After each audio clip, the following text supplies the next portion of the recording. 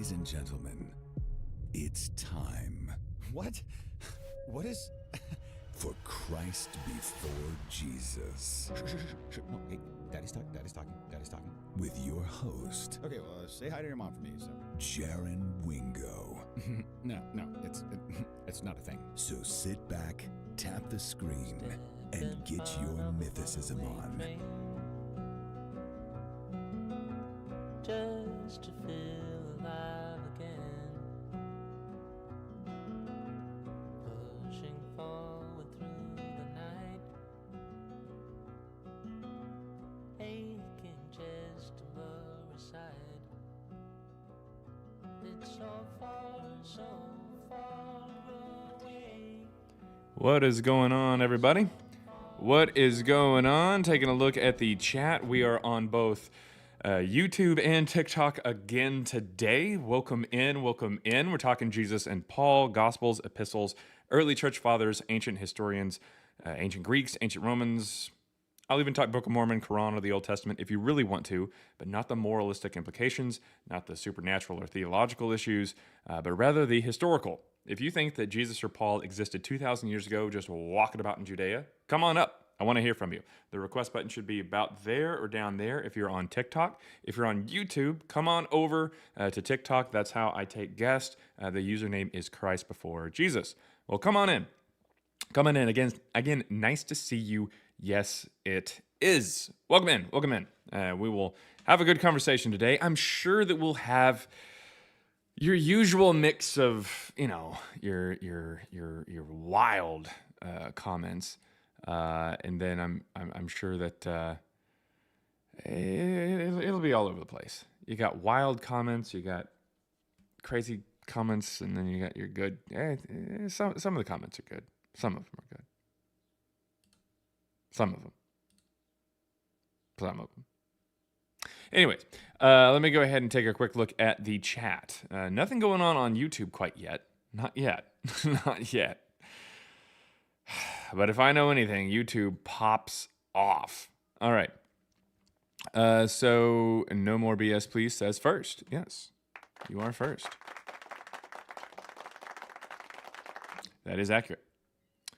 Let's see. I didn't get a notification there from Emily Neptune. I don't know why. I have no idea. Couldn't tell you why. I think must be a TikTok thing. I have no idea. Couldn't tell you. Let's see. I don't see any comments there on YouTube. I have no idea what's going on. Am I good? I think you are. Very wild sometimes. Oh yeah. Are you arguing Jesus wasn't a real person? They're from Dub Dynasty on TikTok. Historical record proves you wrong. Well, come on up. We'll talk about it. Alban Luca or something? I think maybe. Bro, look. I don't know. Cat Out of Hell said, yes, my work shift just got a lot better now that I get to listen to the entertainment here. Oh, well, that's fun. That's always fun. Hello. What is going on? Marco Rondinelli. Hello, my friend. Yeah. Hello, Yeah. Rondinelli. Yes. Are you a Muslim? What? Are Who you the a hell Muslim? starts a conversation like that? We just sat down. We're talking about Jesus and Paul. I'm just asking. Talking about but Jesus and Paul. Because you're talking about Jesus and Paul, I assume you're maybe a Muslim. You're not? Scientologists can't talk about Jesus and Paul? I just asked you. Are you a okay. Muslim? It's irrelevant to the conversation. So, as far as Jesus and Paul go, what you got? What you got So for us? you're a Muslim, yeah? Again, Salaam alaikum. it's irrelevant to the conversation. Mashallah. Okay. So, Jesus and Paul all never right. existed? Yep. Jesus and Paul never existed? Yep. Okay. How about when Muhammad was sucking his nephew's dick? Was that existed or I what? have no idea, man. You don't have any idea. Okay. Again, what do you got for Jesus or Paul, man? Jesus, like for historians, yeah. Yep, sure. What do you got? they speak about him. How about the year 2026 that you live on? It's a sign from Jesus, yeah, from his birth. Really? Really? Yeah. So, first of all, how does a calendar work? Like our particular calendar. Do you think Jesus was born 2026 years ago? Yeah. Really? Yeah. Would you like to Google that really quick and make sure that even the scholars you're trying to point to or the historians you're trying to point to would agree with that? I mean, there's like a few years of discrepancy, but not Oh, that much. okay. Oh, that's weird. Yeah. So it's almost like we don't exactly know when this guy was born because he's just mythology. When was the first time? No, when was no, the it's first not. time? Listen, Slow down, it's slow because down. of 2,000 years When- of history, bro. You think that they started counting 2026 years ago? You think they started they- counting at that point? When do you think that they started trying to calculate when Counting? Jesus was born? And Well, I basing really a don't calendar know. off of it. Oh, yeah. Well, that's in the 500s, but roughly about 550 from a Christian monk, Dionysius Exiguus. He's the first to suggest using the supposed birth of Jesus as a calendar date. And considering the fact that by that point in time, Christianity was the official religion in Rome for about 200 years, that's kind of how that works. You know, a lot of people are like, oh, hey, yeah, cool, we'll just do that. Because prior to that, they were going off of the Olympian or the Olympiad, or they would be going off of, like what Caesar or what emperor was around, or about the they would be Jews? going The off, Jews? listen, or they'd be Yeah. going off the foundation of Rome, which was said to be from two orphaned twin boys, Romulus and Remus, who were nursed Raised back to by a health wolf, by a yeah, wolf, a and then she-wolf, yeah. Romulus goes into heaven upon his death. He ascends into heaven. So does Mm-hmm. that mean that Romulus and Remus were real because a calendar was based off of them? They are going even further. Than Answer the 2,000 question. years ago. Answer the question. If a calendar is based off of Romulus and Remus, does that mean they were real? I think they were real. Yeah. Okay. All right. Today, currently right now, is what day of the week? What day of the week is it right now? Friday. Cool. Do you know where we get the word Friday? From the Latin. Yeah. No. No. No. Where do you get? We get Where it from do you get Freyg. Friday from? Freyg. That is the mother of Thor. Does that mean that the mother of Thor was real? I mean, who knows? Yesterday knows? was Thursday. The Romans. Have any the guess as to where Romans- Thursday the comes Romans and from? The Greeks, they have almost the same deities. Yeah. Sweet. I wasn't talking about Romans or Greeks. Do you know where Thursday comes from? No, enlighten me. Think about it for a second. Thur. I'm not a native English speaker. Good. I'm, You don't have to be. Italian, so- His name is Thor, Yes. and that's what it was, even not in the English.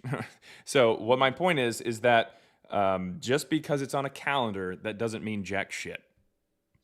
A calendar is a social construct that just gives us the idea of when we can meet together or communicate or plan something. That's all that it is. In no way, shape, or form is it some kind of a indicator of something that actually happened. Like it's not how we determine things. When they judge Jesus and they put him on the cross, that didn't happen. He didn't exist, so it's kind of hard to put that person on a cross if he's not real. How can Do you have prove any he evidence? didn't exist? Because the Jesus and Paul is presented by the New Testament, even the natural versions do not line up with history. So But unless you you're have wanting to Jesus point to, you also have Jesus in the Old Testament. no, you don't. Oh yes, you do. Yeah. the What divine Son, verses? What verse is Jesus mentioned in? Even in the first word, Bereshit. Do you know the Bereshit? You have the. So the in no Paleo-Hebrew- way, shape, or form does the word Genesis mean Jesus. So would you like to try again? It sounds like you're stupid No, in like 2 or 3 listen, languages. Genesis is not the first word, man. It's Awesome. Bereshit. Well, nowhere in Bereshit, your bear Bereshit, shit idea does it say the word Jesus? So that's how that works. No, no. If So, you anyways, if you'd look like to at go the ahead and provide a verse for listen, where listen. Jesus is, If go you ahead and if provide you it. go Otherwise, to we're going the to move to somebody Paleo-Hebrew, else. go to somebody else, bro. Sounds good.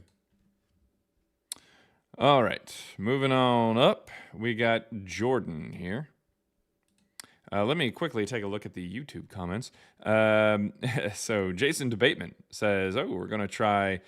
Let's try on YouTube today," is what Jason Debateman says. Well, thank you very much for trying it out there. Hopefully everything's good there. Simulator 8 says, "How about getting in touch with Dr. Richard C. Miller? Be curious about how he views your stylistic work." I don't know who that is, but hopefully well, I guess. And then Salamander Falls says, "No, it's a remnant of ancient power structures." Someone who might enjoy our stylistic work is Dr. Benjamin White. He came out with a book the year after us. We didn't even know about it until here recently, and we're just told about that through another scholar, M. David Letva. And his book called Counting Paul uses the same software we use, as well as some other software that we use as well to kind of get a better idea for certain things. But we didn't include some of the images into the book because they're really big images and they're color coded, and our book was in black and white, so we couldn't really do that. But yeah, Stylo and Gephi are used there. So it's almost like, yeah, like legitimate scholars who actually like have PhDs and stuff like that use the exact same software. So it's almost like using our software is not bad. It's almost like we're onto something. What is going on, Alistair Thorne? Not a lot. How about you? Well, just kind of started here. Been live for only about 12 minutes or so. What you got? Oh, very nice, very nice. Yeah, I see your comment up there. There's some historical writers that were not religious men that had to keep counts of everything going on in those days. You got Flavius Josephus, and you got Philemon that wrote about Jesus Christ. You say Philemon, like Philemon? Philemon, yep.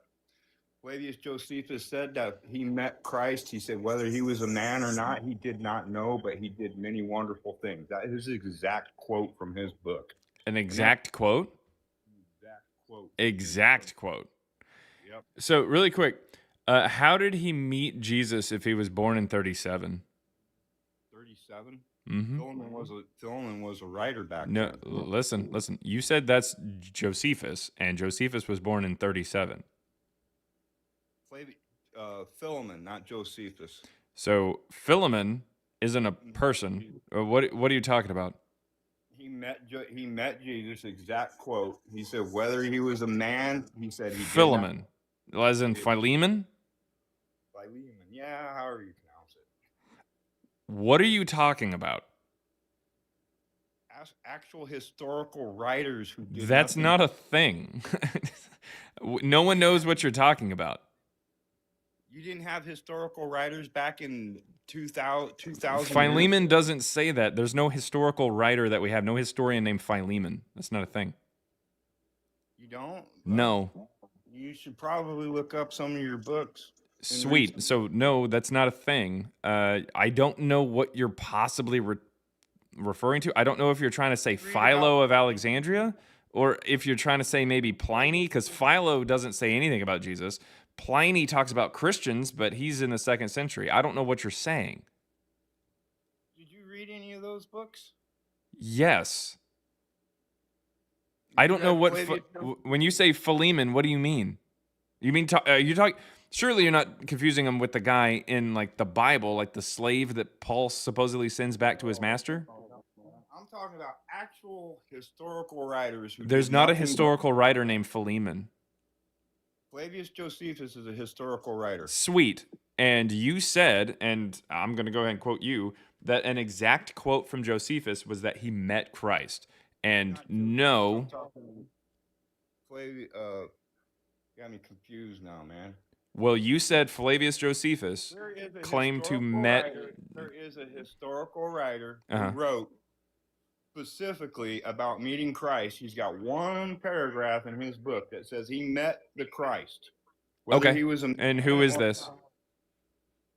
Flavius Josephus. Flavius Josephus was born in 37. That wouldn't make any sense. What did he meet him whenever he was in his dad's nuts? Like, what are you talking about? Flavius Josephus was in the time of Christ. Nope. Yeah, he was. He was an actual historical writer No. Oh, well, I mean, sure, he was like a historical writer, but let's see when he was born. He was born in, look at that, fucking 37 in Jerusalem. Cool. So, what?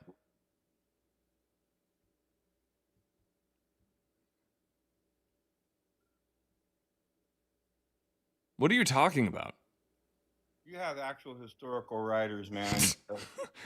You said that you had an exact quote and mentioned something about the person meeting Jesus, and then you tried to say that it was someone who, first of all, you said it was someone who wasn't even born until after Jesus died, so that doesn't make a lot of sense. And then you tried to pivot and say, oh, well, maybe I was misspoken and I was actually talking about Philemon, who isn't a historical writer, and I think you're confusing it with Philemon in the Bible. But if you're confusing it with maybe, or conflating it with Philo of Alexandria, who was born 20 years before Jesus supposedly was born and dies 20 years after Jesus supposedly dies, he doesn't say shit about Jesus, so that's weird. Maybe you're confusing that with Pliny the Younger, who writes in 111/112 about Christians, but he wasn't born until about the 50s or so. So I don't know what you're talking about. Well, I know you don't because you haven't read it. Read what? You haven't really told me anything. You just said Philemon as if that means something. How do you say that Jesus was never here? Nope, we're going to stay on your claim because you came in here with a full chest of confidence and told me that someone said they met Jesus. A historian said they met Jesus. And then you just completely waffled on the name. No, I'm not. I'm going to find the name for you exactly. And I'm Please, gonna find it. Just hop off of TikTok really quick. You don't have to close it out. You just got to, No, I got another computer. That's fine. Go ahead. Search it up and give me the name of the person. I'll be here. I'll give you 30 seconds.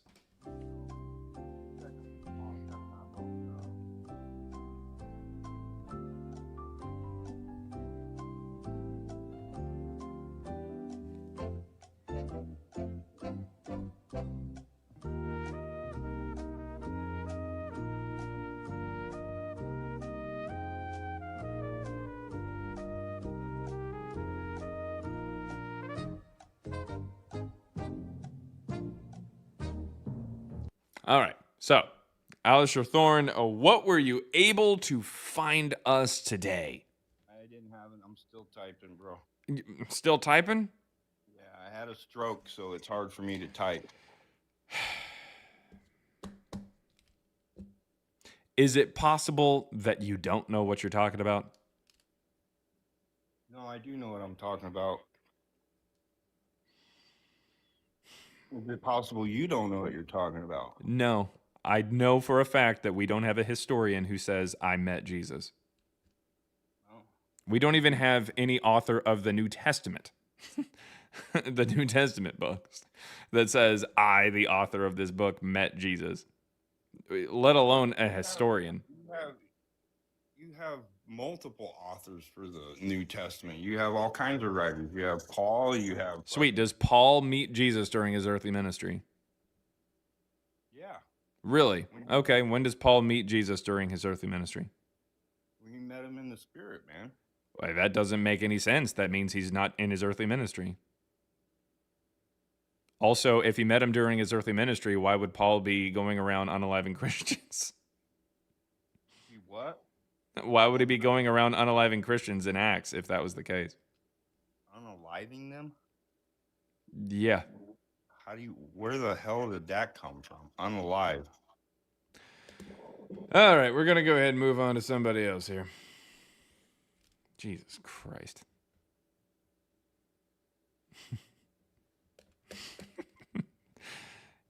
First time on the internet, buddy? All right. Anyways, Jordan, how's it going? Oh yeah, can you hear me, sir? Yes, I can. Yeah, a little bit confused. Is this Nathan's channel? No. What was that? Sorry, you're blocked. Does anybody have any evidence for Jesus or Paul?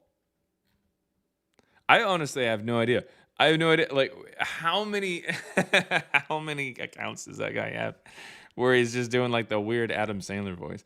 I mean, it doesn't do anything. It's fairly benign, but it's just kind of random. All right, let me check out the TikTok comments over here. Don says, "Why do you hate Christians?" I have no idea what you're talking about, Don. Are the historical writers in the room with us? That's funny. A Don or a Dan or something like that says, historians agree Jesus of Nazareth existed, and you expect him to believe you, a TikToker, no better. Joke's on you. I'm a TikToker and a YouTuber, so maybe.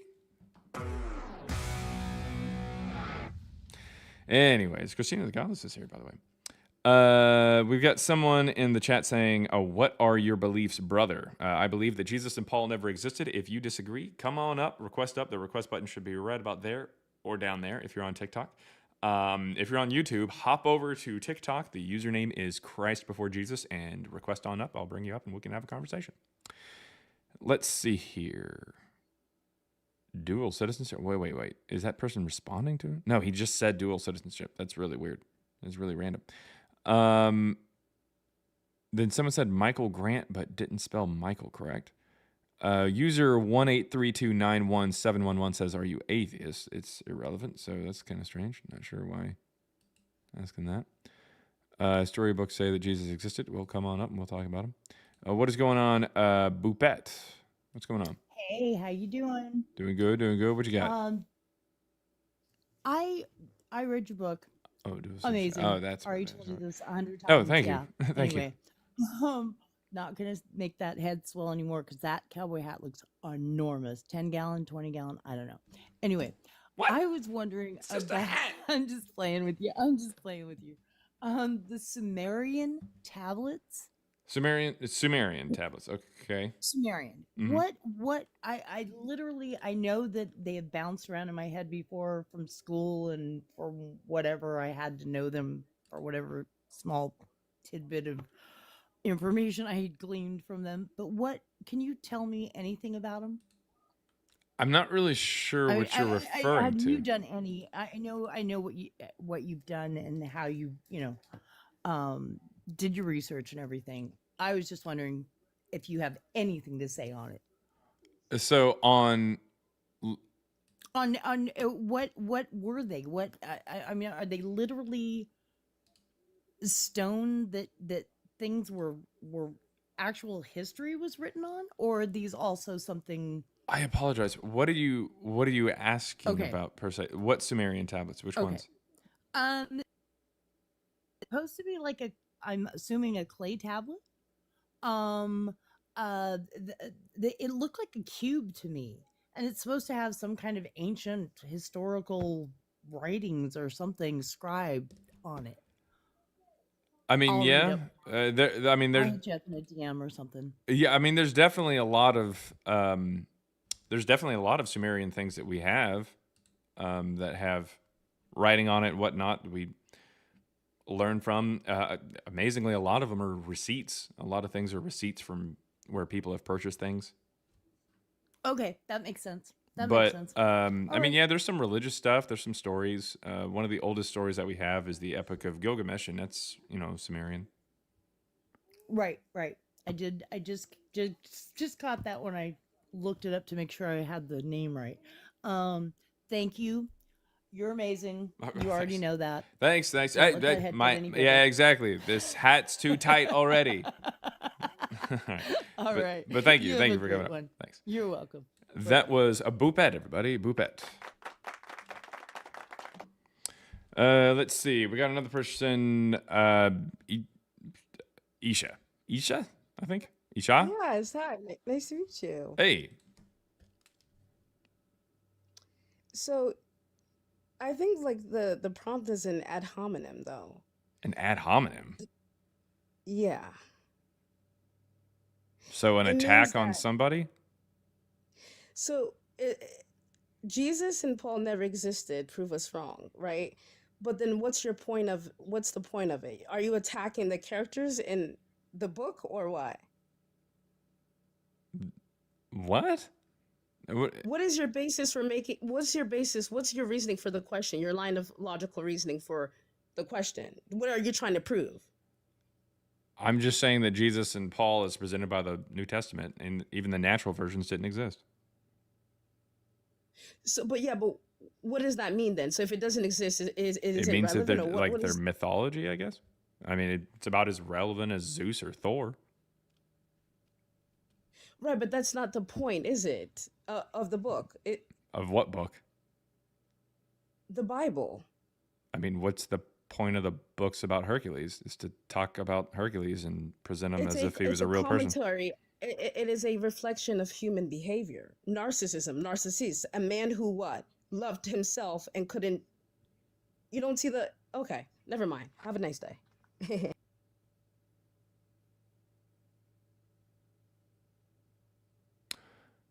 Well, she was a fucking moron. We're gonna go ahead and move on to somebody else.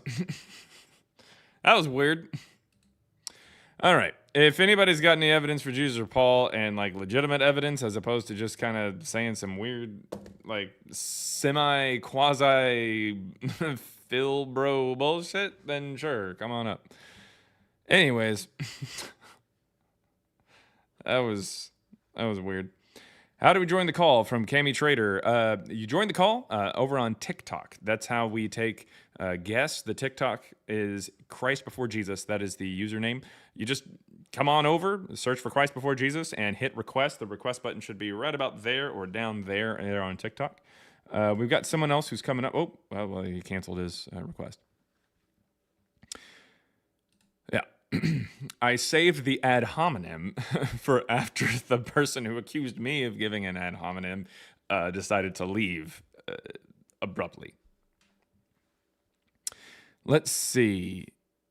Ooh, that is something that I don't know. So Arancino 008 says, let's see. In 25 AD, a Chinese emperor spoke about Jesus. If you can request up, I want to hear from you. That sounds interesting. See, it's that kind of information that I really want to hear. I want to hear this really, really interesting stuff there. Let's see. Name him? Yeah, name the emperor if you can. Yeah. Yeah, that is new. I'd never heard that. Aaron says, I heard that nonsense the other day. Really? Really? I am going to venture over to YouTube to see what the comments over there are saying. What the dog doing? I'm not even really sure what that's saying there. How we join the call there. How we join the call. Cool. Someone said, ew, TikTok. Nah, look. Look, I understand that the people on YouTube hate TikTok. I understand that kind of vice versa. But the reason why I use TikTok is because it has a really good request or guest like paneling option. YouTube just doesn't have that. But if you want to request up and you want to have a conversation, just hop over to TikTok. We'll have the conversation, that kind of thing. You can go back to YouTube after that. It's perfectly fine with me. I don't care. Let's see. Lu Shu was his name. Well, if you want, I mean, we can talk about that. That's not really a problem, but you got to request up. Got to request up. YouTube, I don't know what that is. Lu Shu. Okay, so people are talking about it. Okay, let's see. Okay.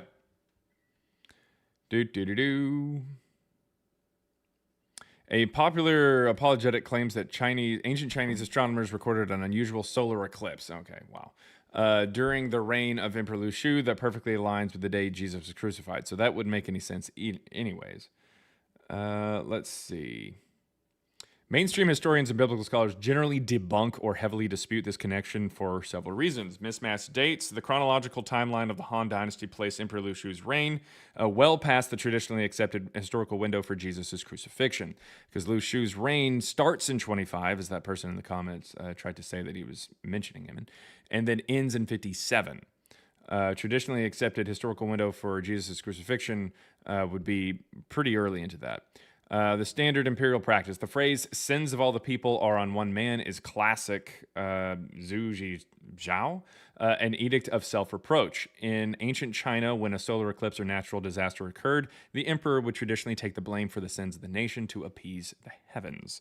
No direct evidence. Academic historians maintain that there is absolutely no authentic non-biblical Chinese record referencing Jesus. So no, that's definitely not anything that's of any importance, really. So there you go. If you've got anything else, come on up.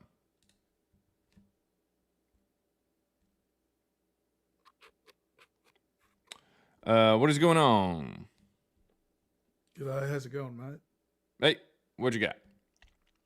I was just wondering why it's okay to debunk the Chinese claim for the mainstream academics say that it's just sort of a BS claim, but when the mainstream academic consensus is that Jesus was in fact a real historical person, why do you disagree? Considering the fact that when the mainstream academics take a look at the Chinese record, they actually take a look at evidence, whereas with any kind of claims, therefore Jesus or for Paul or for like the ancient historians and whatnot, they just take the church's word for it, especially since the oldest things that we have for China do not get filtered through a particular religious organization. They are just documents that we're able to find like in trash heaps and whatnot and dig up. Whereas like claims of, say, Josephus or Tacitus, these things are actually preserved specifically by the Catholic Church in churches and or monasteries and in schools, respectively, and date to about the 10th or the 11th century. Discounting all of the historical documents that were preserved by the church? No, what we should do is we should question them and make sure that they haven't been edited or altered. And in the case of Tacitus, we can literally see an alteration happening in the 11th century manuscript that we have for Tacitus's Annals. For Josephus, we can very clearly see that the writings for like the Testimonium Flavianum have been edited, and even Christian scholars today acknowledge that there is at least some level of interpolation in it.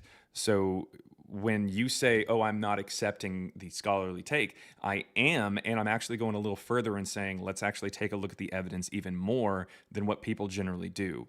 Because scholars generally, what they will do when they approach Josephus's Testimonium Flavianum is they will say that parts of it are interpolated or added, but they're not really sure what parts aren't added, because we don't have a version of it that predates Eusebius's very blatant edited or interpolated passage. We don't have anything prior to the 4th century mentioning the Testimonium Flavianum, and the first time it's mentioned, it's the wrong version.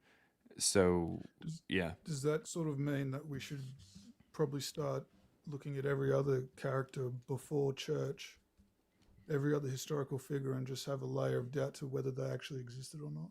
Absolutely. Why wouldn't we? So like Alexander the Great, Plato, all of these guys were just potentially... Yeah, like literally everybody in ancient history that literally anytime you hear anything, you should go ahead and just go, hey, what's the evidence for that? Now, granted, if it's, it's someone who's alive today, it's pretty easy to just go ahead and accept that person's real. But something in ancient history and whatnot, like, yeah, that's how we're supposed to actually approach it. Am I right? No, that's not what schizophrenia is. But well, it was a terrible joke and no one laughed at it. So that being said, whenever we take a look at ancient history, we should absolutely approach each and every story and each and every character with a tinge of doubt. That says, hey, what is the evidence for this actual person's existence? What can we actually be sure of, or what can we get a pretty high level of confidence for, as opposed to something that has been given to us years and years later from some anachronistic story filled with magic and stuff like that. So yeah, absolutely. And in the case of Alexander the Great and Plato, as you mentioned, we actually have contemporaries who talk about them. For Jesus, we do not have that. So if you want to set Plato and Alexander the Great as so low on the confidence level that they may not have existed, Jesus absolutely goes out the window, and Paul even more so, because we don't even have Christians interpolating historical documents and trying to claim that Paul existed. So yeah. Anyways, do you have anything for Jesus or Paul, or what? Well, I just find that I understand the whole doubt side of thing very much. I'm very much, I've given into a lot of doubt, and I know exactly what you're talking about. Doubt everything. That's awesome. No, that's not necessarily what I said. I said a tinge of doubt. Like, it is perfectly fine to approach something and say, hey, let's make sure that we have evidence for this, as opposed to just saying, hey, nothing ever happened. What is going on, Scott Turner? Hey, we got some records over there in Rome on Jesus being crucified. Oh, okay. Like where? I'm sorry? Like what? Or like where? Well, a Google search will tell you where the archives are. The archives? Yes, it was archived by Pontius Pilate and sent to Rome, and those documents. We don't have any been- writings from Pontius Pilate. Oh yes, they got documents from it. No. That's why the Pilate stone was so impressive. The thing that actually says that, he existed and had a prefectship over Judea. That's why it was so impressive, because we didn't have anything from him. Is the Old Testament inaccurate whatsoever? Do you think that's a false document? What? Do you think that the entire Old Testament is a false document? The Old Jesus Testament? Yeah. I don't know how we moved from we have archives of things Pilate I'm trying wrote to make to a the point. Old Testament. I'm trying to make a point. Okay. No. Because the Old Testament proves that Jesus Christ was also still alive during that time. He was in the beginning. That doesn't make any sense. Well, if you were a scholar, it would make a lot of sense. But If I was obviously a you're not. scholar, I would look at you and I would, in the exact same way, like you're a fucking moron, because you look up nowhere in the back Old of Testament does it say anything about Jesus being alive. Well, if you actually understood the Bible and read it. Cool. What not like verse second says temple Jesus Jew, is you would alive? understand. What There's- verse there's mentions two powers Jesus? in heaven. You have two. Who Sweet. do you think ate with Two Abraham? powers. There's not two powers in heaven. That's not a thing. Who do you think sat down and ate with Abraham? It wasn't the Holy Spirit, and it wasn't Yahweh in spirit. Does it say it was Jesus? If you know your Bible, yeah. Scott, does it say it was Jesus in the Old Testament? I don't know. God doesn't spell everything You out. don't know? He doesn't spell everything out for you because you're Sweet. supposed So to be the person humble. who is not the author of confusion just alludes to doesn't something spell it that out doesn't for make you any sense and because doesn't he wants you explain to it? Figure it out because he wants you to look at his word. Cool. So whenever you look at his word, does it But say it's not Jesus? very hard to figure out. Sweet. It's there in plain text. Sweet. So He there sat in down the and- there in he even plain wrestled with text, Jacob. there in plain text, there in Okay, plain who text, wrestled does it with say Jacob? Who wrestled with Jacob? does it say Jesus? Do you think Yahweh wrestled with them? Does it say Or an Jesus? angel? Does it say Jesus? Use your fucking brain, dude. You're full of shit. You're I doing am. nothing. Does it say Jesus? It doesn't have to spell it out, dude. He has many So names. when it doesn't say Jesus, you It just doesn't want have to say Jesus. do you make a big practice in most of your life out of putting things where they don't belong? Is that what you like to do? You like to just insert your beliefs and insert yourself all over the place where it's not needed or wanted? Because it seems like you're kind of doing that in this conversation. No, you just need to read the Old Testament. Jesus Sweet. didn't have a name yet. Oh, he didn't have a name that was yet. him who wrestled with Jacob. Okay, 'Cause so if God so would've Jesus wrestled doesn't have a Jacob in life, name. Okay, gotcha. Jacob would have died. So whenever there's some kind of a deity or something like that that doesn't have a name, that's just automatically Jesus. All right, I see what you're doing. You're just Using doing logic, little yeah. psychology games to No. win an argument. That's all you're doing. If No. you actually go and look, if you take Sweet. 5 So minutes I'm to gonna do go and research, look. Give me the verse Take that 5 says minutes. Jesus in the Old Testament. Does it have to say Jesus? Or Well, maybe- yeah, maybe if it's God talking doesn't- about Jesus, yeah, it God would doesn't need to have say half a Jesus. brain to figure it out. You Who is think the angel of the Lord? Who is an the one that angel of the goes Lord? through- I mean, Now, it who- tells you right there. It's who an is that? angel of the Who Lord. is that, though? An Who is angel. Is Jesus an No. angel? No. Is Who Jesus is an the angel of angel? the Lord? Is Jesus an I'm angel? asking you now. Okay. You're about to get disconnected. Yes or no? Is Jesus an You're angel? going off Western civilization rather than. Sweet. Well, both Western and Eastern civilization does not say that Jesus wrestled with with Jacob or anything like that. So no, that's just random BS that person was spouting. What is going on, Red Buisa? Don't try to pronounce it. It's fine. I was listening to that guy's argument. I think he was trying to reference the prophecies of the Old Testament, maybe. No, he was not. He was trying to say that whenever like multiple gods or angels or something like that without any names or something like that are mentioned in the Old Testament, then that is Jesus, could potentially be Jesus. If he went the prophecy route, it would have gone a different direction, and we would have been able to say, okay, well, prophecies don't prove that someone exists. Exactly. Prophecies don't prove that they were fulfilled. You would have to show that they're fulfilled, and then we could talk about whether or not, he's talked about in the Old Testament. But unfortunately, that's not what he was trying to do. He was trying to say that Jesus was literally mentioned, like doing actions and saying things in the Old Testament, and that's not true. The case. That's just not true. No. I'm an atheist. I don't believe that Jesus was Christ, but I'm also trying to like investigate his historical records. Okay. I found that Josephus, in the Antiquities of the Jews, it's kind of really fabricated. Yeah. It's been edited like so many times. Absolutely. In fact, I wouldn't even say that, well, as far as edited, I would say that it's just straight up interpolated into. The Testimonium Flavianum found in Antiquities of the Jews, Book 18, Chapter 3, Section 3, is just added completely by a man named Eusebius, writing a little over 200 years after the death of Josephus. Yep, he's the first one to even mention it. Yeah, I've kind of discounted that one. I was wondering if anyone's ever brought up the Babylonian Talmud. Yep. And does it even directly reference Jesus? I mean, the character in the Bible, yes. It does? It's written from the 3rd to 6th century. Christianity becomes the official religion in the late 4th. So it's possible that was added after Christianity was an official religion of the entire empire. So it's not really good evidence. It's just somebody talking about them. But I noticed all these like records of Rome people are like talking about were either written centuries after Christ or just referencing Christianity, not Jesus himself. Right. Or at least referencing what the Christians believe, because by the time they're writing, he's a common household name. It's pretty obvious what these Christians believe at this point. So therefore, the Babylonian Talmud, the most damning part of this is that it's a theological treatise against Christianity. It's attacking Christianity to try to say, hey, don't become part of this group. Don't go out and join them. Because they're like culturally appropriating, if you will, from the Jewish people.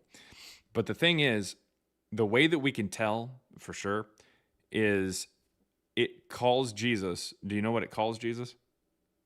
Doesn't it? No. What does it call him? It says the Nazarene.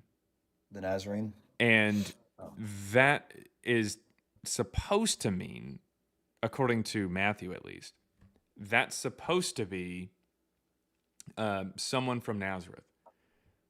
Okay, that's fine, but nowhere in the Old Testament, Jewish Apocrypha, Intertestament books, maps, lists, Philo of Alexandria, Josephus, the Mishnah, the Babylonian Talmud, or the Jerusalem Talmud is the city of Nazareth ever mentioned. So that's really weird that it would call him the Nazarene. Interesting.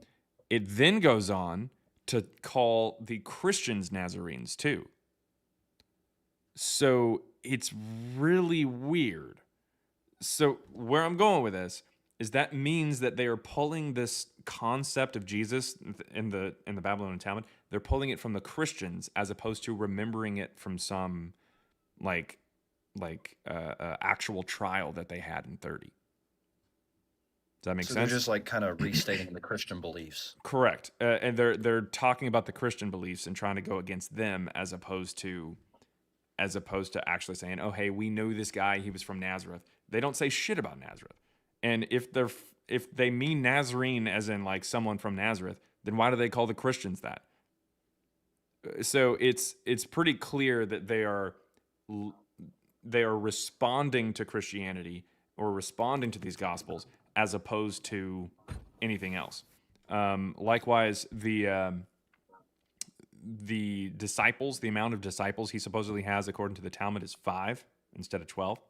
and only one of them has a name that's even close to some of the Gospels. Yeah. or I've just some of been the more looking disciples. into Yeah. it. I've been looking into the And by the way, historical that evidence, one and it's name, is the name that's kind of close to the name Matthew, but Matthew is only called Matthew in one gospel. Elsewhere, he's called Levi. yeah. Yeah, I've been looking into it a lot because I was raised Christian, but I've been trying to somewhat deconstruct my belief, and question it critically. That's why I've kind of converted to atheism, but it's been great talking to you. I'm gonna look into these some more. Do you have any other like historical narratives I could look at? But you don't really, by the way, you don't really convert to atheism. You might deconstruct to atheism or something like that, or like deconvert, if you will. Atheism Yeah, is just a that's lack of a belief. yeah, I Converting don't would mean believe that in you're like anything. convinced of a position. Yeah, I'm more like just like deconverted into atheism, I Gotcha. guess you could say. Yeah. I couldn't like there's really no evidence for God. That's kind of my whole thing, I guess. Gotcha. Anyways, it was great talking to you. I'm sorry I didn't have an argument. I'm kind of Well, just no, it's all good. It's all good. Every once in a I while, kind it's of good just to just agree have a with you, and conversation. I Yeah. wanted to hear what you had to say about it, and I'm gonna look into some of the references you brought up. It was great talking to you. All right. Well, thank you. Thank you very much. All right. Let's see here. Let's get to some other guests here. I'm not sure on these per se. First one up here, we got. Well, if it connects, I don't know if it will or not. But my Bretta. Hello? Hey. Hello. Hey. What you got? Hello. Hello? You said Who, me? Jesus and Paul never. Sorry, my Bretta. Go ahead. Yeah, how you doing? Doing good. I What just you want got? to take up just a quick 1 minute of your time. I just want to ask you a quick question. Is it Hello? relevant? Yeah, I was just so you are held up bent on thinking that Jesus and Paul never existed. What do you think the motive is? Why they make up a fictional character? What do you think the motive is behind that? That doesn't make much sense. They just make up a It doesn't fictional make much character. sense. You said. Yeah, okay, you think that so you think that Jesus doesn't exist, right? So so why do you think they would make up a fictional character like that? All right. Let's see. Iridescent smoke. What you got? I have a quick question. I bought your book. I haven't read it fully yet, but I don't know if you touch on this. Do you think Justin Martyr actually combated Marcion of Sinope in terms of his heretical to God belief? Eusebius says that in some of Justin Martyr's followers. I don't know if they record that, but I'm trying to discern whether or not Justin Martyr and Marcion of Sinope actually had any historical beef, or whether the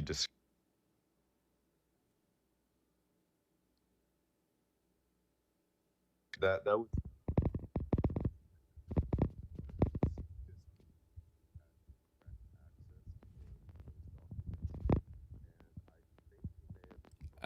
We can't hear you. Something happened. Oh, sorry. There we go. How much of that did you get? I said not a lot. Let me just repeat that. So I'm trying to figure out if Justin Martyr actually had beef with Marcion of Sinope, and I'm starting to suspect that maybe Eusebius may have interpolated the whole conversation of Justin Martyr contemporaneously combating the Gnostic to God belief, because he's the one who had direct access to.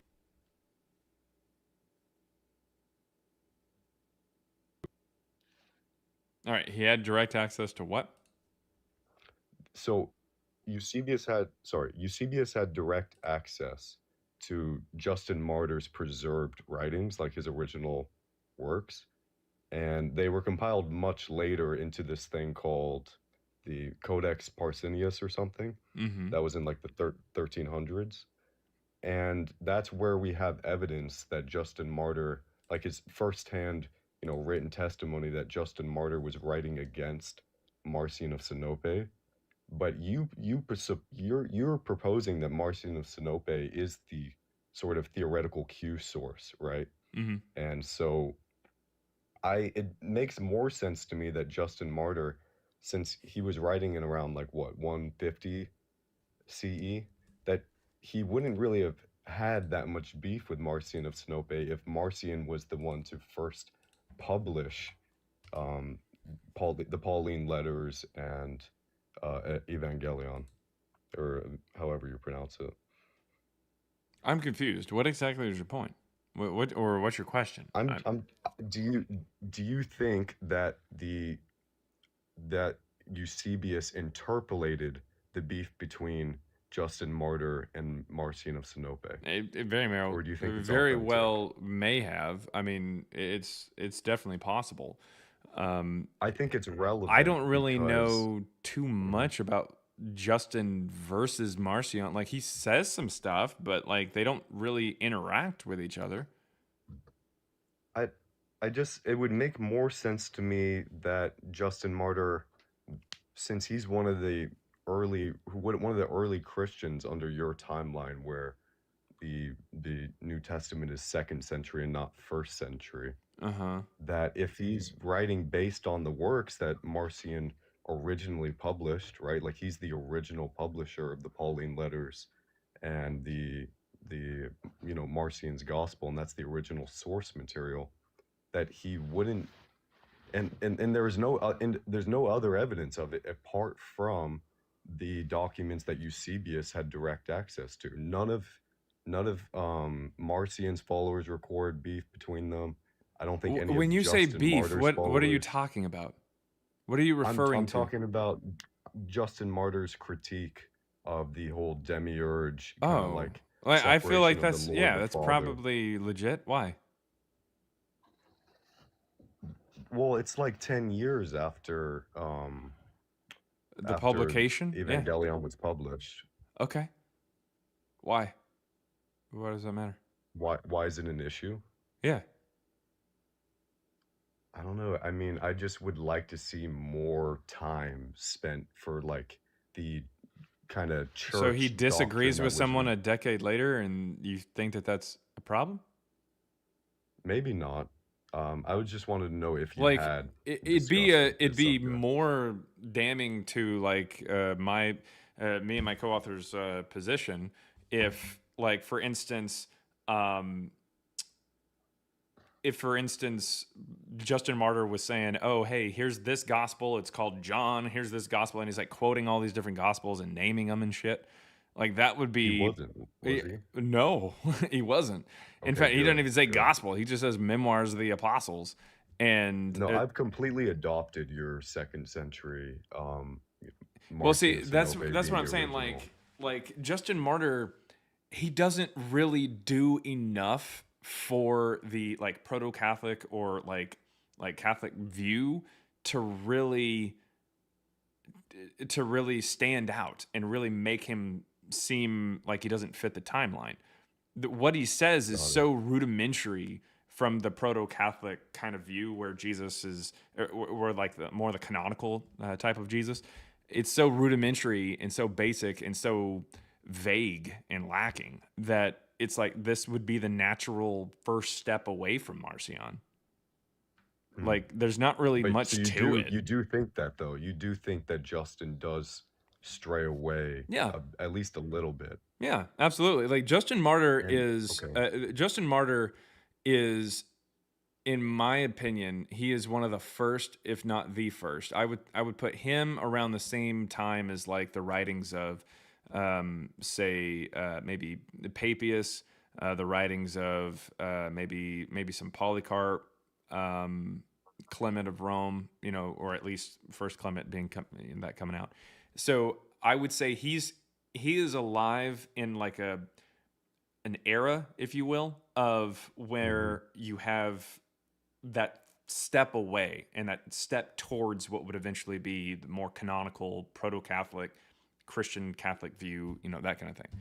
He's I mean, what the happened step in away that from it. 10-year period to like reject? I mean, it's really a It's just rejection a of story of Gnosticism. yeah. Well, correct. But what happens is the character becomes popular and just starts taking a new life on its own. You have all kinds of stories like that just kind of happen. Justin Martyr is also from a slightly different place than Marcion. So Justin Martyr, I think you're from Rome. Let's see. Pretty sure. Or at least he might be from over in... he's from Flavia Neapolis. So modern day Nablus. Let's see. Okay, so he's originally from Palestine. Originally. But he spent much of his later life over in Ephesus and Rome. So he would be coming from... Interesting, though. Go I ahead. do think it's interesting, though, that I agree with you that Eusebius probably interpolated Josephus. So I'm not really opposed to the idea that this instance that I'm referring to, May the have been interpolated? discussion of between may be interpolated. It's possible. I'd like to maybe do some stylometrics on it if that's possible. I'm gonna look into that myself. I mean, it would be interesting. I mean, wouldn't be a Very, problem if it's interpolated. That would I make the understand- case I even understand stronger, now I why guess. it's less But of an issue. But yeah. but I mean, I'm not bothered, I guess, if that makes sense. Like, if it's legitimately Justin Martyr, I'm not bothered by the fact that he's talking 10 to 11 years after Marcion publishes his theology. About a decade later, someone else is saying, I have a different way of I viewing just the think it's text. interesting that no one else discusses it. Like, it's not mentioned anywhere apart from Discusses much what? like none of Justin Martyr's students talk about and the like Justin Martyr criticizing, and I think what I'm referring to specifically is that in the Codex Parsinius it says the church in 144 CE officially condemned Marcion of Sinope. I could get the date wrong a little bit on that, but that's if Marcion of Sinope, I guess the time period for his publishment of what are the Pauline letters called? Apocryphon or something? Apostolicon? Yeah. Apostolicon, and then Evangelion. That's like 110 to 140 CE is kind of the range where that would have been published, right? Or do you have a more I would say narrowed down I date say for that? roughly 144. 144. So, but that would be the same time period that the same year that the Parsinius Codex claims to have condemned Marcion of Sinope. Yeah, I and know. They separated condemn him and kick him out, and so he publishes. That's why? You think so? Yeah, I mean I mean the material that he's got and the material that's in there would be post Bar Kokhba revolt anyways. So I mean, I gotta wrap my head around this. Post what? Can you Bar repeat Kokhba that? revolt. And what is that? That's the Third Jewish-Roman War, which ends in 136. What does that have to do with like Jesus Christ though? Because it's talking about like the destruction of like the temple, but casting it back into the past, or casting it. It's talking about the Bar Kokhba revolt, but casting it back into the past, kind of like Daniel and whatnot. Dealing with like the more recent stuff that has happened, the Bar Kokhba revolt. That's what would have caused a lot of Jewish people to even go into Marcion's area and really start to mix with him. If it was as early as 110, that would be wild. Destruction of the Second Temple and stuff? Like No, that that's era? in 70. Okay. In 136, the Jews are banished from Judea by Emperor Hadrian, and they have to go into the surrounding areas. And so that kind of explains the separation from Judaism. Well, that would explain why all of a sudden Christian- Christians are talking about a Jewish guy all of a sudden and like incorporating some Jewish concepts. Marcion doesn't incorporate that much, but then Justin Martyr What comes was around and Christianity he's pushing it. before. What was Christianity? Just a before? Greco-Egyptian mystery cult. It's And just I was looking into some like theoretical sources that you provided me with, like the Wisdom of Sirach, Ben Sura, Yeshua, and there are some striking parallels between um, the like forgiveness, loving thy neighbor, things like that are discussed in the Wisdom of Sirach. But moreover, there's another figure in Second Temple Judaism called Onias III, and he's really interesting because he has a companion that betrays him, and he's assassinated, and he appears to people in visions after his death, and it's like you're reading it, and if there is a historical Jesus in terms of like actual events, I mean, maybe that's not historical either, but the character, a character that was relevant and believed in within Second Temple Judaism, I think is Onias III is the most accurate similarity to the figure of Jesus. But let's see. He was. Let's see here. I think it's like 100 to 200, or 200 to 100. Onias BCE is III what he would be 2nd century BCE. Mm-hmm. Yeah. Yeah, he's affiliated with the Maccabean revolt. Yeah. And so the Wisdom of Sirach, I guess that was declared non-canonical within Second Temple Judaism in like the 1st century, wasn't it?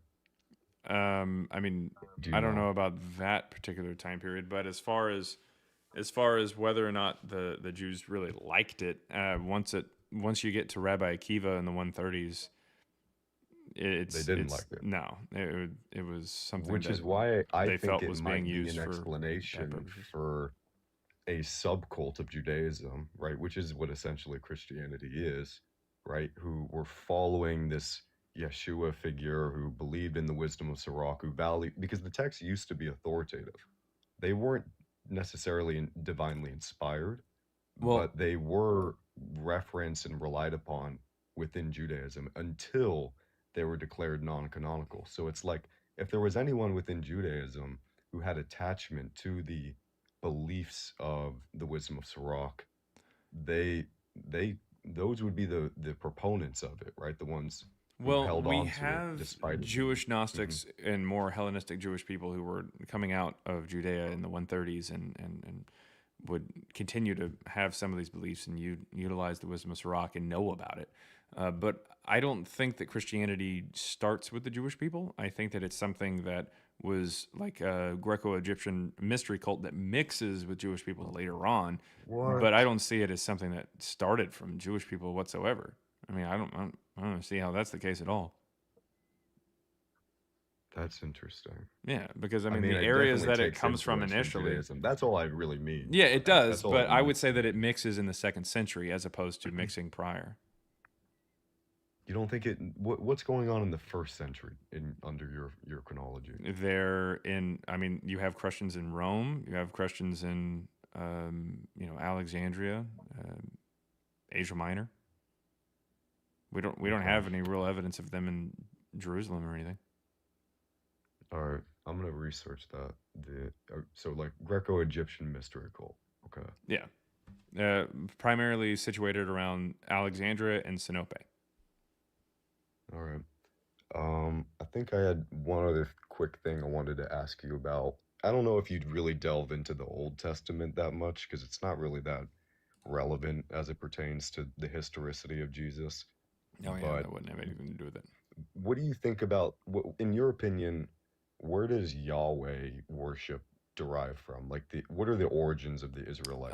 Well, there's a particular group. I can't remember is it the Shmi people or something like that? Like there's a group of people that tend to Shasu. have. Yeah, that's it. Shasu. Yeah. They have a. It's the first. They It's have the some. Celeb inscription there. It's the earliest. Yeah, that would be the record earliest of mention of them. Yahweh worship. Yeah, and it just kind of makes I its way think into some different this is a pantheons. theory I'm coming up with. I think that there is actually historical memory preserved in Exodus, and I'll kind of explain it to you a little bit. There's no archaeological evidence for 2 million Jewish slaves being expelled. Right. It's particularly during the proposed time period, which what would it be, like 600 BCE or something? It's like it wouldn't have happened then, and they wouldn't have been. There's no evidence that they were wandering around for 40 years in the wilderness being led by Moses. It There's was no evidence well that before Moses is an 600 historical BCE. It would have been figure. like in the thousands, like like Okay, 1,000, whatever it 2000 or is, something. right? But even that is like they made it earlier than what I think it actually was. I think do you know about the Hyksos? Mm-hmm. Yeah, I I would say think that the that's probably Hyksos, some group that also mixed in with them and shared some of their stories. Yeah. their expulsion at the hands of the Egyptians, because they had like, I guess they immigrated, and then they were like a Levantine people who came from the region of Canaan, and then they established this Baal cult and a dynasty within Egypt, and they, took power and control, and they identified Baal with Seth, which is like the Egyptian god of sexual deviancy or whatever. And I think that the Shasu preserved I think that the Shasu are the Hyksos, in my opinion. I think the Hyksos were expelled, the Semitic people, and then they were living on the outskirts of Egypt for around 100 to 150 years, and then left and were reabsorbed into the region of Canaan from where they came, and that Israel emerged out of the region of Canaan after they had reassimilated back into it, and that essentially Yahweh, right? Which, if you look at the etymology of Yahweh, I think it can be interpreted as more of a title than it is a actual name for their God, like similar to El, like Elion, something like that. And I think Yahweh is just this Baal deity that was elevated to the status of El, right? And that's preserved in the war god elements, the storm god, the tribal. It's just a theory I'm coming up with and fleshing out, but it makes sense. It sounds like Exodus, right? Like Jews are expelled, they live in the wilderness, which is the outskirts of Egypt. That's where it would be. And then later on, they're able to establish the state of Israel after they're reabsorbed into Canaan. I mean, it sounds fine to me as far as like the historical timeline goes. I know Hetty requested up here because he had talked a little bit about this with Dr. Joshua Bowen. Yeah, he had said kind of that it was more that they were when the Old Testament was being compiled right after the exile under Babylon. They took all these stories from all over the Mediterranean, so all these diaspora communities all over. They would basically, they sent their stories into Jerusalem, and that's where they were kind of compiled all together. Interesting. Josephus actually says that the Hyksos were the ones that founded Jerusalem, but it just seems like it's more of a kind of just a myth that made it into one of the tribes somewhere, one of the Judaic tribes, and was just kind of inserted in. So not necessarily like a real story, but more memories of a story. So, and thank you, Queenie. Okay. Josephus actually says that he thinks the Hyksos were the founders of Israel. Yeah, Jerusalem. The founders of Jerusalem. Yeah. Yeah. That's crazy. Yeah, Wow. it was pretty obvious that even by the time that the first century CE comes around, like there were a bunch of swirling ideas as to these things. Like you have, I think the reason Josephus seems to be someone who doesn't really line up a lot with like religious text is because he's trying his hardest to actually be a bit more historical, if that makes sense. Mm-hmm. Like he's trying to dig into this a little more than just relying on a text that has been presented to him. Yeah. Okay. Which is why he definitely wouldn't call Jesus the Messiah, but that's a different conversation. Yeah, my favorite thing with that is even Origen complained that, which was, 200, 210, something like that, complained that Josephus didn't believe in Jesus, didn't think he was the Christ, and then you have the references in there that say Christ. That doesn't make sense. Wait. There's another Jewish historian who claimed Josephus specifically. No. Origen is not. He's not. He's a Christian. He's not he's Jewish. an apologist. Okay. Mhm. And this was later. Yeah, obviously. In like but when was 230 it? or so. Yeah, kind of between Eusebius and Josephus, there was an actual Christian in there that complained that Josephus didn't believe. Yeah. And it predates Eusebius, Eusebius is the first to quote. That's so obvious. There's also, I think, a 4th or 5th century table of contents of the testimony of the Antiquities of the Jews that doesn't include the table of contents, doesn't include the testimonium at all. Yeah. So it's almost like it wasn't Why do you there. think scholars like Bart Ehrman preserve this partial interpolation theory? Is it just because they rely on Tacitus, and so they think that there must be some historicity preserved in it? Wishful thinking, I think. They really want something from Jesus to be that early. They need something for them to make their case. Yeah. He's an actual person. I mean, even in Bart Ehrman's book that he came out with that said that Jesus existed, he said the evidence isn't amazing. Like, there's not a ton of evidence. I'm more of the so mind he's going to of, have like, to Dr. really Richard blow that. Carrier, that it's like extremely low probability. Oh, yeah. Well, I mean, yeah, you could say that. I mean, that's how we determine really anything, technically speaking, anything that we know to be true, it just really means it has a really high probability. I mean, yeah. I think the odds are, he places it at like 33.3%, like Yeah, one out of three. I think it's much lower than that. I don't know where he gets those numbers. Well, I know where he gets them, but I mean, it's a weird way to approach it all, but whatever. Well, okay. Thank you for listening to me. I appreciate Yeah, it. not a problem. Thanks for coming on, man. Yeah, I just thought I'd bring that up since I talked to him about it. But yeah, I appreciate it, man. Oh, yeah, absolutely. Yeah, thanks for giving a little bit of insight and letting the Dr. Joshua Bowen flow through you. By the way, everybody, Heady Artist is the host of a podcast known as Divergent States. Make sure to check out Divergent States, where all podcasts can be heard. If you're going to listen to two podcasts, first of all, don't listen to mine. Mine sucks. Listen to Divergent States and Girls Gone Godless. Go check those out. Divergent States and Girls Gone Godless. Because there's some girls who have gone godless. And some states who have gone divergent. Anyways, what is going on, everybody? Hopefully, everybody's having a good time. Let me get to some chats really fast, or some comments really fast. Bree, has anyone recognized you in public? Me? No. Why? Did you see me in public? Bree.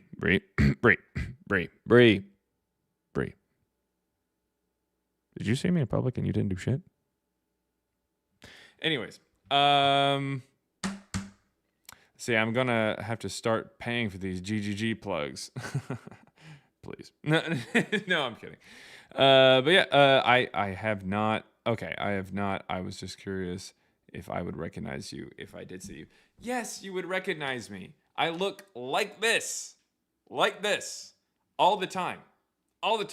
No beauty filter. No beauty filter. I act like this all the time. This is me. What you see is what you get, unfortunately. Aren't you like 6'5"? I don't know. No. I'm 6'2".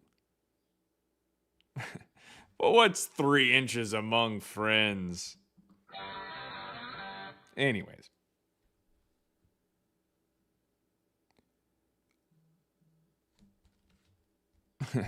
What you see is what you get. Yeah.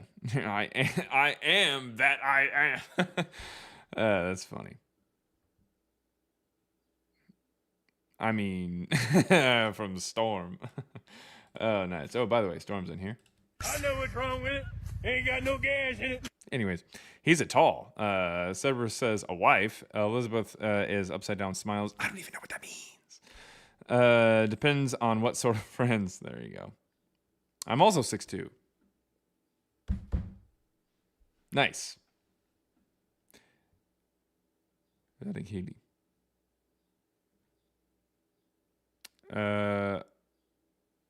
Unfortunately, you look like an Arab version of me. Unfortunately, my guy, that's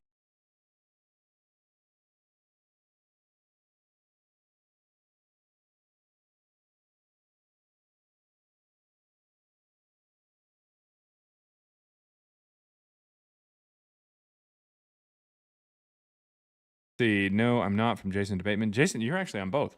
I'm I'm like, oh, okay. Well, I mean, anyways, Habibi. Nah, he's brown Jeff Goldblum.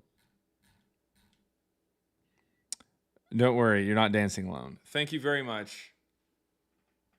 A slam dunk. All right. Let's see. New ethnic assumptions unlocked. More, oh, wait. Actually, more like this one. Oh, shit. Somebody keep Zena May away from this live. All right.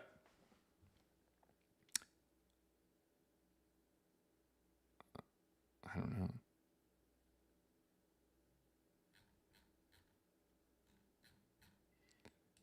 All right. If you have any evidence that Jesus or Paul existed, come on up. I want to hear from you. I want to hear from you.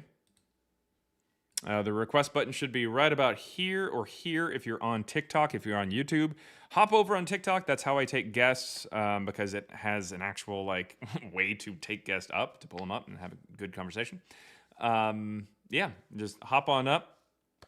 The username is Christ Before Jesus if you need to hop from YouTube over to TikTok. It's Christ Before Jesus on YouTube. It's Christ Before Jesus on TikTok. It's all over the place.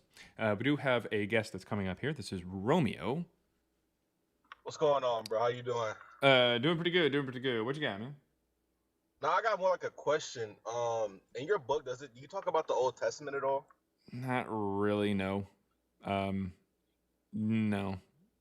Every once in a while, we might kind of sort of reference some verses from that we're seeing that the New Testament is pulling from. We might reference every once in a while some prophecies or something from the Old Testament, but it's not really what. No, it's not really what the point of the book is, so we don't really go over it much. Our next book is going over the Old Testament. That's what we're currently working on. It goes over the Old Testament, the Quran, and the Book of Mormon.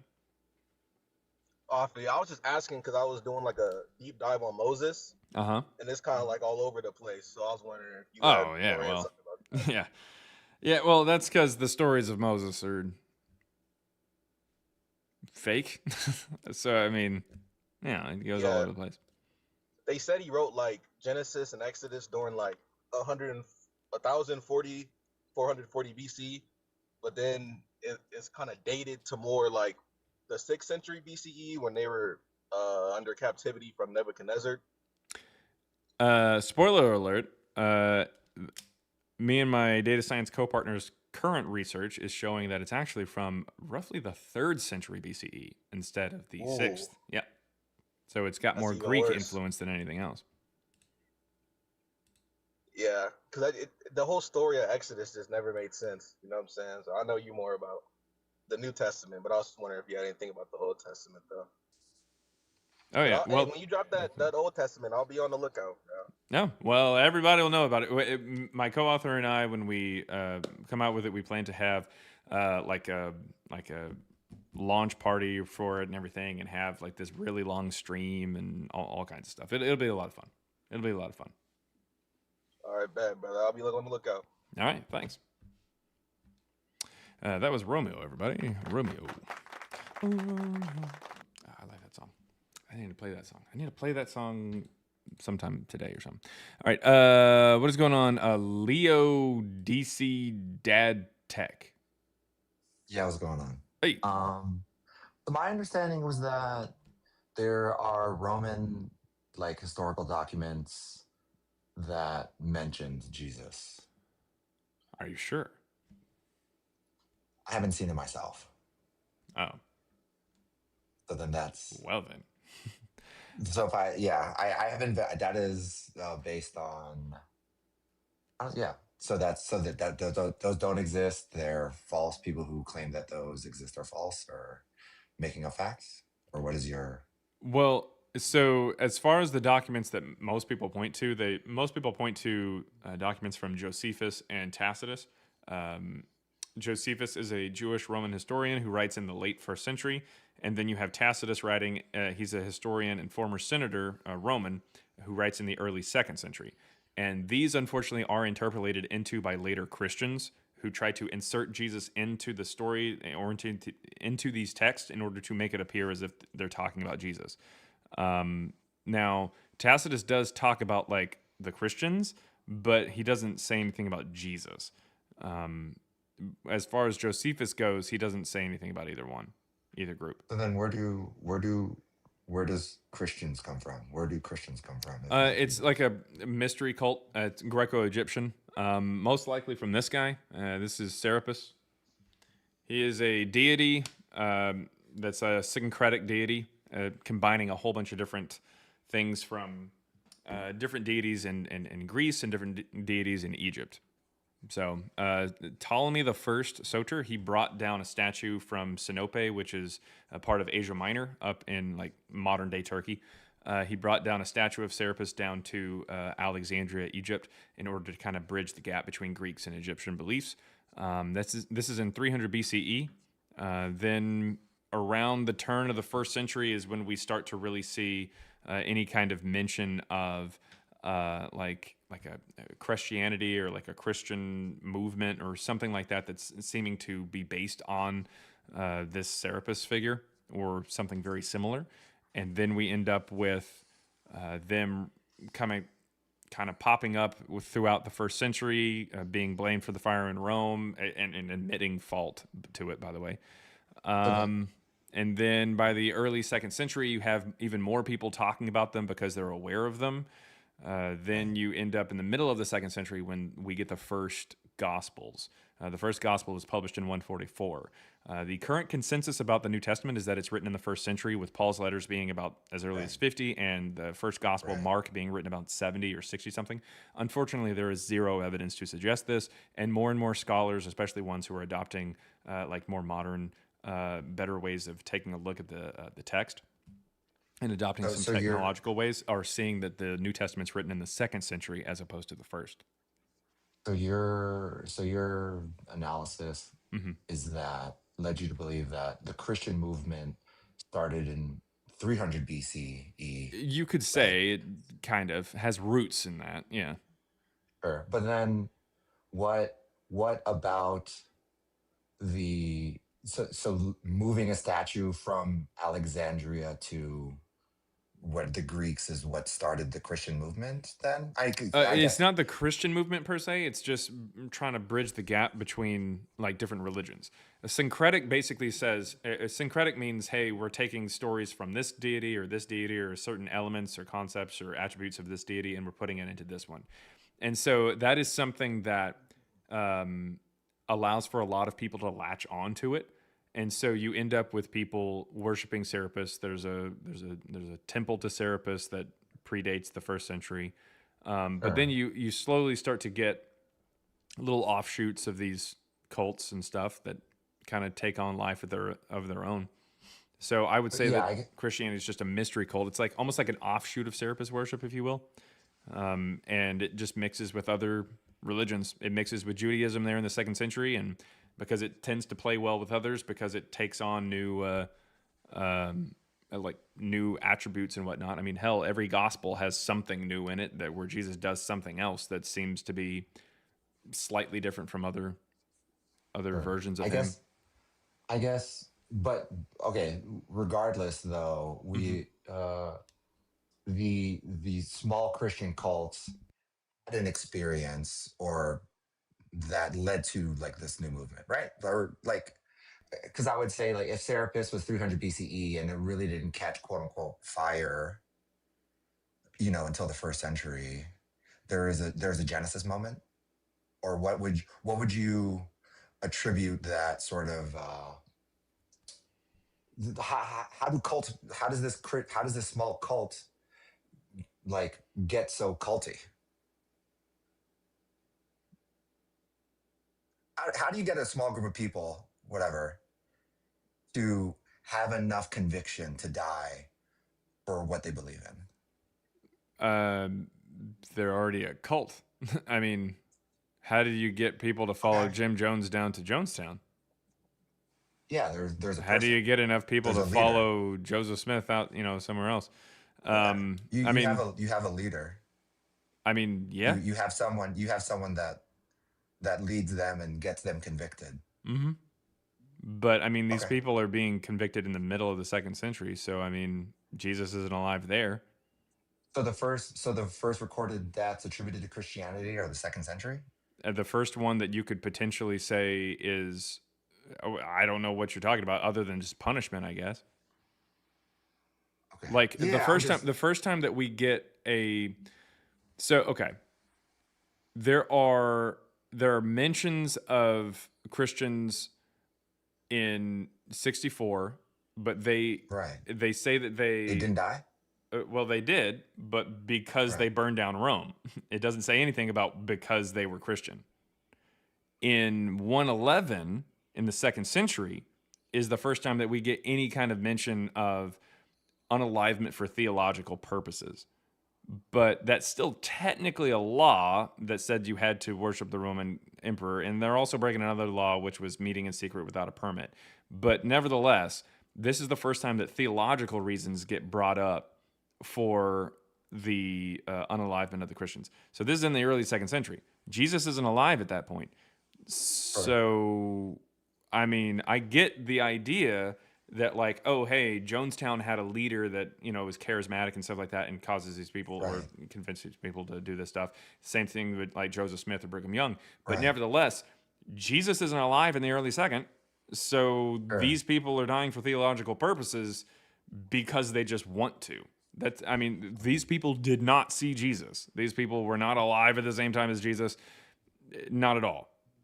In fact, whenever they're talked about by this guy who's doing the unaliving, he doesn't mention Jesus at all. So it's, it's just kind of, it's more that people are just willing to die for a particular belief. I mean, hell, people died for different Greek gods back in the day. I mean, that's just kind of how it goes. I mean, people were dying in the Maccabean revolts and stuff for Yahweh. I mean, Moses wasn't around. Abraham wasn't around. Isaac, Jacob, Joseph, Adam, they weren't around. So, I mean, even if those were real people, they weren't alive at that time period when these people were dying for this belief. So people die for beliefs. It doesn't mean that there has to be a charismatic character that's leading them. They could literally just do it because they feel convicted on their own or because they have some local pastor or priest. And if the mystery cult had already been around, then yeah, they have at least some form of churches. And they have at least some form of like a leader or like preacher, priest, that kind of thing.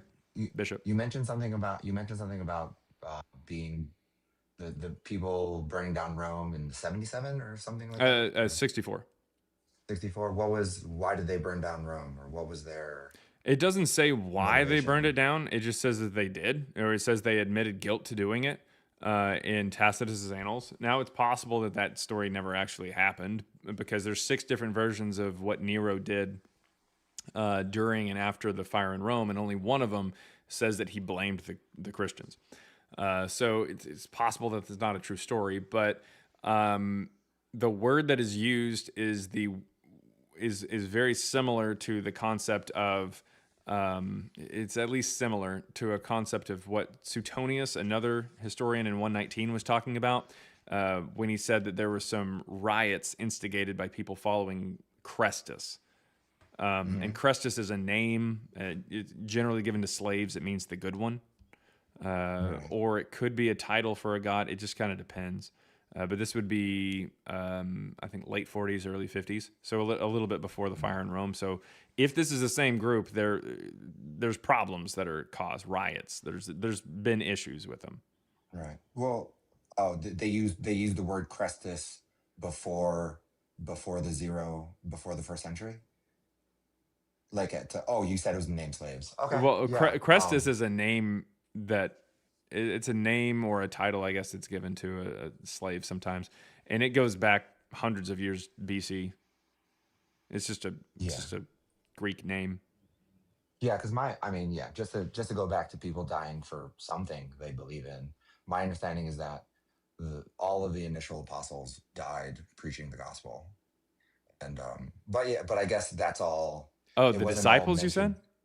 Yeah, Oh, we don't of have any Jesus, evidence of of the this, of yeah, disciples. there's no of the 12 disciples. None of them. No, none of the 13 disciples that are mentioned in the New Testament are ever mentioned outside of Christianity once. Okay. Well, Um, they're just no, yeah, because my understanding is that like the Romans kept records of who they crucified. Like I some of them mean, were hung upside down, et cetera, et some, I cetera. guess, but we don't Yeah. we don't have any evidence. We don't have any mention outside of Christianity ever for any of the 13 disciples of the New Testament, nor Paul. Cool. Yeah, this is all new information to me. I'm gonna have to. Amazingly, dig into the it. idea, and you kind of touched on it very briefly there in passing, but the idea that Peter was hung upside down, or he was crucified upside down. Right. So this was that is something that is talked about in a book called The Acts of Peter, which shows up in the late 2nd century. And interestingly enough, that book is deemed by most like Protestants and everything like that to be like just some weird apocrypha that no one ever pays attention to because it's got a talking dog in it. Like Peter makes a dog talk. And or no, what happens is there's a dog that's like chained up or something, and so he unchains it and then like gives it the ability to talk, and then it goes off to somebody who's a rival of Peter, like a magician named Simon Magus, and he sends the dog over there. The dog goes over and says, "Hey Simon, you're a demon," and then he dies, like the dog, like he talks shit and then dies. Well, I think like there was the idea of possession and evil spirits did exist, to my understanding, during that time, and so like being able to cast out spirits because they can inhabit living things is a thing. I mean, I get that. Like that's where the stories would maybe come from or are rooted in. But the point is, people don't accept that book as true. It also has a time when he levitates, like Peter does, and he has like a mage battle with Simon. Haven't heard of this one. With like Simon Magus. It's insane. It is absolutely batshit. But the thing is, even Protestants today, like if you go to a preacher down the street from like some Baptist church or some Methodist church or something, and you say, "Oh, hey, by the way, how was Peter? What can you tell me about Peter's death?" He would say, "Oh, he's crucified upside down." They take that one story out of that book. They'll dismiss the rest of it as crazy bullshit. But they took that one story because it just becomes part of tradition, and that's the only time that we ever get that mentioning of him being crucified like that. So it's just very interesting. It's just silly. That's just kind of shows you how like the later BS that Christians come up with seeps into the tradition and then just kind of holds fast to that to the point to where I mean, you could literally put a pew to a Baptist preacher's head and he would say Peter was crucified upside down. Right. Like he would say that. He would die for that belief. And that's an insane concept because that's only found in one book that he would deem the rest of it to be bullshit. Yeah. I think that's how much of a chokehold church tradition has on modern concepts today.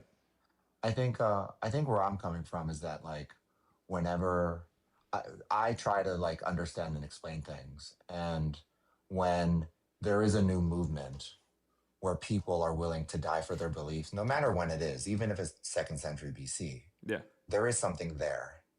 And the fact that, Christianity has spread to, the ends of the earth means that something is there, whether that's, irrespective of the good or evil that has come from it, that is the nature of humankind.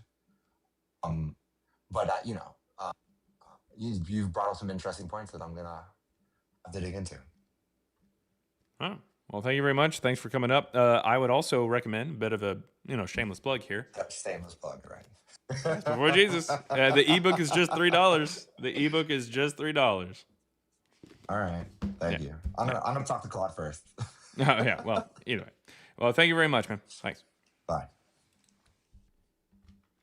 Let's see. Give me 1 second here. Sorry, my wife messaged me, and when your wife messages you, you message back. Do I have a sound for that? Ladies and gentlemen, we got him. That checks out. All right.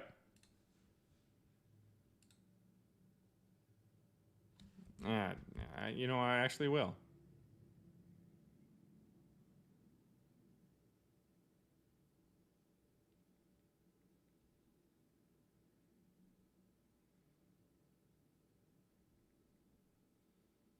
Okay. All right. W wife. Hell yeah. Say hi to your wife for me. All right. We got Tracy Freeland. Freeland. Yep. Either way is fine. Okay. I was like, not a that's real an name, AB technically. question, and you just said yes. All right. No, you're good. What you got, Tracy? What you got? I'm actually a fan. I'm about 50 pages into your book. Okay. It's on my e-reader, so I don't know if that's like an accurate. Somewhere in there. I don't know. Somewhere. Yeah. I don't disagree with you, but I did have a question about like sort of the philosophical conundrum of like Occam's razor when it comes to mythicism. Mm-hmm. Yeah, we actually addressed that directly. I think it's the first thing that I mentioned in chapter 9, I think. Yeah, I see here on my Nook it has listed the theological and rational issues on page 127. Is that it? No. On chapter 9, I wrote the section there that literally starts off with Occam's razor, and we talk look at about it. Yeah. So I talk about it a little bit. Okay, you know what? Here, I'm just going to read this. I'm going to read an excerpt. I haven't read this in a long time, so it might be bullshit, guys. I don't know, but okay. Occam's razor postulates that the simplest explanation is usually the best one. Historicists are quick to point out that mythicism doesn't give too many simple answers. They beg the mythicist authors for an explanation that would compete with the simplest solution. Jesus existed, and people wrote about him later. What we've done in this book is show you that even the natural stories of Jesus are soaked in supernatural and lifted from other sources. The miracles and teachings are virtually all stolen from previous messiahs and gods, and the creation of the stories didn't happen until roughly 90 years after the supposed death of the main character. But the most important portion of all of this is the level of editing, adding, and whitewashing done by the Christian church for centuries after the formation of the religion. We cannot overstate the role that the constant historical revisionism played in creating a religion that has lasted this long. It is with the knowledge of this revisionism that we simply state it just isn't that simple. So in other words, the issue here is, you could really take that approach with anything if you really think about it. The easiest way that J.K. Rowling would know all this information about Harry Potter is not that she was sitting there, thinking of all this and planning it all out and everything like that, but rather that somebody told her this, that this is a real story that was just told to her, and she just wrote it down. That's the simplest explanation. So Occam's razor doesn't usually do a very good job when it comes to determining like fact from fiction in just like a book, because that's just not how that works really. Or it depends on how you use it, I guess. And when you take into account the known problems that Christianity has, where they're going in and interpolating things and they're changing things and they're changing the story up and stuff like that over time, when you take that into account, Occam's razor can't really work the way it's supposed to work. Like it just can't, because it wants a simple answer, and it's just not simple. The simplest answer is, it just happened, and they wrote it down. But the more correct answer is, well, this person came up with something, and this person added to it, and this person added to it, and this person interpolated into a historian to make it seem like that happened, and then this person changed a little bit of the theology later on, and then this person, and now we're 2,000 years later. yeah. it's Yeah. it's kind of tough. Yeah, I see what you're saying. Yeah, I don't hold like Occam's razor to be like a foolproof, Right, right. philosophical strategy or anything. But yeah, I really appreciate that, and I guess I just gotta keep reading the book. Oh yeah, well, I mean, I just mentioned it that little spot there, but I mean, you're not wrong. You're not wrong, or completely unjustified in your thinking of like, hey, isn't it just simpler just to kind of say that this, and that's why a lot of people kind of view mythicism as like this conspiracy theory, because we've got to go back and peel back just layer after layer of like 1800 to 1900 years worth of historical revisionism. It sounds insane. Like, it sounds very daunting at the very least to have to go through that. That's why there are people right now in the chat on YouTube and people in the chat on TikTok that agree with me mythicism wise, but when they might host their own lives, or they might go on a panel, or they may comment or chat with people about this topic and whatnot, or at least a religion, and they generally won't get into the whole mythicism argument because it is tough. It is a tough conversation to have because you got to hold your receipts. You got to hold on to them, and you got to say, "Hey, look, this is why this particular piece of evidence that you just presented. This is why Tacitus is wrong. This is why Suetonius is wrong. This is why Marbar Serapion is wrong. This is why Lucian of Samosata in Passing of Peregrinus is wrong." And you're just like, "Wow, that's a lot of stuff that you got to remember. It's a lot of stuff that you got to hold on to."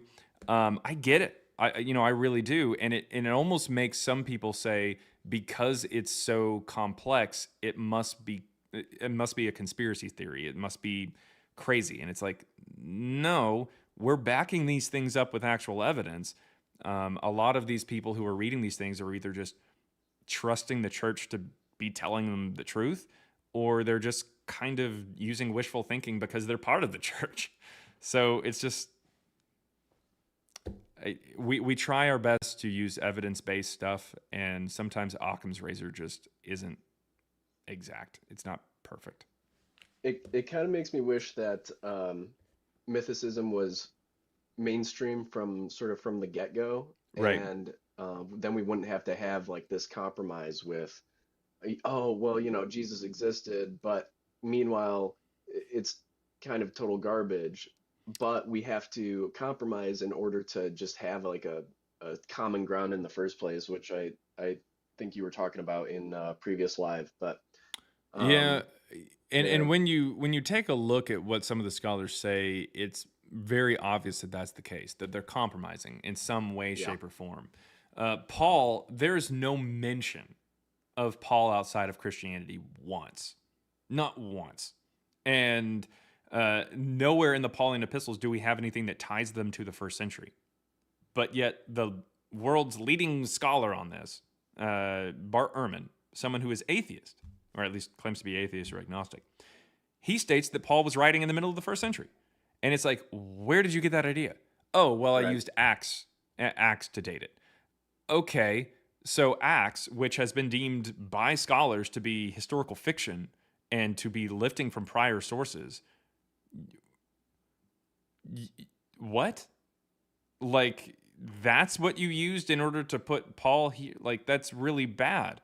You're Yeah. trusting, that's circular reasoning. You're using the It's like, church's story to try to date the church's story. Like, what? yeah, you're just giving it to him. Yeah. Yeah, and it's if my co-author had pointed this out pretty early into our research, that if people, or if universities, if we treated the Bible the same way, Old and more New Testament, I guess, obviously in this case, if we treated the New Testament as people treat like the classics, like the Iliad or the Odyssey, if we just left it up to true literary analysis, if we left it in the hands of people who were in actual like literature departments, as opposed to, or English departments, or not really English, but literature departments, as opposed to having its own department in religion studies, then we would have a completely different outlook on this. The scholarly consensus Yeah. would be very different, because we'd actually dive into it with a critical eye the same way we dive into anybody else's writings. But because it is a current religion that is so big that it's the biggest religion on the planet, we treat it with white gloves and we're scared to actually dive into it. And it's Yeah, kind of pathetic. I hear so many times in Christian atheist debates, the first question the Christian will always ask is like, well, do you think that Jesus was a real person, just to start off? And you just kind of, it makes it a little bit fun, like if you take them to the actual Bible and show them that it's garbage anyway. But just the fact that you really do have to say yes, otherwise the conversation just kind of fizzles right there. Yeah. It's a little ridiculous. Yeah. Yeah. And I think, truth be told, I think that's a lot of why a lot of scholars are quick to just kind of give them that piece, if you will. Like, hey, if I'm a scholar and I want to be taken serious by these other scholars within the religious field, who, by the way, the majority of them are personally religious in some fashion. So if I say, hey, Jesus didn't exist, they're immediately going to look at me and they're going to go, hey, we don't even want to talk to you, because you're denying the existence of our favorite character of our favorite book. And I mean, then it's really tough. That's why, like, you have people like, say, Richard Carrier, who's mythicist, but his most famous debate is the one where he debates Bart Ehrman. Bart Ehrman at least says that he doesn't believe in God. So he's at least kind of sort of meeting him halfway, and Carrier is meeting him halfway by saying, oh, hey, these texts were written in the 1st century. And so they can at least agree upon that. So that's all that really scholarship is, because if you want to debate, if you want to be taken seriously by somebody else, you've got to kind of have something in common that you can point to and say, hey, we're at least going to agree on this, and we disagree on, or we have a differing opinion on something else, something peripheral to it or connected to it. Yeah, and a lot of the times they cite, consensus, scholarly consensus, which is actually something that kind of irritates me about Dan McClellan. I watch a lot of his videos, but 90% of his arguments are like, first he says, the scholarly consensus says, so and so. And he doesn't always go into the actual details of why the scholars are consensus on whatever issue. And so, people just use that as a substitute for an actual argument. And I mean, yeah, sure, sometimes it's right. A lot of the times it's right, but I would much rather know what the actual evidence is. And right. It just seems like for Jesus, there's none. Well, yeah, that's why when people come up here and say, oh, hey, well, the Bible says this, or sometimes they're even timid. They say, oh, well, the only thing I've got is the Bible, and you're not going to accept that. And I'm like, no, I'd accept it. Just go ahead and show me why you think it's historically reliable. Right. Or someone might come up here and they'll say, oh, hey, well, the scholarly consensus is this. And I'm like, that's not a problem. What is the evidence they point to? And people, lots of times, they just haven't looked into it. They've just kind of been told a lot of people believe this. A lot of people with doctorates believe this. And that's fine. That's okay. Generally speaking, in other like facets of life, I listen to doctors. I listen to people with PhDs and stuff like that. Like that tends to make the most sense. But this is its own department. I can absolutely criticize religious studies and the doctorates within them, and say, hey, I think you're just kind of, not making shit up, but I think that you're just kind of relying on something that's not really reliable. I can say that in this department and still at the same time accept that, say, within the medical field, that like vaccines are amazing and these are really good things. You know what I mean? Like it's not anti intellectual to say, hey, I know about like religion and I see that these people are, or I know about these texts and I see that people are incorrect here, and I'm going against the doctors over there. It's not anti-intellectual. It's just anti whatever the fuck this is in its own department. I can absolutely accept the expert opinion of other people with doctor's degrees, because there's not like a religion of vaccines. There's not like a religion of medicine or something like that. Like that, it's not really a religion. But the majority of people within religious studies with PhDs are religious. Like they literally have a dog in the fight. So yeah, it would not be. It's not beneficial. No. And you can definitely see a lot of the biases that occur within there. For sure. Well, I really appreciate you having me up. I'll let you get back to it. Oh yeah. Oh, thank you very much. That was Tracy. We're gonna go Fryland. It's not my real name, so it doesn't matter. Wow. All right. Well, there we go, everybody. Tracy, not my real name.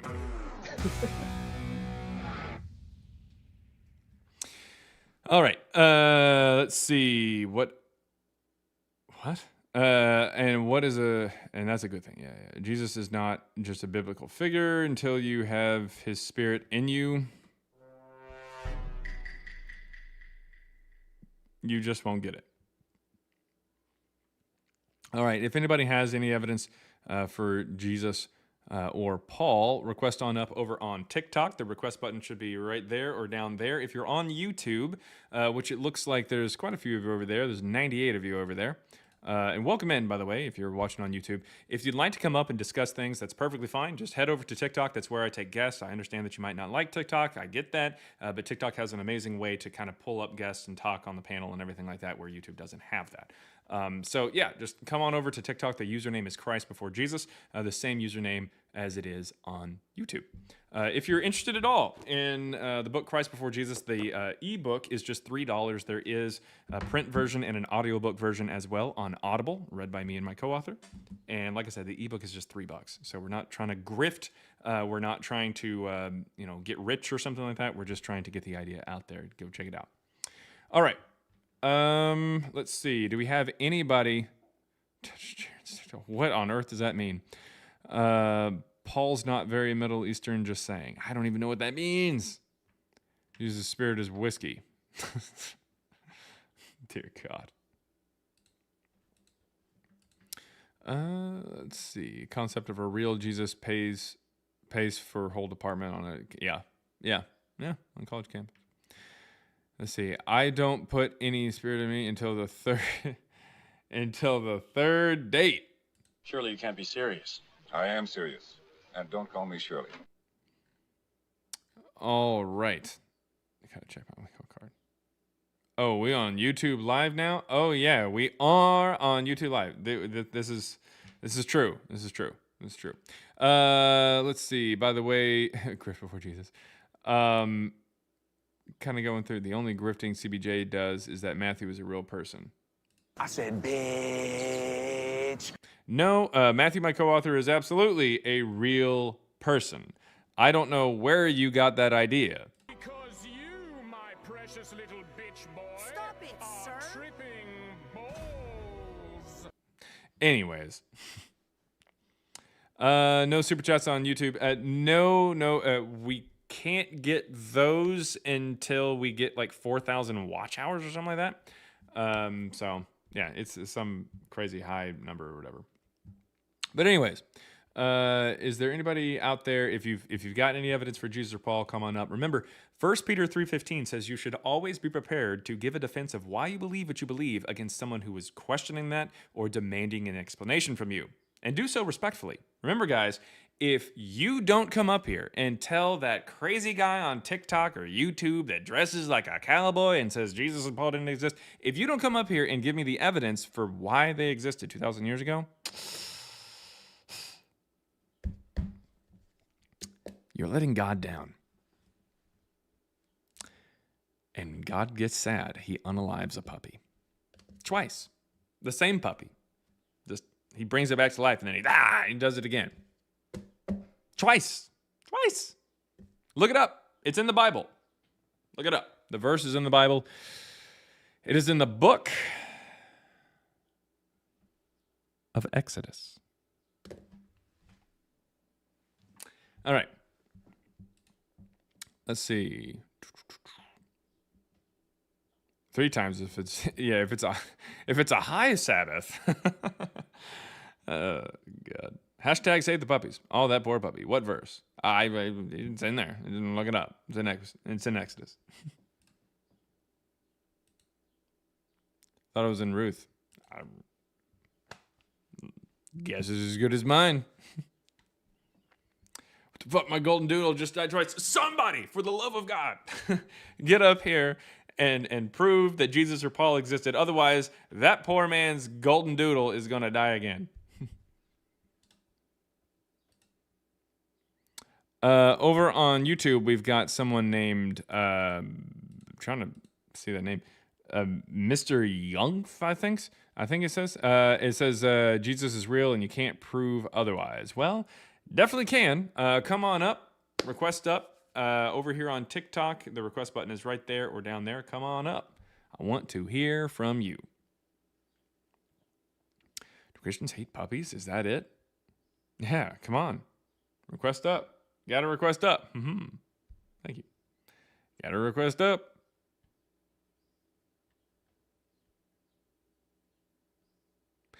Let's see.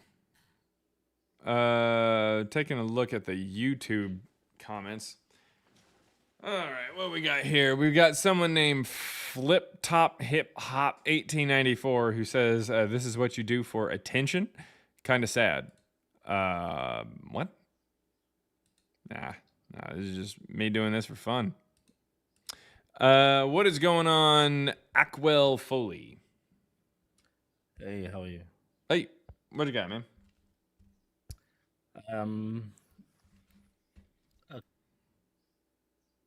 What?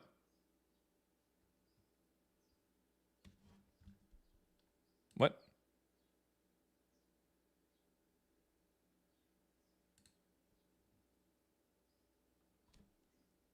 Can anybody hear him? What happened? Is he still there?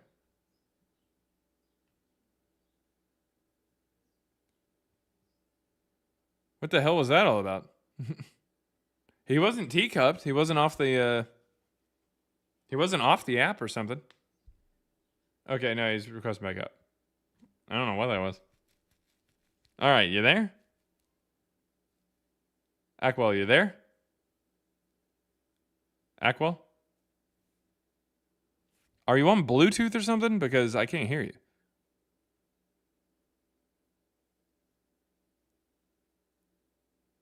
Ackwell, you there? You know, he doesn't have bars and he's not teacupped. He's not muted. I don't know what's going on. Ackwell, we can't hear you. It sounds like some kind of problem with your microphone. Let me get my headset. Okay, yeah, get your headset there. I'll give you some time. Oh, well, there you go. Well, you drop it down anyways. Come back up when you get your headset there. All right. I never hear anyone disprove the Quran or any other religion. If Jesus didn't exist, that disproves the Quran. So, all right. What's going on here? Aru. Yo, what's good, bro? Hey. Wouldn't you believe, like, wouldn't you agree that the truth doesn't belong to one group or people? I don't even know what you're talking about. What's your evidence for Jesus or Paul? That what you say? What's your evidence for Jesus or Paul? Oh no, I just hopped on. I don't honestly. The Bible, like, if you read it as a story, like a fairy tale, you're not gonna get the actual point of it. You're gonna stray yourself farther from the actual point that it's trying to send you. Yeah, not a problem. Do you think that Jesus or Paul existed 2,000 years ago on the earth? No. You don't? No. So why'd you come up?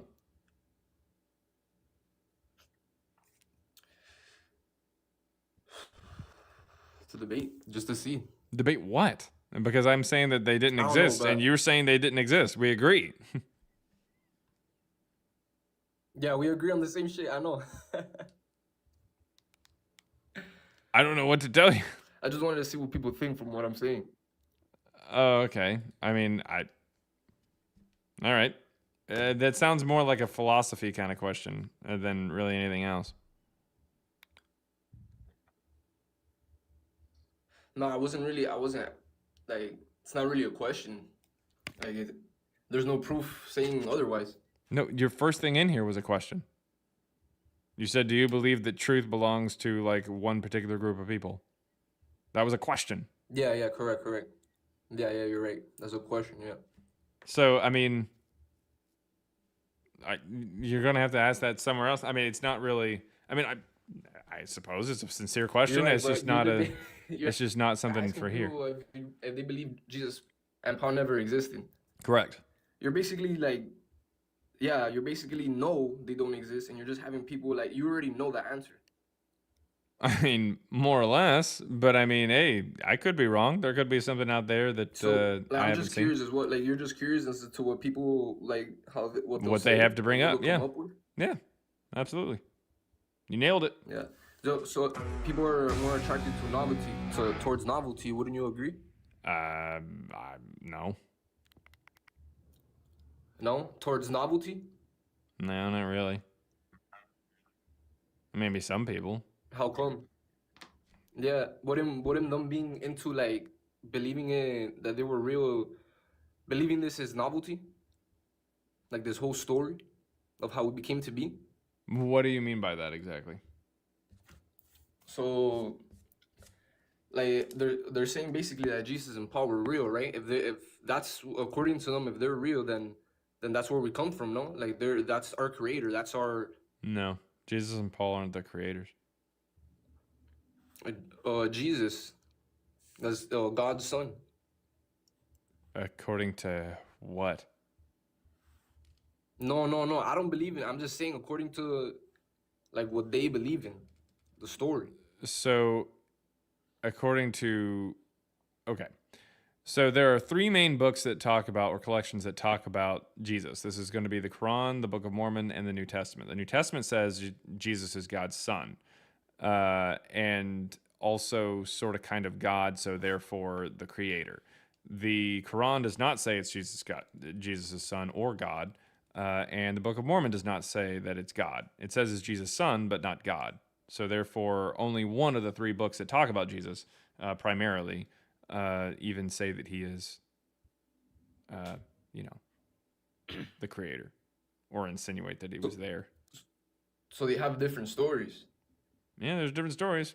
None of those are real because they're all based off of a person who didn't exist. But I'm not going based off if they're real or not. Like I'm just saying, if there's different stories, how can people be so sure of something? Because of evidence? Like we can actually take a look at the evidence of whether or not these things make any sense. What evidence is there that like, I haven't seen? I don't think there is no evidence. All right, Like, there's no evidence for Jesus, if that's what you're saying. Yeah, absolutely. Yeah, there definitely isn't. Yeah, or for any like. So yeah, like there's no evidence for Jesus, God's son or not, or actually the creator or not. There's no evidence for Jesus. Yeah. But anyways, that being said, I want to get over to Ackwell Foley. Thank you very much for coming up. Ackwell Foley, what you got? Hopefully your speaker's working now. Hey, I can hear you now. There you go. Okay, I don't know what was going on before. I'm sorry about that. Yeah, no idea. But what you got? Hopefully all that waiting and working and everything like that is going to pay off, and you're not just coming up here to just tell me that, I chug dick or something like that. What you got? Well, I mean, unless you do, but I wouldn't make that assumption. But hey,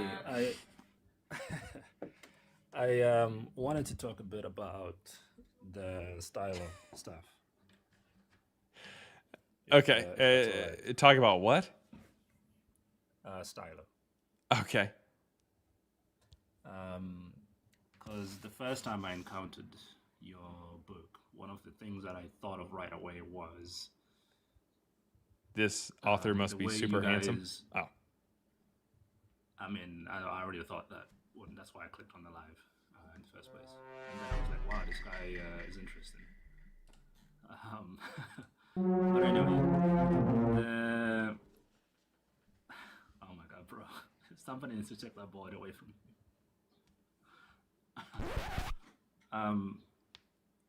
As I was saying, bruh. Okay. Is this like a? We don't have to discuss anything. It's okay. No, keep going, man. Like, what do you got? Like, what's your question on Stylo? Okay. The first thing I thought at the time was to do with your choice of analyzing everything in chapters. And of course, the original Bible didn't have chapters, right? That's like a modern invention. So, what was the decision for doing it on a paid chapter basis? Are you serious? Yeah. Well, the chapters are generally cut up into even chunks slash around theological ideas or narrative passages. Usually, chapters do not break up the middle of a story. So as a result, if someone is writing, like one author is writing and then another author takes over, he's probably not going to take over in the middle of a story. It's going to be after that little narrative is done. So if it talks about, I don't know, Jesus calming the waves or something like that and like controlling the storm, then I mean it's probably going to wait until that story is done, and then he moves on to like another teaching or something like that you would suppose another author would show up. So because of this would be able to give us a better understanding of the breakup in author prints or the breakup in different authors in a text without having to go smaller into even smaller chunks. Okay, so it was just like a convenient. Yeah, I mean, hell, the reason chapters are even in there are because of the fact that it's like, here is one particular idea, or maybe one or two, possibly three different stories that seem to take place in like the same area or something like that, or at just about the same time. And then, so we're going to present that, and then we're going to start another chapter. Okay, I got you. How about your choice for word count? Because I've actually gone on this really deep rabbit hole because I didn't know what style it was before, but like, now I'm like, it's all I've been kind of looking into. And by all accounts, and a lot of papers, including one from the author himself, or not the author, the creator of the software, he has recommendations for a reliable word count. Okay. And what you guys use in your book is extremely low compared to that, and I wonder. No, the creator of the mathematician behind the distance formulas themselves says that he has got accurate results with 100 to 500 words. We actually have a direct quote from him on that. Eater, yeah, Dr. Macy Jeter. Okay. Also, like there's been interviews. Then, or? Yeah, dude. Yeah, more studies come out over time. If you're taking a look at something from like years ago, then yeah, it might say something like for some ludicrous amount of words or something like that. But the word count is simply just not an issue whatsoever. It's people bring this up because they're stuck in the past on like how people used to do these kind of things. But no, there's nothing to insinuate that the amount of words that we use today or we used in our book is somehow not reliable. Also, I'd like to point out that there was a book right after us that went over like the stories of Paul or the Epistle of Paul using the exact same software and got the results that we looked at. So, okay. And it's from Dr. Benjamin White. So yeah, he literally uses the exact same software that we have. It's called Counting Paul is the book. It's published by Oxford Press. What? Oh, no.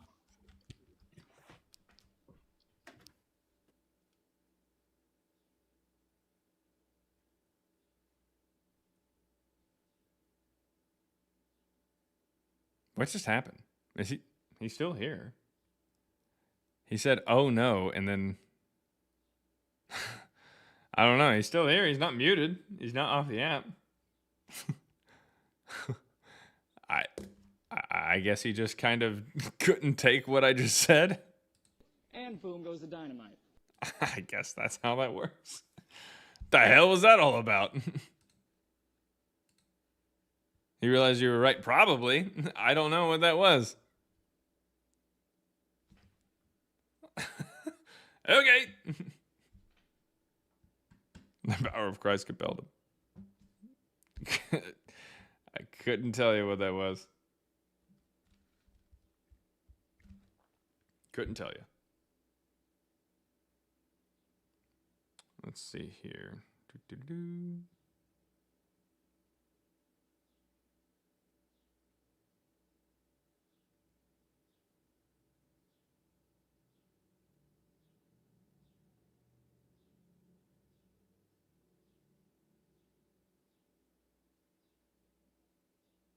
Oh, do we have somebody? Oh, okay. I think he's back.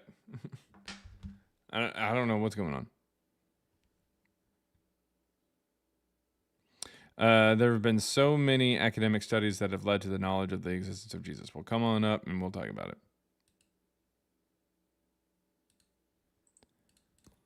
What's going on? IDK TBH. What you got?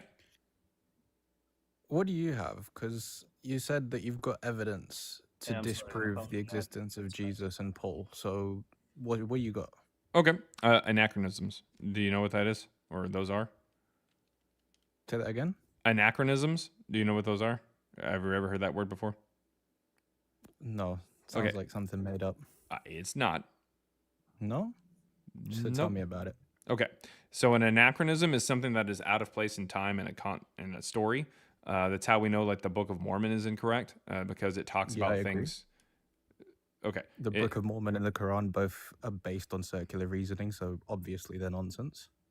So let's get back to the Bible because those don't matter. Sweet. So what's your point? How does Jesus and Paul, what's your evidence for them not existing? Anachronisms. So tell me, what's your evidence? I was, but then you open your fucking trap.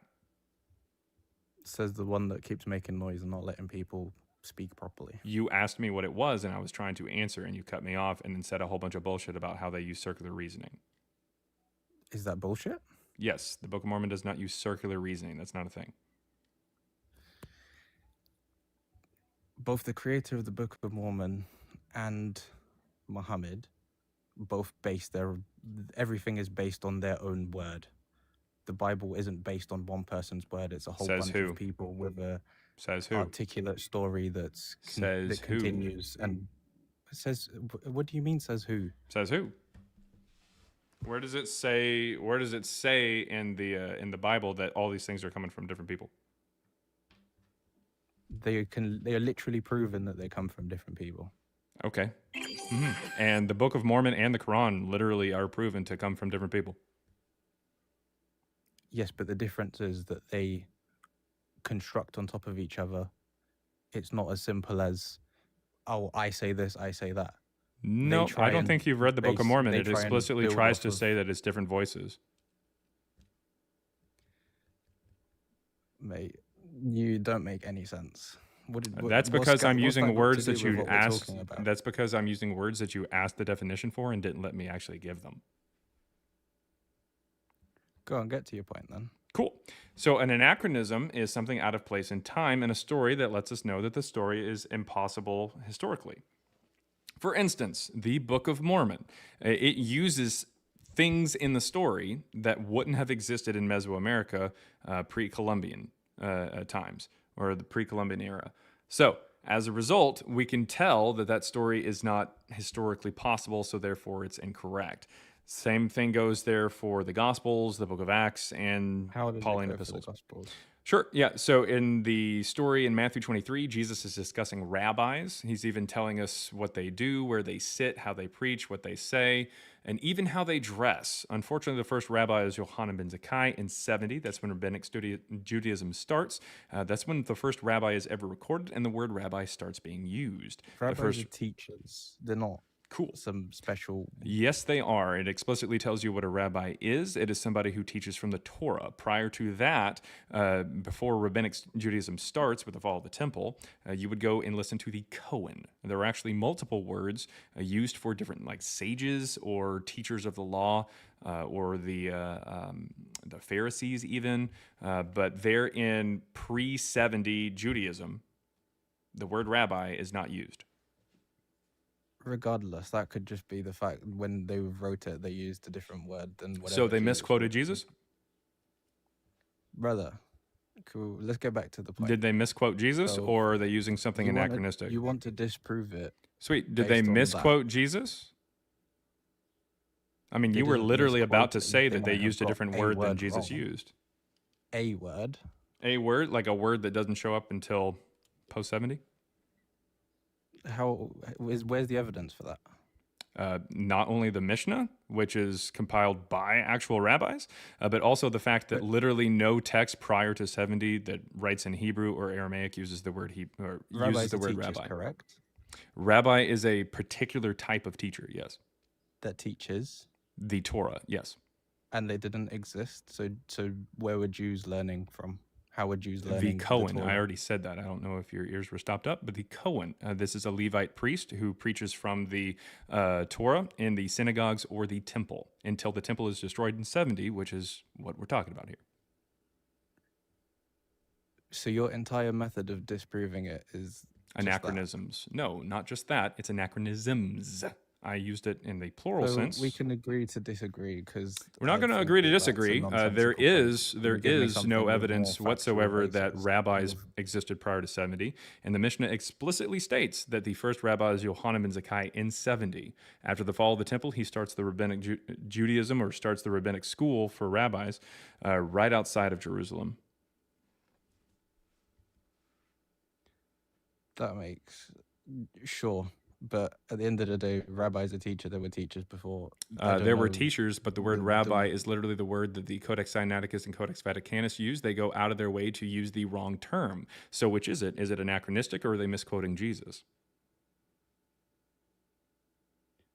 They could be using a different word. Okay, so they're misquoting Jesus? He didn't actually say that? Bro, the rage bait. Which one is it? Have you got any actual evidence? So again, Not which one is your it? opinion. Which one is it? Have you got any actual evidence? That Which Jesus one didn't is it? exist, or Which he one is wasn't it? who he was? Because there's a whole. Which load one of is it? evidence. There's loads of historical manuals. Cool. that We've say only that gone Jesus through existed one and he was- anachronism. And if you want to present evidence for your side, you can. But you came in here and asked for my side. I'm giving my side, and I'm trying to explain to you certain things. You barely even let me get a definition for a word out. So, did they misquote Jesus, or are they using an anachronism here? Which one is it?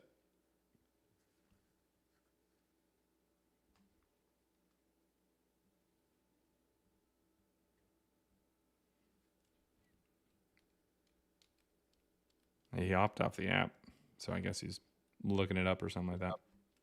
Oh, okay. Now that you're back, which one is it? The fact that they used a different word, you think that completely disproves it?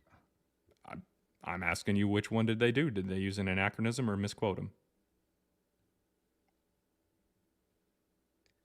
Which one They would you used like to say he a did? different word. I really don't. So care they because used that the doesn't wrong matter. word? They It's misquoted irrelevant. him? He didn't say rabbi, and they just decided to throw that in there? They went out of their way in Greek to use the wrong Hebrew term?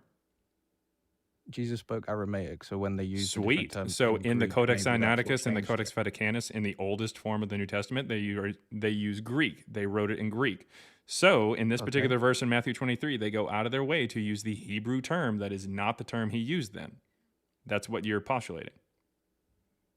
Either that, or it's anachronistic and the story didn't happen. Okay, sure. Okay, And cool. So that let's go doesn't ahead and move disprove to the it, next does it? one now. So in John 5, Jesus goes to the pool of Bethesda. It is explained as having 5 porticos next to it, and it's next to the sheep gate. Unfortunately for you, we actually did find the pool of Bethesda in the exact same location. When we take a quick look here at the text, let me see here. I'm going to go ahead and pull this up. When we take a quick look at the text itself, there for John 5, what you will notice is that it says, after this there was, so it's talking in past tense, a festival of the Jews, and Jesus went, past tense again, up to Jerusalem. Then it switches over to present tense. Now in Jerusalem, by the sheep gate, there is a pool called in Hebrew Bethzatha, or Bethsaida, or Bethesda. There we go. Which has 5 porticos. In these lay many ill, blind, lame, and paralyzed people. Then it goes back to past tense. One man was there who had been ill for 38 years. When Jesus saw him lying there and knew that he had been there a long time, he said to him, "Do you want to be made well?" The ill man answered him, "Sir, I have no one to put me into the pool when the water is stirred up, and while I'm making my way, someone else steps down ahead of me."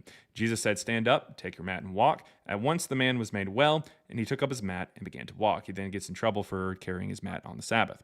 That being said, this particular pool, Bethesda, the pool of Bethesda, was found, and the 5 porticos are attached to it.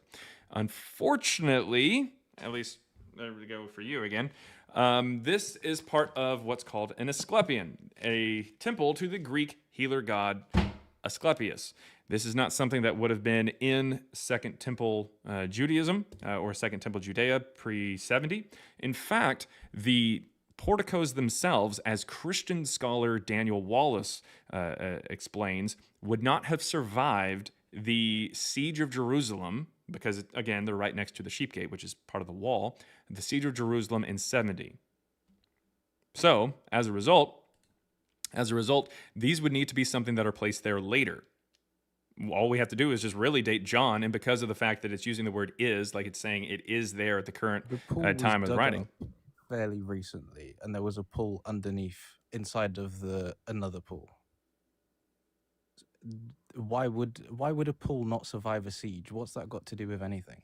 I didn't say the pool didn't survive the siege. I didn't say that, did I? What did I say? Sounds like you're having a hard time listening. What did I say wouldn't survive the siege? You want to? What did I say wouldn't survive the siege? Wouldn't survive. Porticos. What are porticos? You tell me. Well, honestly, you're trying to discredit what I just said, so I need you to understand what terms I use. And the last time I tried to give a definition, you cut me off halfway through it. What are porticos? Brother, what are you're porticos? a very sad human being. It's cool. sad What that are you're trying porticos? to sell your book by Sweet. What are people. porticos? If you don't know shit about your own Bible, you can just admit I don't know shit about my Bible. You can say that. It's perfectly fine. You think I don't know shit about my Bible? Sweet. because I What are don't know what a porticos? portico is? Well, what are porticos? That's irrelevant to What me. are That doesn't porticos? make a difference to my life Awesome. or Well, to it the makes a difference in teachings this of Jesus. conversation, so you cared enough to stop it. What are porticos? I stopped what? The conversation. I was making a point and you stopped me. What are porticos? Oh, brother, you don't have to have a conversation. You're very sad. It's perfectly Very, fine. very, very Sweet. sad. Awesome. What are porticos? Are you deaf? Are you I hard mean, of you can hearing? say I don't know. You can say that. I just said I don't know because it's not relevant. So you to don't. me. No, you said it wasn't That doesn't relevant. You mean didn't that say. I don't understand the Bible or its teachings. Listen. You didn't say I don't know. You said it's not relevant. It was relevant to the conversation. So congratulations, you're stupid for two reasons. It's irrelevant That being to me. said, That's why I porticos don't are know. like That's what I awnings. said. They're like porches. These things would be built up with pillars or columns. So these things would not survive a siege. A hole in the ground, which is not what I was talking about, would have likely survived the siege. But unfortunately, this is explicitly talking about a pool that has 5 porticos at the same time that this is being written. Daniel Wallace's paper, this, again, Christian scholar writing in the late 90s, explained that the word is there is very important because that means that they are currently there at the time of the writing, which is why the author went from past tense to present tense. Again, the Gospel of John is written post 70, as well as the temple, the Asclepion, is found post 70. This is very clearly something that shows up around the same time as Emperor Hadrian starts building Serapions and Asclepions in the 130s. So this would be very problematic, seeing as Jesus could not have gone to this pool of Bethesda with 5 porticos and healed this person who was laying sick under these porticos. Again, awnings, just in case you didn't know what porticos was and you forgot. So this And the means porticos this would be couldn't have been rebuilt? anachronistic. No, because the if porticos they were destroyed during the thing. No, because the porticos had sick people who would lay under it, and this is explicitly talking about the particular purpose of using it. Like for the Asclepion, the Asclepius worship back would to your not. point. You Again, said that- this is Asclepius worship, and we can see that Asclepion was worshipped, or Asclepius was worshipped there because it's part of an Asclepion. These porticos. So, unfortunately for you, this is not the case. Even if they were rebuilt, the issue is that John is being written post 70. And if John is written post 70 and is using the word is, this doesn't make any sense. It doesn't make any sense why there are any Jews in Jerusalem prior to 70 doing the same thing that happens after 70, which is Asclepius worship, during the Second Temple Judaism, during a festival for the Jews, on the Sabbath. So anyways, it's anachronistic. I've already pulled 2 anachronisms. There's others as well, but anachronisms are how we find out whether or not a story is historically possible. Unfortunately, Jesus is not historically possible the way that it's actually laid out here in the New Testament. So that's my argument for it. Do you have any argument against me at all? Do you have any evidence for Jesus Mate, that I can't like there's- really there easily is so dismiss? much evidence, but you choose Sweet. to What do you got? focus on such daft things like this. Yeah, like history. Yeah. What do you got? Like history. So you don't focus on you don't look at history that proves Jesus. No, you just Well, what do you refute got? it. What do you got? Present it. So the Roman manuscripts, for example, that Which one? stated the fact that Jesus was The Roman manuscripts of what? brother. Of what? The manuscript. You want me to pull the specific manuscripts for you? Tell me the author. I'll look it up. Look at the historian Tacitus. That's not how you researched pronounce it. 117 AD. Okay, and And this shows that you haven't done any research yourself. So Tacitus, writing in 116, what does he say?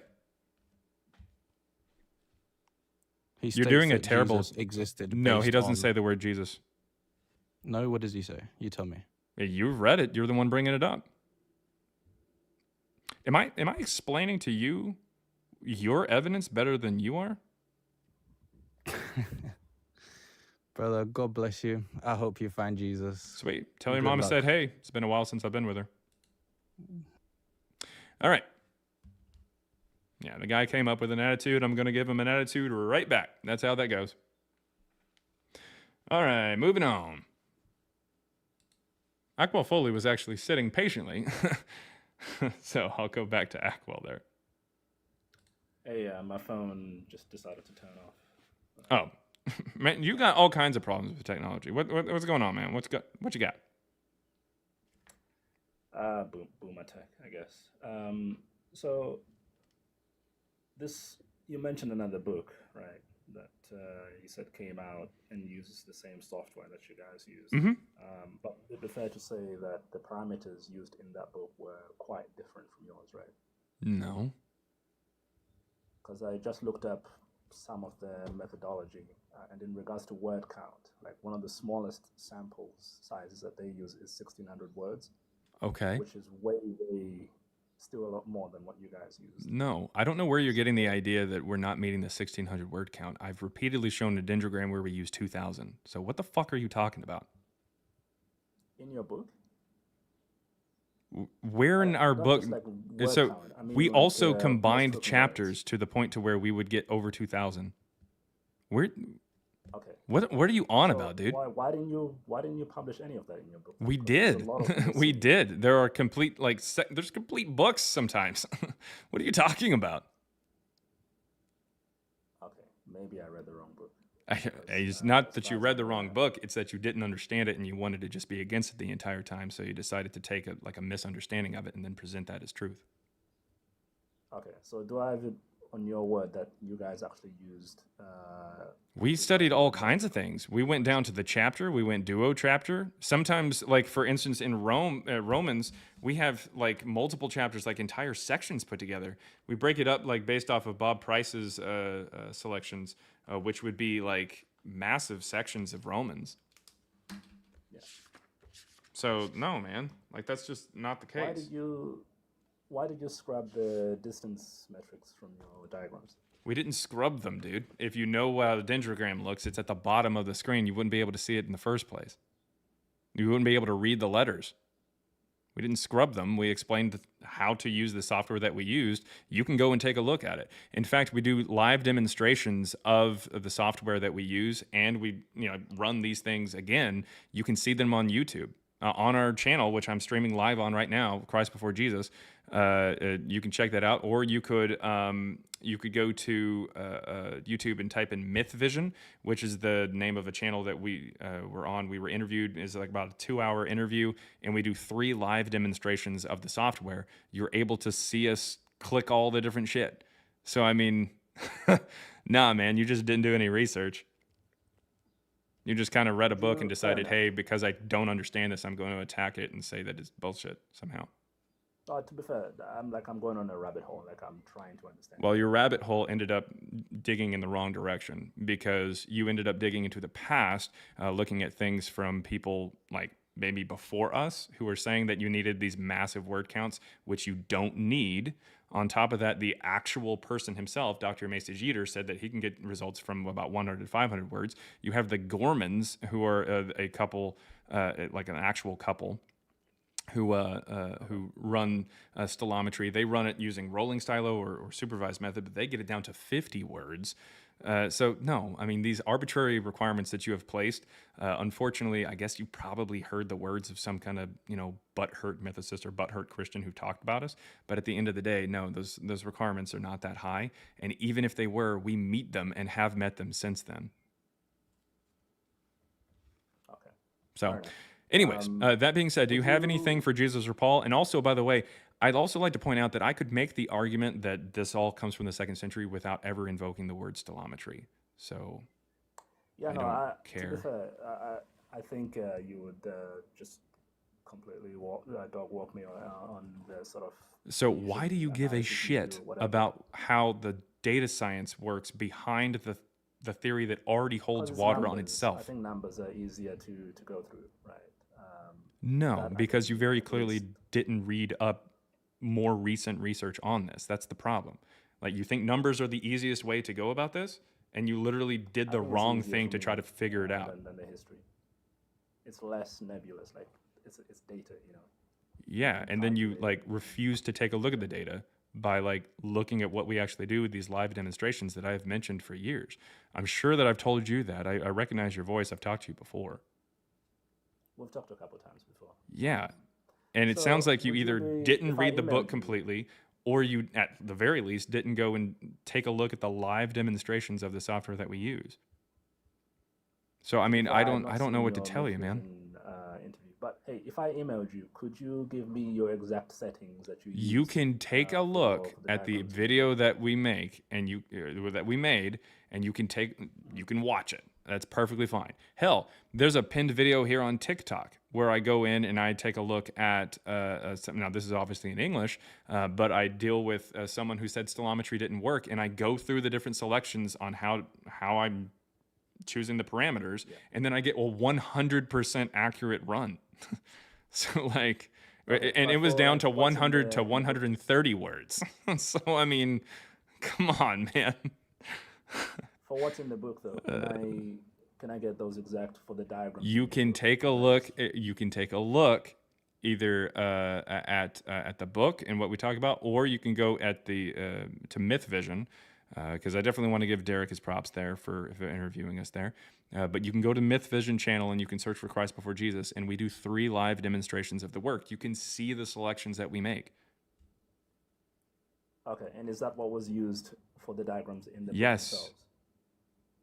Okay, I will have to try that myself then. Also, again, I don't know why you give a shit about this, because we can already have the theory working on its own without invoking stilometry. It seems silly. If you read the book, you realize that we didn't even mention stilometry or get into any details on it or anything like that until chapter 7. So, I mean, Yeah, that's fine. come on, man. Like, To this me, is it's pathetic. a more interesting method. I mean, that's cool, that's why but I we care can, about but we already have the argument. The method just is something that helps us solidify it or helps show like the data science behind it. But that doesn't really mean much, especially since you have the same parameters being ran by M. David Litva, who reached out to us because of our work in stilometry, and then cited us in his most recent video using stilometry on like the Pauline epistles and whatnot there in the 2nd century. I mean, he agrees with us that the earliest version of Paul's epistles show up in the 2nd century. I mean, we have this. We've got Counting Paul. Counting Paul straight up uses the same software.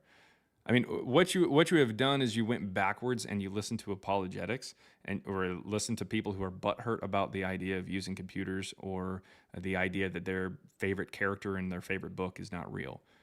That's what you did. You didn't actually go forward. Listen, you didn't actually go forward in time. You didn't actually go from when our book came out in 2024 and say, oh, what possibly came out in 2025? What has come out in 2026? Let me listen to more of what they said after their book came out. You didn't do that. Well, Instead, you okay, went to be backwards. fair, though, No, the it's book not to be mentioned fair. is You actually weren't the fair at brief. all. So I don't No, but really the care. book you mentioned also doesn't reach the same conclusions that you do. He actually says that you cannot use stylo as a reliable method in regards to Pauline authorship. He, So even more he likely, absolutely you gave yourself, does say which that. is You didn't more read that recent. book, did you? What did you do? Did you just like run it through like a AI or something? You didn't even know about the book until about 5 minutes I looked ago. it up to try to read the synopsis whilst I was. The synopsis is that you can't use what he uses? It's one of the points No, he makes in the dude. book to No, say that dude. it's You're a not dishonest piece of reliable- shit. I don't even want to talk to you anymore. Because, like, straight up, man, like, you went backwards in time and then you used AI to run a book that you haven't even heard of prior to about 5 to 10 minutes ago. And now you're saying something that is not true. So, Okay. I mean, he literally runs Stylo and Gephi on the Pauline epistles. If he ended up getting an answer that said, hey, you can't do this, he wouldn't publish a book. That doesn't make any sense. Jesus Christ, dude. Like, I don't know where you're getting the book's idea. title is called something, Fancy Maths. He's trying to say that that method alone is actually not. Have you read the book? Did you know about it before I mentioned it to you? Looked into a brief no, and I'm No, willing to okay. admit that. So, and how long ago did I mention it to you? How long ago did you look it up for the first time? 20 minutes ago or something. Okay, sweet. Yeah. You're a dishonest piece of shit. Welcome to the block party. Okay, fair enough, man.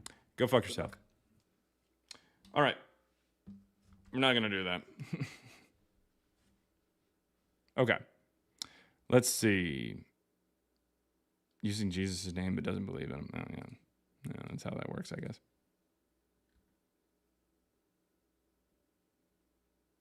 You really block people? Yeah. Sure do there, Hanson. Why? Did you want to come up?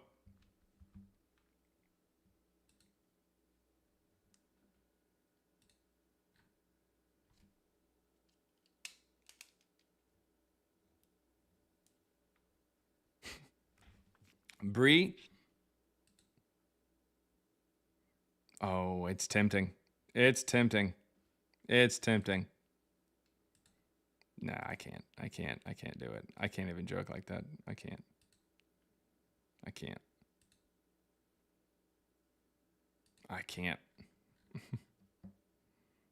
Yeah, I can mute her for a couple seconds. I would. I can't block the mouse. All right. If anybody has any evidence for Jesus or Paul, come on up.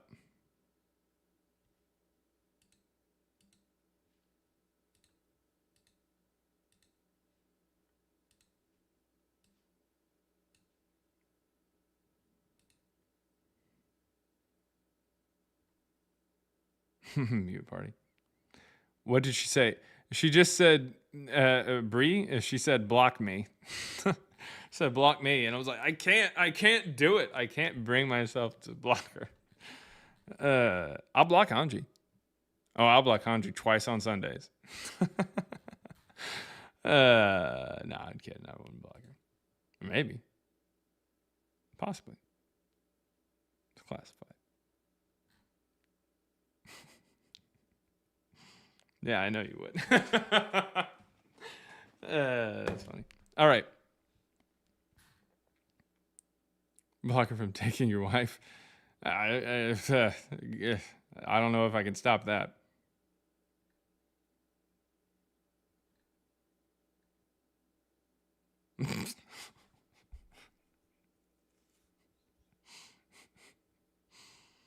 Oh my God. YouTube is unhinged. Like, I don't even know what's going on. And the bad part about that is that I only see, over the last like few minutes, I can only see one mod in there. So, like, it's nuts.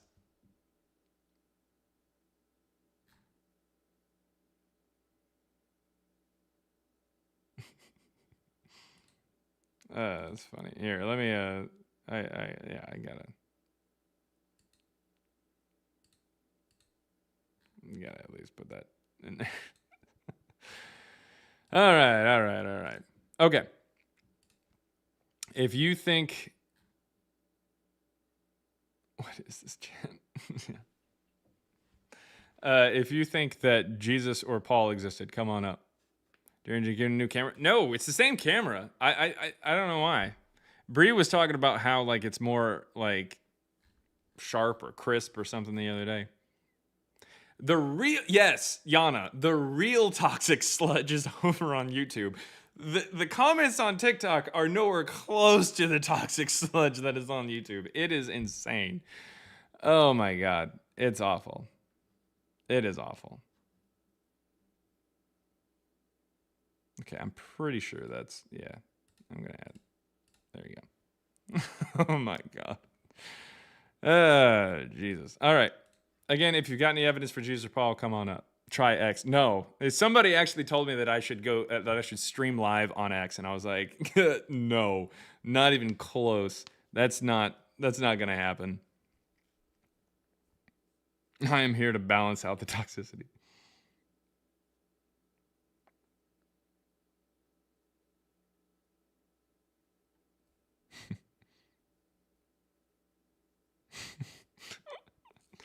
Oh my God. All right. It's all over the place. Hanji says, I'm here to keep Jaren on a leash. Okay, wait. Hold up. Pixie says, yay, I'm not so toxic or sludgy today. Hell, that's a win. That's a win. Christina says, giggity. Surely there's a sound for that. Let me see.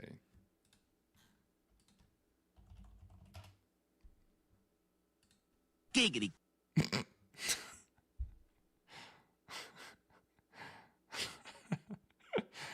Giggity, giggity, giggity. All right. Anyways.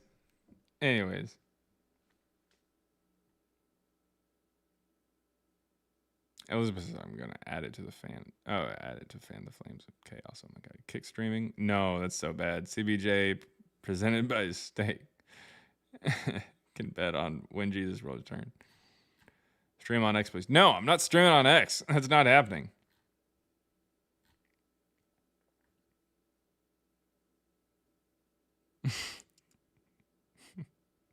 There's a lot of stuff going on YouTube that's just, oh, it's nuts over there. I don't understand it.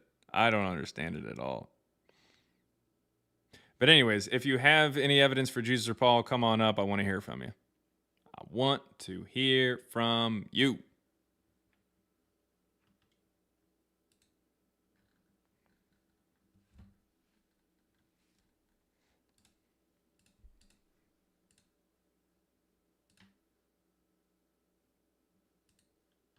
Anti-church. General Mao never existed. Oh my God. Whack troll over here. I don't even really mind it. Like I don't, it's not really that big of a deal, I guess. They're giving, they're helping the algorithm, so. Anyways, I'm gonna head over there because I'm curious. No, if you go to X, you'll be on your own. I'm not following. Oh no, I'm not going to X. No, God no.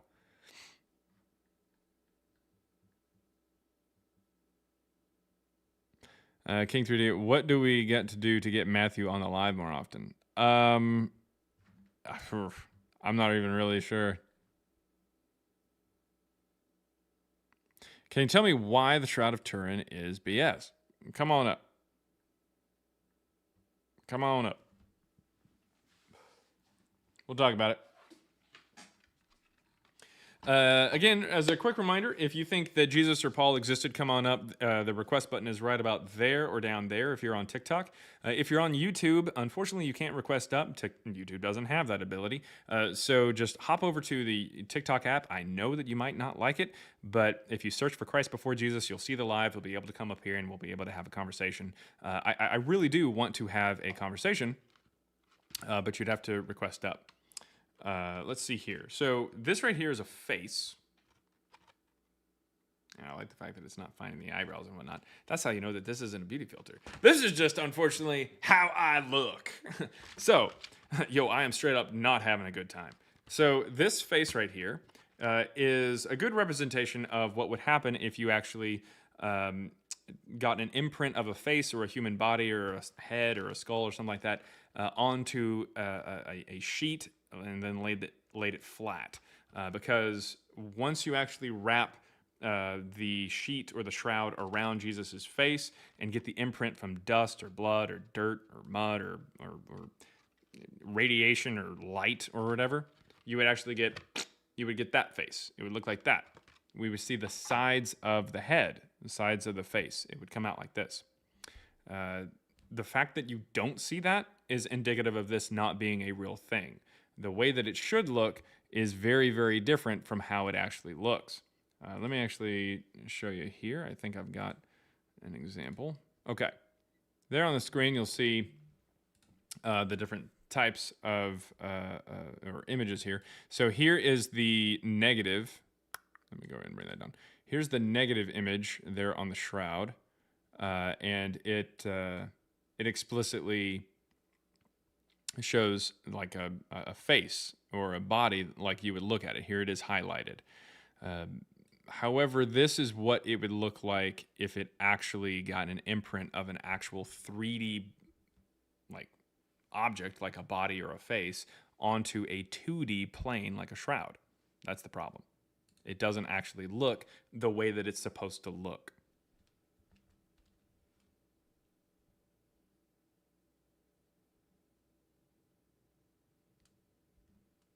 So yeah, that's the issue with the shroud.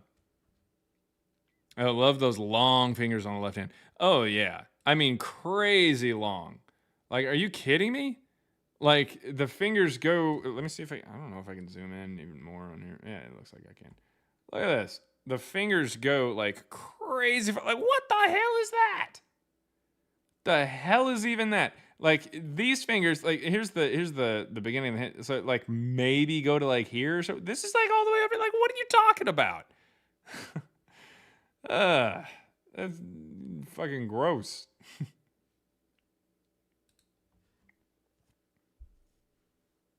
That's Saruman from Lord of the Rings. Daddy, chill. All right. So you can get a good grasp on the rod of God.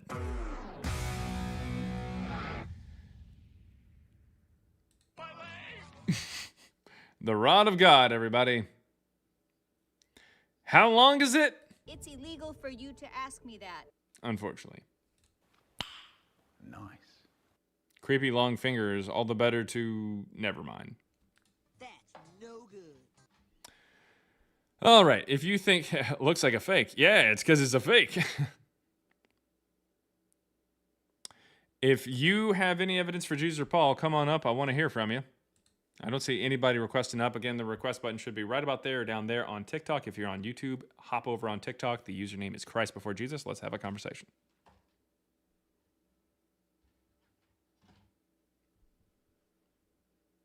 Rod of God, blasphemy. You say Malcho for fun? Just for fun.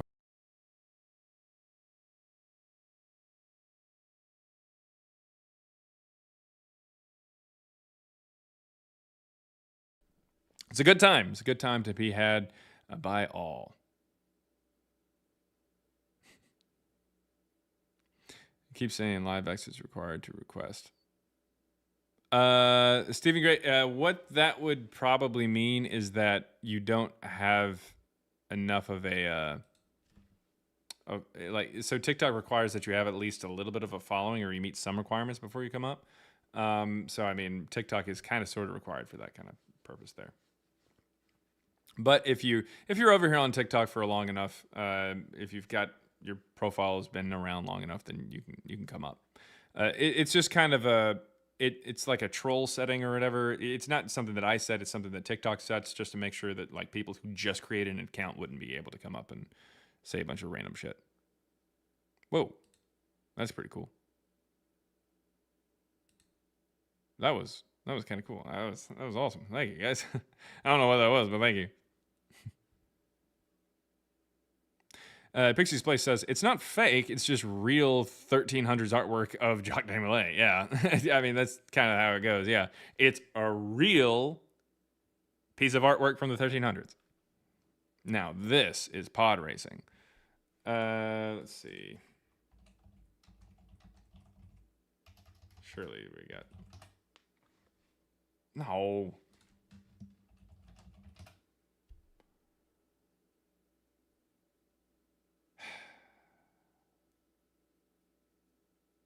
This isn't gonna be any good, but whatever. Now this is pod racing.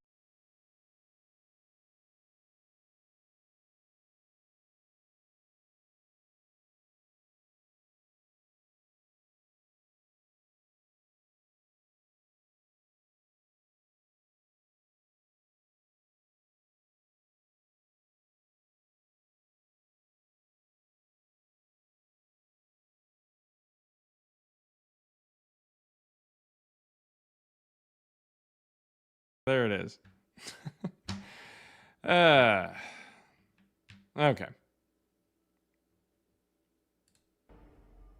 Hello there. There we go. All right.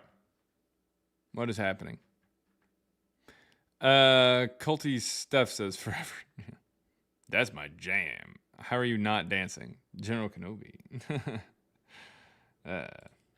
Roger, roger. Okay.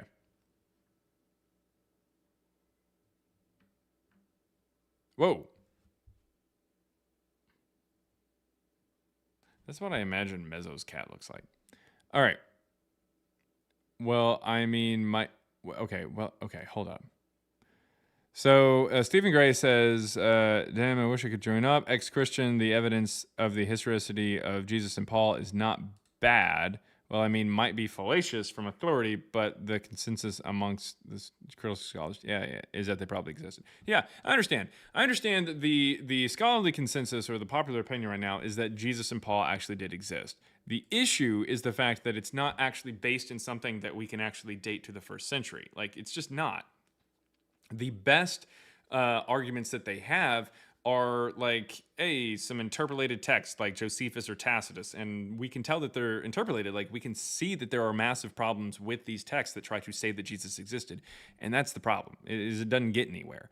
And not only that, but like when you take a look at, say, like Pliny the Younger, when he says that the Christians have a Christ that they worship as, as their God or as God, that's fine, but like that doesn't mean that the Christ is a person. Christ is a title, not a name. And if you assume that the texts are from the New Testament is from the 1st century, then that Christ seems to look synonymous with Jesus. But if you understand that the New Testament doesn't show up until after Pliny runs into the Christians and mentions that Christ, all of a sudden that Christ becomes really up in the air, and you don't really know what it is. Mezzo's cat would be more chill or zen-like, probably. The R2-D2 screaming. I think it might be in here. I don't know.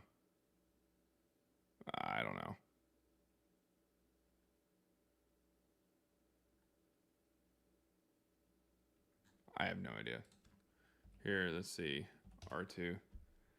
Here we go. It's probably going to be super fucking loud, but all right. Actually, it wasn't too bad. I kind of like that one. All right. Anyways. Oh, here's a Chewbacca? Well, and Mandalorian. I like those odds. I like that one. I like those. Those weren't too bad. That wasn't too bad. Sometimes may be good, sometimes may be shit. All right. WTF.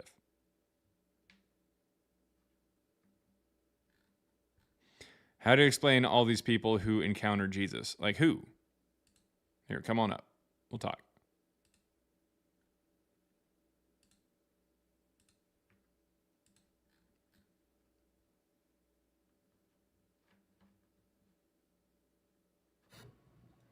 What did you mean? So your comment, this is Believe in Faith, everybody. And it said, how do you, or I don't know, maybe she, I have no idea. It says, how do you explain all these people who encountered Jesus? You got that one kid that kind of came about it. I can't remember his name, but he wrote that book. Oh, Burpo. Was it Todd Burpo or something? Yeah. So how do you explain like some of these people who have like life and experience, everything else, they like encounter? You know that that kid came back around and said that it was fake, right? He did? Yeah. The one that wrote the book, 18 18 No, Days it's in like Heaven? I met Jesus or something like that. The Burpo kid. Is it Todd Burpo? I think it is. I think he's the dad. Heaven is for real. That's what it was. That's what. No, not that one. The 18 Days in Heaven. Oh, well, yeah. It's nothing more than just people making shit up. Could these? Well, could these? Yeah, because so if that's the case, like these people could be like maybe hallucinating. I mean, yeah, most likely, because it's something that is on their mind, especially if you know that you're sick and everything like that, and you're like a Christian or something, or even Muslim. Because I mean, like, people in other religions have hallucinations as well, and these or indies or whatever the hell you want to call them, where they go to their own version of paradise or their own version of the afterlife. So, yeah. That's how it works. So you say you were a Christian before, correct? Wait, hold up. Gabe Perot. Oh, is that the guy? Oh, that douchebag. Yeah, so Matthew and I actually met this guy. He's from DFW. So me and my co-author, we actually, we were doing research for our book, or maybe it was I think it was shortly after it came out or something. We were in Barnes & Noble in DFW, one in DFW, I can't remember which one. And this guy actually walked up to us and he just started asking us questions about our beliefs or something. And we're sitting there going, this guy does not know what he's about to get into. And he eventually points over and he goes, "That's me," or whatever. And we were like, okay. He was basically trying to pitch us on his book. But I mean, he was friendly in the sense that he was asking questions about what we were saying, but we were holding back because we were we don't especially after we heard that he was in a car accident and hurt part of his brain or something. We were like, we don't we don't want to just tell this guy that hey man, you have a brain injury and that's why you think that's why you think that you went to heaven. But yeah, 18 Minutes in Heaven or 18 Days in Heaven or whatever is the book from this Gabe Perot guy. He's a nutcase. I don't know how to really say it any other way. He's uninformed. Maybe I shouldn't say nutcase. I apologize. I shouldn't have said that. I should say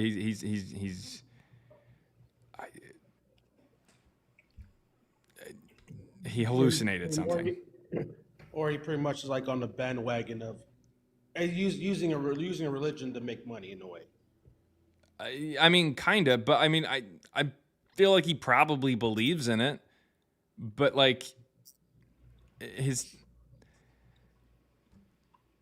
he didn't actually have that experience. He had a brain injury. He was concussed. It was bad. 18 Minutes in Heaven. Oh my God. So you say you used to be a Christian, correct? Who, me? Yeah. Yeah. So what made you drop from your faith? What? What made you not become a Christian no more? Who says I'm not still Christian? Well, you said Jesus and Paul didn't exist. So, explain that. Christianity existed before Jesus did. That's why the title of the book is Christ Before Jesus. Hell, I'd encourage everybody to become a Christian like the earliest Christians, the ones who swear by an oath not to commit crimes, share money, share resources, share food, and if they lend money out to you, they don't pester you to get it back and stuff like that. So, yeah. So, but Jesus never existed. But we're saying Christ did exist. I didn't say that. Where can I get your book at? I need to get your book. Amazon is the cheapest way to get it. There's a $3 ebook over there. $3. And let me see. That guy's book, his devotional or whatever that he fucking made. Let me see. How much is his book? That guy. That. It's not. He's not related to Ross Perot, as somebody asked there, but Gabe Porra or something. His Kindle version is $16.14. Jesus Christ, $16 for a Kindle book is insane. That's insane. Like, come on, man. How many pages? This couldn't be more than. Oh, it's 242 pages. So it's it's over 5 times the price of our Kindle book, and it's about 67 to 75% of the size of our book. So I mean, this guy is making money hand over fist every time you buy his book, and he makes like fucking $12 every time. It's kind of wild. Yeah, a little bit. Anyways, anything else that you had though for Jesus or Paul or anything like that? I mean, as far as those like NDEs and stuff like that, like it's pretty clear that as the brain starts to go out, it releases DMT into the system, and you like kind of zone out. Like you start to hallucinate and whatnot. Is it possible to come back during that time period? Yes, it is. But the chances are really high the further you go without oxygen and everything like that to the brain, because the heart stops pumping. The further you go, the less likely you are to come back with all of the same brain power and brain faculties and whatnot, which is why you end up with situations where people start going really hard in the paint for Jesus and stuff like that, because they're so obsessed with what they saw or what they felt like they saw, and also they can't rationalize the idea that maybe they didn't see that, like physically. Again, I was just kind of curious because there's a lot of people out like him, or even people who are with other religions like Islam, and people who are never religion at all, or who are atheists, whatever. They say they had an encounter with Jesus or Christ. And yeah, there's not a single person who has never heard of Jesus ever, like at all, and had an encounter with Jesus after the death. That's or in an NDE. NDEs are always going to give you something that you already know about. Like it wouldn't make any sense to just like, I would be convinced if there was like someone out there who would literally somehow, we know that they never had heard of Jesus and they said they had an NDE with Jesus. That would be like more convincing as far as the supernatural shit goes. I appreciate your time. Thank you. Yeah, but does that make sense? Like, is that fair to say that like if somebody had never heard Jesus and they saw Jesus or something like that, that would be pretty impressive, right? Yeah, for sure. Yeah. All right. Thanks for coming up though. Thanks. Bye. All right. If anybody has any evidence for Jesus or Paul 2,000 years ago, come on up.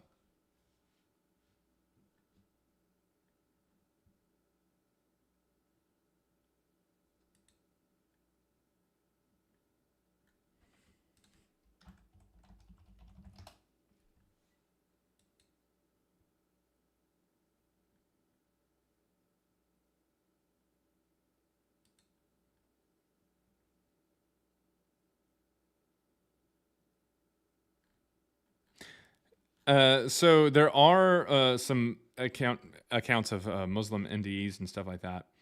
But what's really interesting is I was wondering, I was like, do any of them think to themselves, oh, hey, I've got like X amount of virgins or whatever now? And the answer is no. We don't have any NDEs that we know of from Muslims who say, hey, I made it into heaven long enough to get the virgins that I was promised or whatever, and then come back. No. I heard a joke when I was a kid, and I'm gonna go ahead and say it because fuck it. So this Muslim guy, he passes away, and he goes to heaven or whatever, Muslim heaven, obviously. And he goes up there, and he gets kind of situated, gets his own palace or house or mansion or whatever. And then all of a sudden the door knocks, and he's like, "Oh, I bet I know who this is." And in walks George Washington, and he just like punches him, and he's like, what the hell was that? And then another knock on the door. Thomas Jefferson walks in and he punches him. And he's like, what the hell was that all about? Another knock on the door. This time it's James Madison, and he comes in and punches him. He's like, okay, what is going on? I demand to talk to somebody. And George Washington, he goes, what's so confusing? You were promised 40 Virginians. Anyways.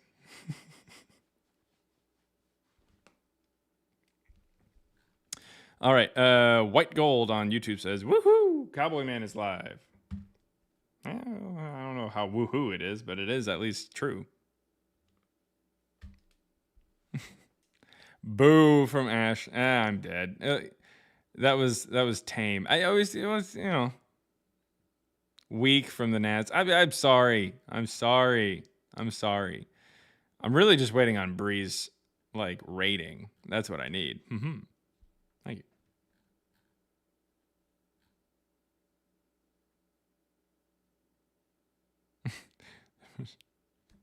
you. Also, I'll probably.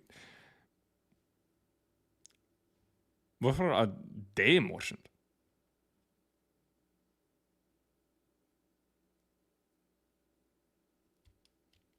Three out of 10. That's from Chaos, though. I'm still waiting on the mouse squeaks. 7 out of 10 squeaks.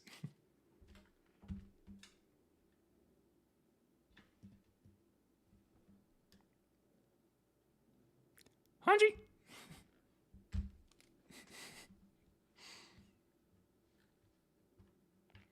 Let's see.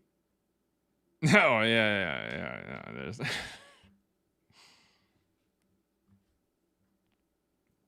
You're done messed up, J.A. Ron. Yeah, exactly. You done messed up, A.A. Ron! All right, if anybody's got any evidence, come on up. Come on up. If you're on YouTube, join over on TikTok. Username is Christ Before Jesus. Going through some of the chat there on YouTube. Oh my God, it's wild. Moses is a legendary hero, not a historical figure. That's correct. Someone said, hi, Ruby Begum or something. Okay, John and Mark. Oh, wow. So what's this cowboy's story? I have a question. What's your idea why Jesus, our Lord, doesn't exist? Because even the natural Jesus in Paul is presented by the New Testament, or the Quran, or Book of Mormon for that matter, does not line up with what we know about the New Testament from archaeology, from geography, contemporaries, that kind of thing. What else we got on here?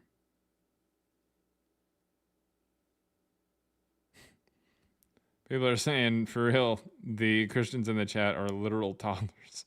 What is happening? How do you explain Jesus and Moses fighting with the Romans with M6? I was like, maybe he's talking about the Transfiguration, and then I was like, the Romans, and then M16. I was like, okay. All right.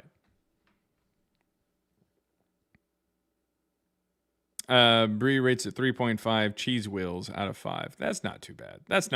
I'll take 3.5. That's a 7. That's a 7 out of 10. A 70 is still a C. That's a passing grade.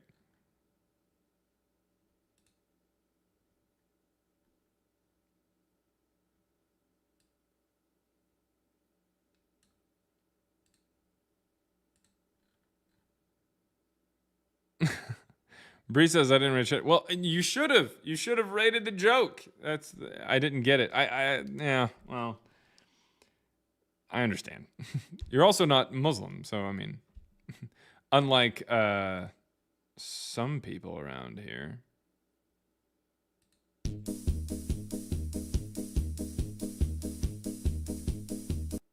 Anyways, no, we're not going to do that. Yeah, we may do it. No, we're not doing it. Okay. And again, if anybody has any evidence, come on up. Want to hear from you.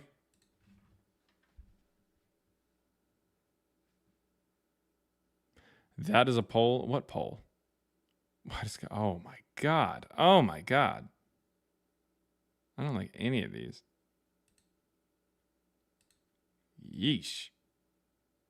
You guys are off the hook.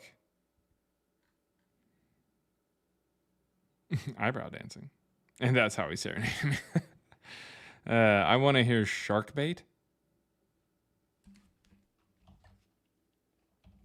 Don't I have that one? Or I had that one, or I at least played it. There we go. Shark bait. Ooh-ha-ha. Okay, so. Come on, people.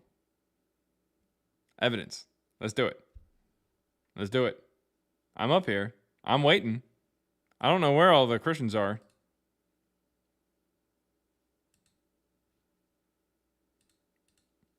Surely I don't need a...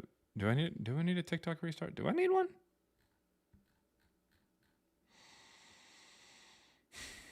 Maybe. We'll put it to a vote. Okay. Everyone there on TikTok, you can vote. We're going to see. Heart for restart. Heart for restart. I mean, I can stay on here if you want, but the heart is for the restart. Make sure to vote. The vote is up there. We got some votes coming in for the hearts. And, of course, AZ Mike is going to be coming, oh, my God, with his crazy votes against it. Remember, guys, he can only vote up to 50 times. So we can still defeat the powers that be. All right. Oh, my God. I don't know why people don't like the idea of restarting. We do have some people voting for restart, though. It is close. It is currently 96 to 86, 97 to 90. Oh, and the restart seems to be taking over. There's only 15 seconds left. Yeah, I think the restart is taking over, guys. Oh, they're trying to make a comeback. Oh, no, it's buried. It's more than doubled. Oh, my God. All right, well, with a score of 286 to 111 votes, there's not even that many people in here. So, you know, it's definitely democracy manifest. Anyways, we're going to go ahead and do a restart over there on TikTok. And in the meantime, I'm going to chastise those heathens over there on YouTube. So I'll see you guys on TikTok in just a moment.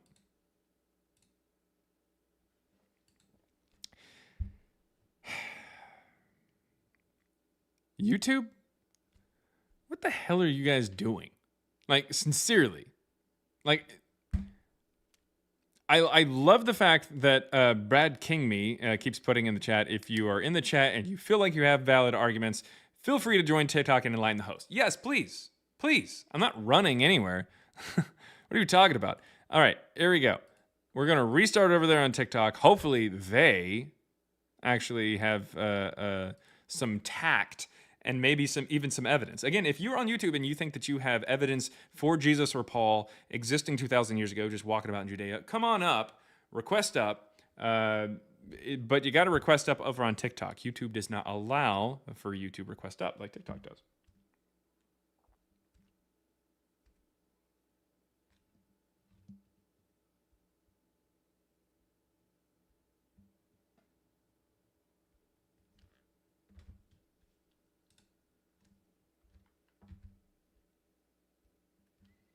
So, what is going on, everybody? What's going on? Some number. Yeah, there we go. Kelvaster waved, and then Holly said first, and then Hetty said first, and then Speed Buggy said Shazam. Then Washman said first. But Christina the Godless did get it correct by saying some number. Technicality is the best way to win. You restarted while I was upstairs. Well, I apologize. CBJ raid. That's funny. Let's see. No, it's too lazy to set up Video Ninja. Yeah. Well, no one has actually... People have said, oh, I can help out. I can help you set it up. I can tell you how to do. And then no one ever sends me any DMs about it. Send me a DM about how to set up Video Ninja and make it work, and then we should be good. But until then, we're just going to use TikTok. Let's see here. But what is going on, everybody? If you think that Jesus or Paul existed 2,000 years ago, request up right about there or down there. Again, if you're on YouTube, go search on Christ Before Jesus on TikTok. Genuine question, who's Jesus? Jesus is the main character of the New Testament. Lucy Satan 666 on YouTube says, we'd all be rich if we each got a cent for every time a Christian preached instead of providing an argument. That's a good point. That is a good point. Misha on TikTok says, I debate him, but I'm not sure I disagree.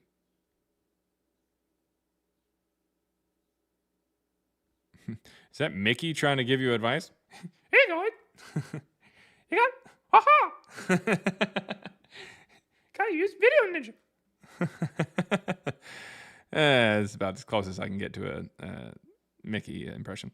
Adversary 86 says, one of my favorite lives on TikTok, hands down. Hands down. That was a great Mickey. Oh, well, thank you. Thank you. I don't think I did a very good job on it, but anyway, it's as close as I got. So thank you. Thank you to Queen La Dr. Ajam. Best cowboy live ever. Yeah, sure. I'll take that one. I like my hands everywhere. Oh my God. Hey, Mickey, you're so fine. You're so fine. You live on my... Hey, Mickey. Okay, anyways. I laughed. Oh, well, thank you very much, Salinas. I still bump Selena when I get drunk. I like that song. Anyways, let's see. Still no real job. Dang, truly are useless. Man, Mince 8. Still no real grammar or punctuation. Dang, truly are useless.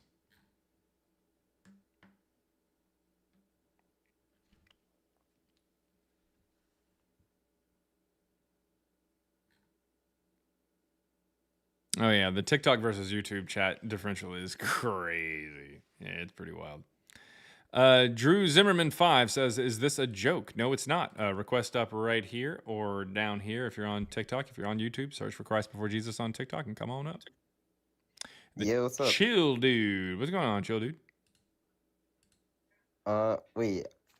I'm not even like religious, but I feel like Jesus definitely existed, like the person, you know? Yeah, not a problem. What's your evidence for that?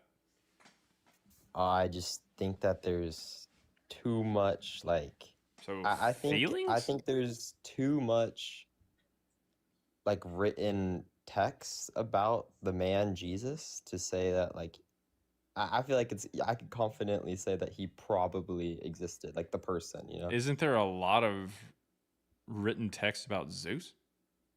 Not as much as Jesus, I don't think. Well, The Greek gods are mentioned in the Odyssey and the Iliad, and those books are I'm not infinitely, even religious. not I'm infinitely, but like I'm just curious. What the Iliad and the Odyssey are trying much to bigger test than the New God's will? Testament.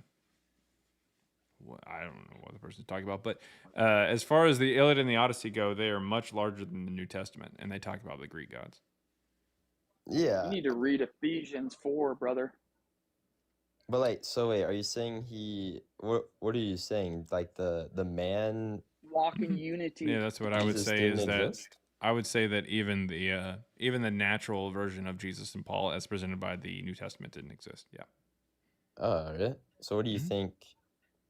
What do you think like the truth is to the Bible and Jesus? Like how it talks about Jesus? Like what actually happened? You think? It's just a mythology. It's not like a real story where something actually happens. It's not a real story. So you don't think there was a man named Jesus that like walked and preached? No. Why not? Because the stories of a man named Jesus who walked and preached include anachronisms and are lifted from prior works in many cases for even the teachings of him. So, What is I mean, we don't have any evidence. Anachronisms are Anachronism mean? things in a story that are out of place in time. If I told you a story about someone in the 1960s who owned an iPhone, you would know that story is bullshit, right? Yeah. Yeah. That's because the iPhone doesn't come out for another 40 years. Likewise, there's things in the Gospels, in the book of Acts, and in the Pauline epistles that are anachronistic to the time period they're supposed to be in. Weren't a lot of the correct me if I'm wrong, but weren't a lot of the stories in the Bible written like in the future, and they recall like past events? Yeah, so if they put things from the future into the past stories, then that would make the stories incorrect. Yeah, I mean, I would agree that there's definitely like probably the whole truth is in there, but like, does that mean necessarily that like a man named Well, Jesus what's the other didn't evidence for it? exist? Because what I say is that even the natural Jesus in Paul as presented by the New Testament did not exist. I win by technicality because the New Testament does not present a Jesus that makes sense. You would have to carve out some Jesus from the New Testament and say that guy existed. Well, But then I'd ask I for the mean, evidence for that guy, and we don't have any evidence for that guy. I don't think a lot of things in the Bible make sense per se, but that is I still believe that like maybe a human being named Jesus was born and that those stories reference him even though they're not like completely true to what they're referencing. You know what I'm saying? I mean, I get it, but what is the evidence for that guy then? What Uh, you've done is I you've don't taken a look at the New Testament, and let's say that it says Jesus did 100 things. Let's call 50 of those supernatural, so the other 50 are natural things. You're then saying, well, some of those contradict, some of those I wouldn't say that he actually does. So let me carve out 25 of those 50 natural things and say that this guy existed. Great. Where's the evidence for the guy who did 25 of those 50 natural things? I got a story to tell. I'm still I talking to the guy with the mean, cat picture. I just think I I don't think that the amount of like text would be produced about specifically a person named Jesus if that person I mean What the about texts Hercules? being produced don't have I mean what would you say what about What about Hercules? Hercules? Yeah. There's plenty of stuff on There was Hercules. Dionysus. well that's a great I mean for like Hercules there was probably a man or someone who like there was a man named Hercules or but that doesn't mean that the things that he did actually were true, you know? Okay. Well, where's the Or evidence you that say, Hercules was real? well, I don't think there is Okay. evidence. Like, Well, see, that's the thing. Like, so it sounds like I you'll just don't. kind of fall for anything that was written as long as there was someone who wrote enough about it. Well, I'm not saying like I'm not claiming that the Like, there's things no that they evidence for said. Spider-Man or Peter Parker or Harry Potter. Yeah, I mean, I'm not religious. Like, I That's don't fine. believe in that. But I'm just saying, like, just like a person named Jesus. I feel like there's so much written So about you're him just that going off of he probably feelings? existed. It's You not. literally I just feel said, like I it's just feel like it. likely. Like, I mean, th- if someone is written about thousands of times, I What do feel you like mean there's a thousands high of times? Where are you getting thousands of times? Is there not thousands of manuscripts referencing him? Thousands of copies? It's not like 1,000 different texts. What are you talking about? I don't know. I just feel The number of Greek manuscripts that we have is 5,766. 93.8% of those come from the year 701 or later. 0% of those come before the 3rd century. That being said, when you whittle it down, the Greek manuscripts, those 5,766, they come from, and this is true, 4 different gospels. Yeah, I'm not So at best, it's not definitively thousands of different claiming. stories, it's 4. I'm not like definitively claiming that he existed or didn't exist. I just think it's probable that a man named Jesus was But where? born. Where are you getting this probability from? Because at first you said like thousands of manuscripts. That's just how the world works. I mean, like if someone if someone has written about 4 times, he must be real. Albert Einstein, he did a lot of things, published a lot of papers, talked to a lot of people, and there's been like books written about him by other people. Cool. Did Jesus publish anything? Did Jesus publish anything? Okay, I'm not saying that. I'm Okay. just saying, Did any I think it's contemporaries of likely- Jesus talk about him? I think it's. Did more any likely- contemporaries of Jesus talk about him? Any contemporaries? Shut me up. What does that mean? Like, Don't did shut me people? up. I don't know who You you're listen to- talking to. Okay, I don't know why the other person's talking. All right, so did any contemporaries? That means people who lived at the same time. I mean, I think there was like 2, right? No, there's none. Zero. there's n- Zilch. Nada. What about the story where wasn't when he wrote, when they say he rose from the dead, like he went and saw his disciples, or is that not true? Like, are you just asking, is the resurrection true, or I mean, what are you? No, what are you I'm talking just, about? like, wouldn't that count as like a contemporary like story? I mean, it's in the sense that Ron Weasley Someone is a who was- contemporary to Harry Potter. Like, there's two characters that meet each other, but that doesn't mean that the story's from Ron Weasley. That's what I'm saying. Yeah, I mean, I just think like Cleopatra. you can't Jesus Christ, dude, definitively- we're focusing on Jesus. Yeah, no, Do we I'm have saying any it's an contemporary? Stop. example, No, like no. Cleopatra. Your example was Albert Einstein, and then you pivoted whenever you found out that no, the ways that we know that Albert Einstein existed and the way that we can tell isn't even remotely close to the Yeah, I know. I would agree. crazy So, lack of evidence for Jesus.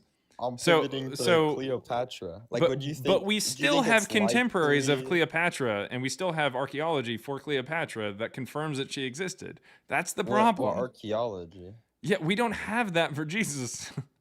So I don't know what to tell you, man. Like, Would you need like a body, like, or what would you need?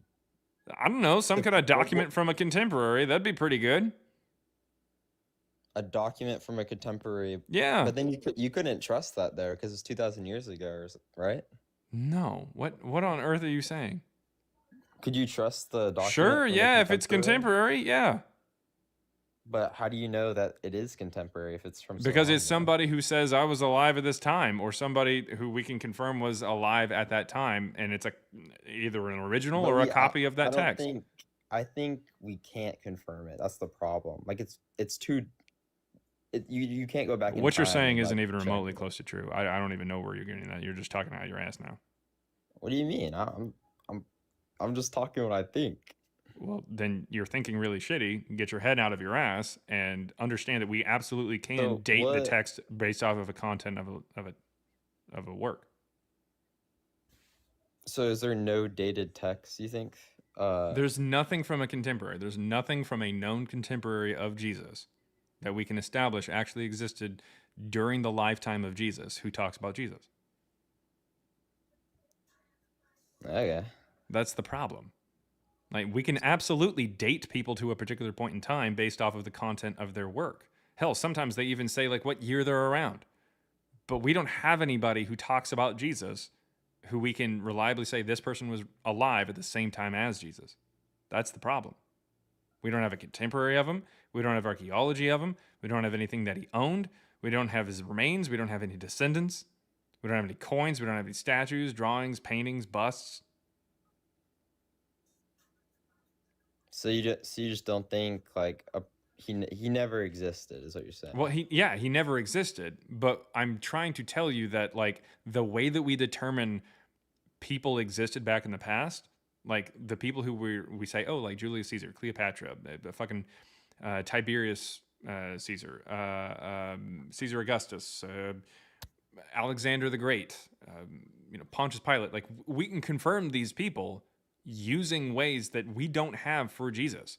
Now, I completely understand the idea that like someone says, oh, hey, well, hey, do you really need that in order to establish a person as being real? And the answer is, well, no, not necessarily. I mean, I get the fact that like, hey, we don't have to have those things in order for a person to have existed. I get that. But the problem with Jesus is that there's so many claims of Jesus that we can actually go into these texts and we can determine whether or not this is a true text based off of all these different claims that they're giving. Like, for instance, if you were to tell me, hey, there was a guy named Jacob who was a farmer in the 1st century in Judea, I'd be like, okay, that seems pretty reasonable. I don't know how you know about him, but I mean, at the same time, that seems pretty reasonable. Jacob, fairly common name, or Jacobus or whatever, which translates to James. Farming, pretty simple, pretty common. Judea was a place. I can understand that. But if you then try to tell me that he had 7 friends and he also rode a horse into a town on a particular day. Okay, where are you getting that? Like, that's Well, more not what I'm specific. that's not what I'm claiming. I didn't. I'm not. I claiming his- understand. I'm I'm not saying the claiming royal acts, you. just I'm saying the like, royal you. I get that you didn't claim that, and I get that you're not even really claiming that for Jesus. It's just that once someone starts making a certain amount of claims of something, even natural claims, you got to go, okay, well, where's the evidence for this? I understand it's not extraordinary. It's not some supernatural claim, but we at least need some kind of, like, while extraordinary claims require extraordinary evidence, ordinary claims require ordinary evidence. And what kind I of don't- ordinary evidence do we have?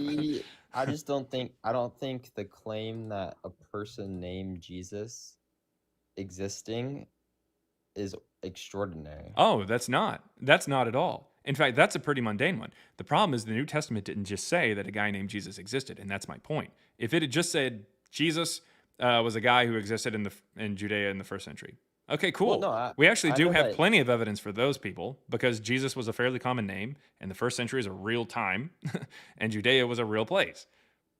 But unfortunately, the New Testament doesn't stop there. It's not super vague. It starts getting into finer details of this guy's life, like where he's born, what city he grows up in, you know, what he does to attract attention to himself and everything in the temple. All this different shit to just find out that, like, nah, he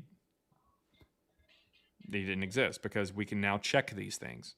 There's too many claims for us to just, like, let it go. Like, we can actually dig in because they made so many claims. People have the ability to make up stories and claims about another person that aren't true. I just don't think that means that that person, like, you're claiming that he never existed. Yeah, meaning based like, off of the natural version of Jesus presented in the New Testament. The New Testament makes so many claims that we can actually check it. If you want to carve out a specific Jesus and say, well, he didn't do that, he didn't do that, he didn't do that, he didn't do that, but he at least existed. Cool. Well, sweet. Knock yourself out. Fantastic. But that's not the Jesus from the New Testament. Oh, that's what I was claiming. And also, you don't have any evidence for that guy. So you're just kind of saying it. You can say it Well, all you want, but you don't have any there- evidence for it. I just think it's likely with a lot of text written about him. It's that- likely that what happened? Tell me about this Jesus Not- who not- you think not it's that likely anything- exact. I'm not to saying exist. anything happened. I'm just saying. No, you said what it's happened likely. was It that is he was likely born and for existed. Jesus. And tell me about this Jesus who is likely to have existed. Tell me Okay, about him. I think it was likely that Jesus purely existed. And You're what does that saying he mean? didn't. What do you mean? Tell me about him. He was a person in reality. A person. So just a person named Jesus existed at some point in time? Yes. Okay, cool. Yeah, well, I know A- somebody named and- Jesus right now. So is that all that you were saying? And there, I think it was a person that was preaching like Okay, preaching. spirituality. Okay, preaching spirituality. All right. Where's your evidence that he preached?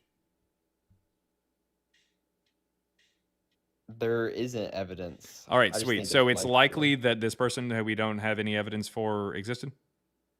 Well, I think it's likely. You think it's there's likely that somebody existed and you don't have any evidence for him? there's not conclusive evidence, but Do you there's have any evidence? Okay, what evidence? The Bible. Okay, so the Bible, which makes claims about when he was born and gets that wrong. The Bible makes a lot of insane claims. Okay, I'm and not the Bible, claiming- which is written at what point? At what point does this guy die? Do you think this guy's existing in the 2nd century? I'm just saying he existed. Okay, so he just existed in general. Okay, so he could have existed in the 2nd century. Is this correct? No, I'm saying like the Jesus that they speak of is not the whole truth. He doesn't actually. Okay, he so didn't when does he do all exist? these things. When does he exist? What century? 2,000 years ago. Okay, so 1st century. Awesome. That's not a problem. That's how, he's presented there in the New Testament. Oh wait, hold up. Shit. Fact. There's a little bit over there in the New Testament about how Jesus is mentioning things from the 2nd century, and also Jesus goes to places that are not there at the beginning of the 1st century, Yeah, 2,000 years listen, ago. I'm not. So sa- what do I'm we not do there? saying- What do we do with I- those? okay, what do we do with that? Did we just write mark it all- out? Okay. Yeah, just All right. mark it out. So if we go through Just say there that and it- we say, okay, well, Nazareth isn't a place at the beginning of the 1st century, so let's mark out any kind of mention of Nazareth. All right, that's not a problem. Also, as far as the stories of like turning over the tables at the temple and stuff like that. That's not a real story because that's taken from Hosea 9. It's just poetry. Resurrection, obviously, that's out. All miracles, that's out. Explaining things about rabbis, that's out. Running into Pharisees in Galilee, that's out because the Pharisees weren't in Galilee. Shit. All right. So we've taken out a lot of this. Oh, well, you got to take out the teacher. You said that he was a preacher, but you got to take out any kind of teachings that can just be, attributed to Jesus ben Sirach from the Wisdom of Sirach, which was utilized for the New Testament, most notably the first Gospel, Evangelion. So that's out. Uh-oh. We're not really left with anybody else. We're not really left with anything. Yeah. I don't know, man. I'm atheist as you could get. I just think he exists. Like the concept that they're talking about, like this person, like I think it's likely there was probably a preacher named like I don't think they would write this entire like huge religion like it's a large portion of the people world don't make believes fiction in at all, him. do they? No, they make fiction. And religions are always known for like telling like at least some truth to people. Like whenever they tell stories, like obviously like Scientology, like obviously Lord Zeno didn't drop us into a volcano, but like the alien battle did exist. Like obviously, like that's crazy. Yeah, I don't think you can like Joseph Smith, he made up the idea of like Moroni becoming like Captain Moroni becoming an angel. Like that's just batshit crazy. But Captain Moroni was absolutely a descendant of Nephi, who was a Jewish person who came over, Lehi, who came over from the Sinai Peninsula over to America in a canoe. Like that's real. Yeah, but I just think like it's. I'm not claiming he performed miracles. I think just he was a guy, Like I'm well aware. We're all well aware that you're not claiming he performed miracles. That's. But like, I don't think you can like objectively say that he didn't exist. I can objectively say, without a shadow of a doubt, that the Jesus, even the natural version presented by the New Testament, didn't exist. And that if you'd like to carve out a Jesus, that Jesus would either not be the New Testament Jesus, or it would be a Jesus who you don't have any evidence for, so it's kind of a waste of time to even do it.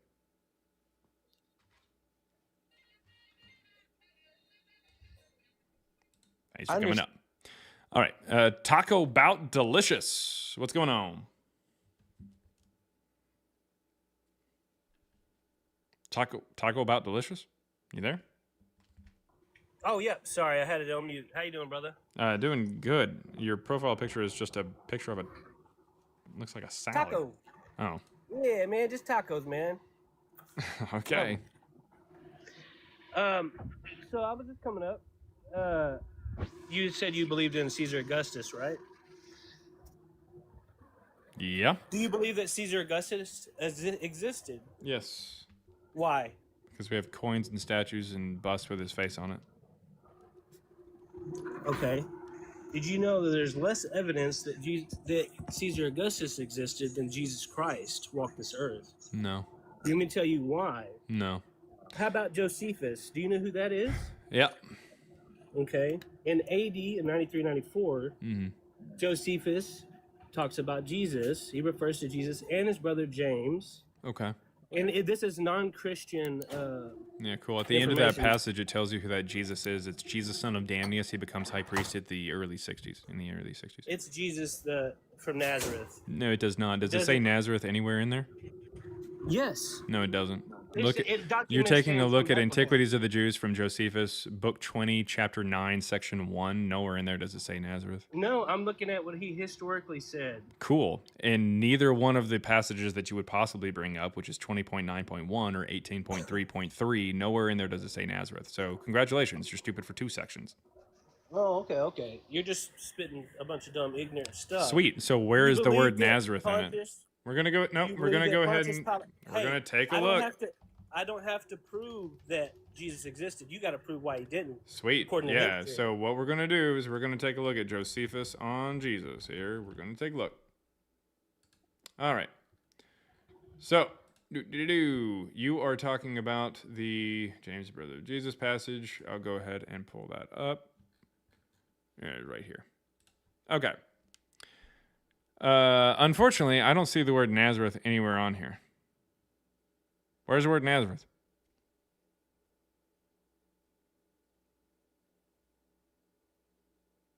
Seeing the word Nazareth anywhere there, buddy?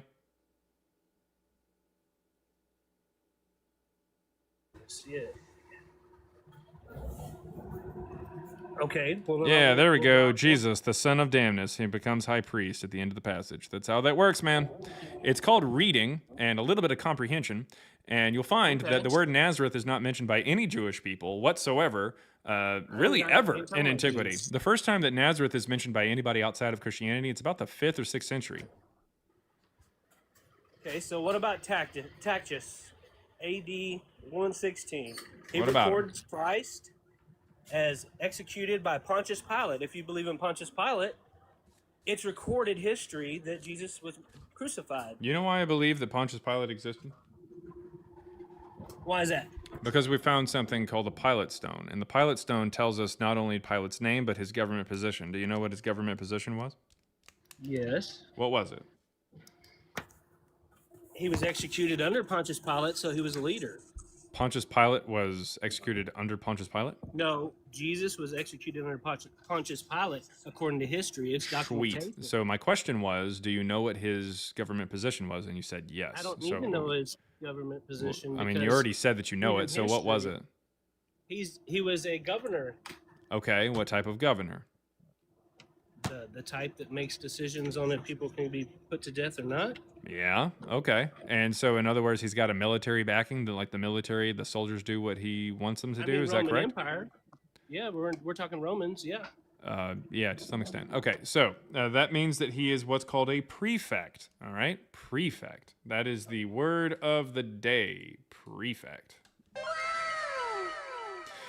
The point is, in this passage that you're talking about from Tacitus, he does not call him a prefect. He calls him a procurator. That's really weird because Judea didn't have a procurator until the decade after Pilate was dismissed in 36. And where are you getting all your information from? From Josephus, who was So a Josephus is contemporary, talking who was a about contemporary of Pilate. And no, he doesn't. We've already shown that he's talking about So Jesus, son of you're Damnus, in the saying line that you tried to do bring not up. believe that a Jesus was crucified, is what you're saying. You're saying you don't believe it, even though history says it. History does not say it. We are not History done does with say history. You are still talking about Tacitus, and you're trying to explain to me why Tacitus is making this error when he explains in his book Annals earlier before this, book 15, chapter 44 section that you're talking about. You're trying to say, that he just messes up the position for Pilate, even though he knows what a prefect and a procurator is. No, I'm not saying that. I'm Okay. saying that. Does he say Jesus or does he say was Christ? crucified. Jesus. Does he say Jesus You or gotta- does he you gotta say look Christ? up how many Jesuses were there during this time? How many were there? 8. Eight? I don't Do- fucking can know. you That's a show me that random question. evidence? No. Can you show me that evidence? No, I was joking, Of eight? dude. In no way, shape, or form right, is that right. relevant to the question You're or literally irrelevant to the topic. saying- So, again, you're really literally quick, saying the same slow thing. down. Does it say Jesus in Tacitus, or what does it say? It says Jesus. It does? Are you He's sure? talking about Jesus that was crucified. How many Jesuses were crucified? So Tacitus says the word Jesus? Yes. Oh, he does. Christ was executed. Does it say Christ or does by it say Pilate. Jesus? Which one? Jesus Christ. He's Jesus and Christ. Jesus Christ. That's his All name. right, sounds good. Well, what we're going to do now is It we're going to does- take a quick look at the oldest manuscript that we have of Tacitus's Annals. It is now on your screen. This is not going to go the way you think it does, but well, whatever. Okay, so in this particular passage, we get this word right here. This is Christus, right here, Christ. Now we're going to go to the word right before it. Does this word look like the word Jesus to you? No, I don't even know what No, this is. it's because it doesn't say Jesus. It doesn't say Jesus Christ. It just says Christ. Understand now? Okay, so Okay, if you refer to so- him to Christ or Jesus, what does it Sweet. matter? If I So refer is to so first name or Tacitus is one of the greatest ancient Roman historians because he used to be a senator. He has access to the Roman archives and the Senate records. Do you think that on some kind of crucifixion or arrest record, they would have put the word Christ, or they would have put his Hebrew, Aramaic, Greek, or Latin variant of the name Jesus? I am not too sure what they would document, but they did document Do everything. you think That's that why we the have Romans information. would have called him Christ, or would they have called him Yeshua, or the Greek or Latin variant of that? Sure, they would call him Christ. You If he's think the referring to Romans himself would as call him Christ? If he's referring to himself as Christ, Jesus Christ. well, then they No, would not refer to even him. Pilate, according to the story in the Gospels, put Christ above his head. I What did mean, he put they above his wrote head on the cross? King of the Jews. Sweet, is written that above his Christ? head. Well, Is that the why word would Rome- Christ? Okay, if you're Is saying that the you word understand- Christ? Okay, listen. Is that the If word you're Christ? willing to- Yes or no? King of the Jews? That's who he's referring to. Is that the himself word as Christ? Yes or Christ. no? Yes. No, Yes, he's that is called not. the King of the Jews is the answer. You actually got that wrong there. The correct answer was no. King of the Jews is not the word Christ, and the word Christ does not mean king or king of the Jews. What does Christ mean? Okay, if there Jesus What Christ does is Christ proclaimed to mean be there, King of buddy? the What does Christ mean? We're Jews- looking for two particular answers. I will accept an answer that begins with A and an answer that begins with M. What does it? What does it mean? What is it? I don't even know what you're trying to say here. What does Christ mean? What does Christ mean? Yep. What does that mean? There's a word that begins with M that I'll accept. I'll even accept a word that begins with A. What are you even saying? You're taking. I'm it trying to completely ask opposite. you what Christ You're means, and it saying- sounds like you you're- don't know I'm what trying to Christ s- means.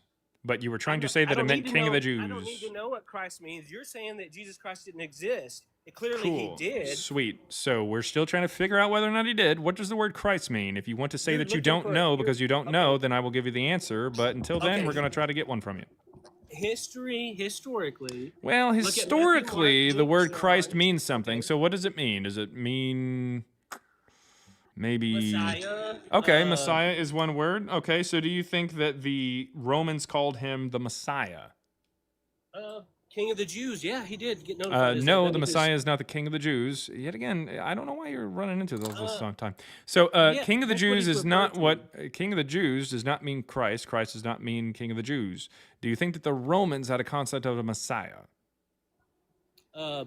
Obviously, if they crucified him for Mhm. that and named that for him as King of the Jews, why would they do that? Well, considering the fact that that's not the Messiah, it doesn't sound like they would have called him Christ if that's what Okay, Christ step, means. Step back into Old Testament, right? Sweet. Do the laws, Romans everybody- believe in the Old Testament? Nope, they don't. Okay, they so don't it doesn't believe sound in like that. that's gonna get you anywhere. That dog won't hunt. So again, would the Romans have Why called would he him be Messiah? crucified and be called King of the Jews? Well, King of the Jews doesn't Why- have anything why to would do they with crucify him? Christ, so it sounds like we're getting further and further away from an explanation as No. to why the Romans would call him Christ. He's the Messiah. He come and proclaimed Do to be you think that Messiah. the That's why they- Romans have a concept of a Messiah? Yes or no? Why would they put him to death?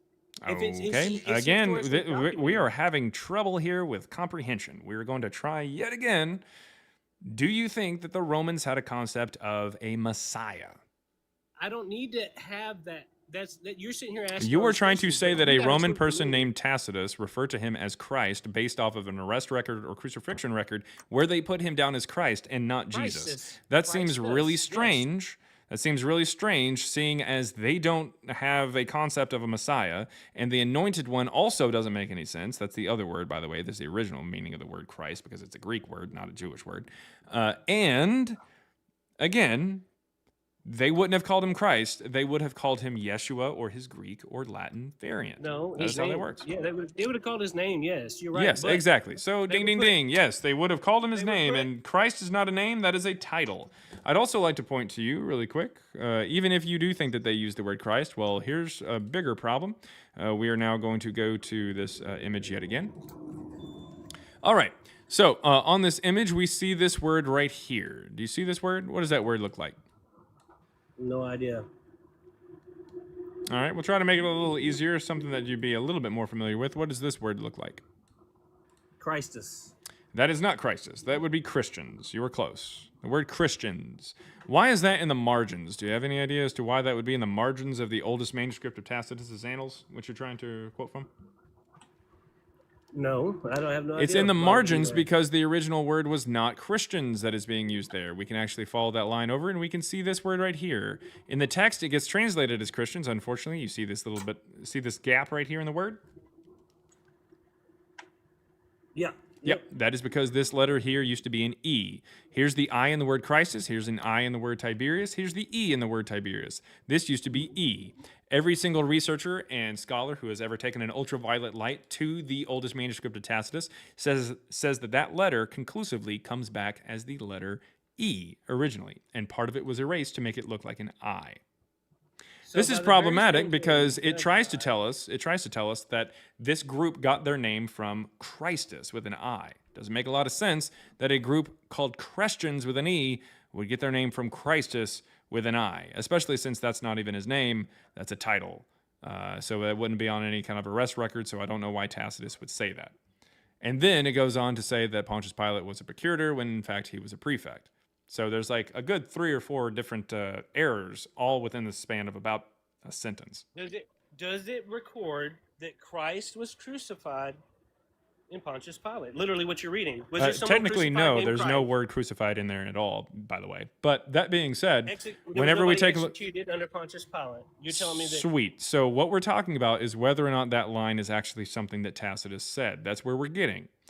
Because the fact that it's making mistakes that he wouldn't have made as a learned man and also somebody who had access to the archives, and these archives would not be recording this as that. That doesn't make any sense. It would have called Pontius Pilate his actual position, which is prefect. Would have called Jesus, Jesus, and it wouldn't have said that the Christians with an E got their name from Christus with an I.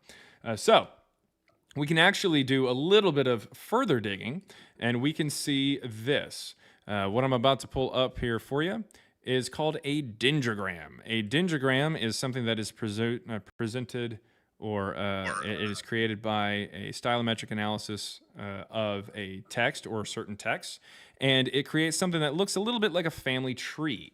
All right. You're running around the book here, man. Yep, and we're doing a lot of literary analysis. That's what we do. So, whenever we chop up Tacitus, chop up Tacitus into equally sized portions, we actually see that most of his writings down here come up under this branch. The further that you have to go up the tree to get to another file, the less likely it is to be from the same author. While Tacitus all appears under this particular branch, the line that talks about Jesus, which we call Tacitus J, is way up here. So not only are there plenty of reasons why Tacitus is not actually writing these things, because there's errors that he wouldn't make, we can tell using data science that he didn't write it to begin with. When Tertullian, a Christian writing in Latin, and the first one that we know of, alludes to Tacitus in 200, he does not say anything about Tacitus saying anything about Jesus, just talks about the other stuff, about how they were punished for the fire in Rome. It is not until the early 5th century by a Christian named Sulpicius Severus that we get the first mention of Tacitus talking about Jesus. This is something that has been added later.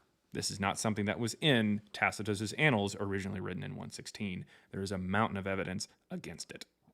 Would you say that the Old Testament is historical documentation? Nope, not at all. And Jesus said it in there. Nice try.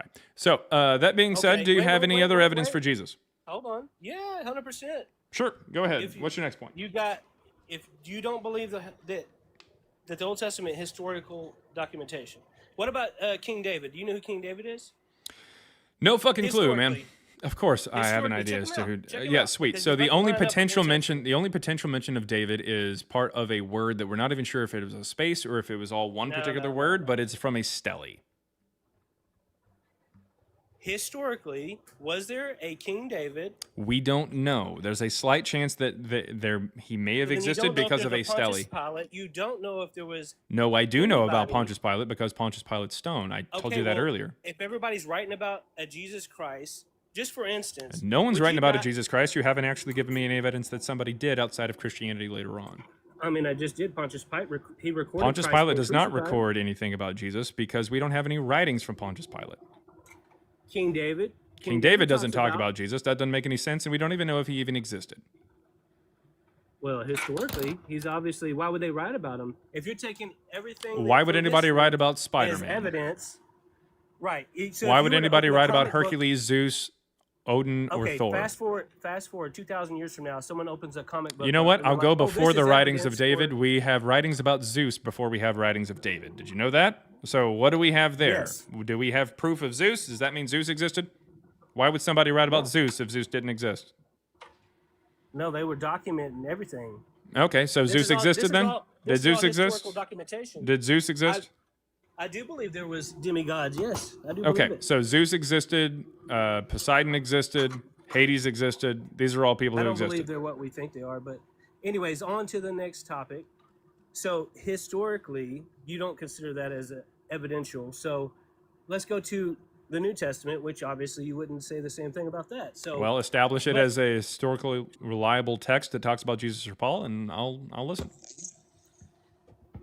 Well, it definitely is. If you're willing to look at any other gibberish online and believe it to be true, then how could you not believe that someone that has just as much information in Old Testament and New Testament? As a matter of fact, it cross-references more than anything in history. Yeah, that's not really how anything is determined as being true. So, as far as Luke 3 goes, this is one of the earliest attempts in the Gospels to try to say exactly when shit's going down. Wait a minute, It why says would in they the write about a 15th Pontius year, Pilate in the inside the 15th Bible? year That's of the weird. reign of Tiberius Caesar, when Pontius Pilate was governor of Judea, and Herod was ruler of Galilee, and his brother Oh. Philip, ruler of the region of Iturea and Trachonitis, Lysanias, the ruler of Abilene. This is the year 29 as we know it, because Tiberius Caesar starts his reign at about 14, so the 15th year would be year about 29. Pontius Pilate was governor at that time. Herod, the ruler of Galilee, that's Antipas, so yes, he was around at that time. Philip, his brother, ruler of region of Iturea and Trachonitis, that's perfectly fine. Lysanias dies in 33 BCE. He stops reigning in 36. So in other words, this guy right here that the Gospel of Luke is trying to say is reigning during this time period, he died 60 years prior. When the Gospels try to write history, they are really, really shitty at it. I don't know. It's pretty evidential. It seems pretty much lines right up. They're talking about Pontius You Pilate. think that Why would Lysanias, they the talk ruler about of Pontius Pilate, man, Abilene, if they somebody were who looking at actually this? died 60 years prior, is lined right up with them? I think that everyone that's seen Jesus, all of his followers that went and died, one. And there's no why would evidence they- that why would anybody they- there's no evidence that anybody who saw Jesus ever was unalived. there is. There's definitely evidence. Give us that they evidence for died. that. What evidence are you talking about? It's written down. Where? It's a legal documentation. Where? The Bible is No legal one outside of Christianity ever mentions any of the 13 disciples mentioned in the New Testament, nor Paul. So I don't know where you're talking about that it's written down. We do not have any testimony about that. Yeah, but you're sitting here saying that you're willing to look at other documentations and say that they're true. Sweet. Yeah, you just said that we have documented. So what other documentations do we have? Historically, you have. Historically, the we don't Old have and New anything. Testament. Sweet. Historically, Where in the you have New the Old Testament does it? Testament. Where in the New Testament does it say that all these disciples went out and unalived themselves, or They didn't got unalive. unalived? Actually, it tells you exactly how they died and why they died. Okay. You're right. Well, how many disciples' deaths are recorded in the New Testament? All of them but one. No, John that's 011 not is true. the only one that yes. Nope. I would Yeah. like for you to point to me where Peter dies in the New Testament. Go ahead, look it up.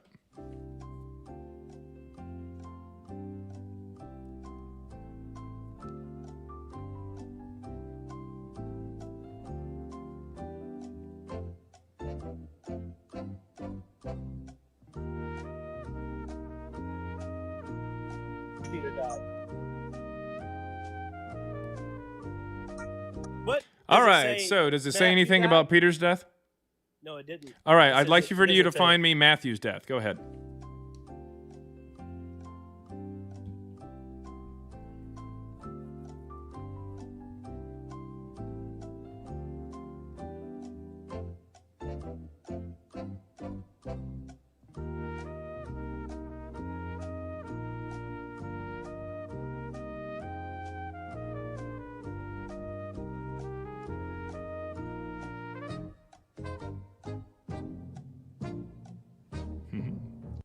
All right. So, what'd you find? Did you find Matthew's death mentioned in the New Testament? Did you find it? All right. Well, I can't hear you when you're off the app, so you're going to have to come back and give us the answer. What verse did you find Matthew's death in? Yeah, better yet, what book? Just tell me the book that you found Matthew's death in. I can't hear you again. If you're off the app, you got to come back to TikTok. There we go. What book of the New Testament records Matthew's death there? What do you got, Taco?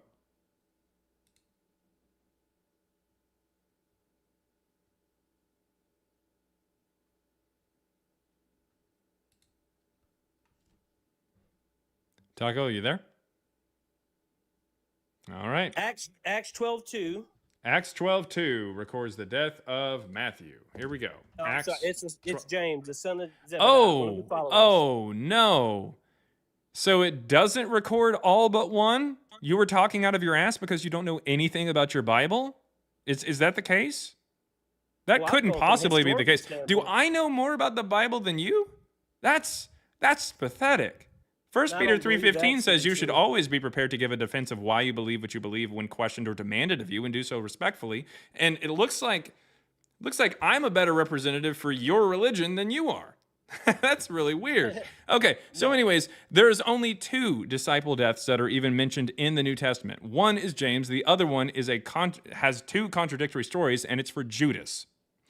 But I'd like to remind you that none of the 13 disciples that are mentioned in the New Testament are ever mentioned outside of Christianity once. Nor Paul. It's not a thing.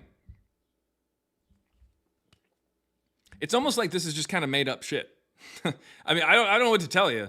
It's kind of like it's just a made up story.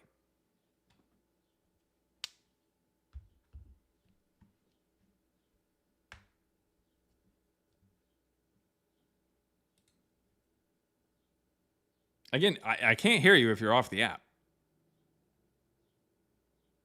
So if you're saying something, nobody can hear you. The 374 people on TikTok can't hear you. The 250 people on YouTube can't hear you.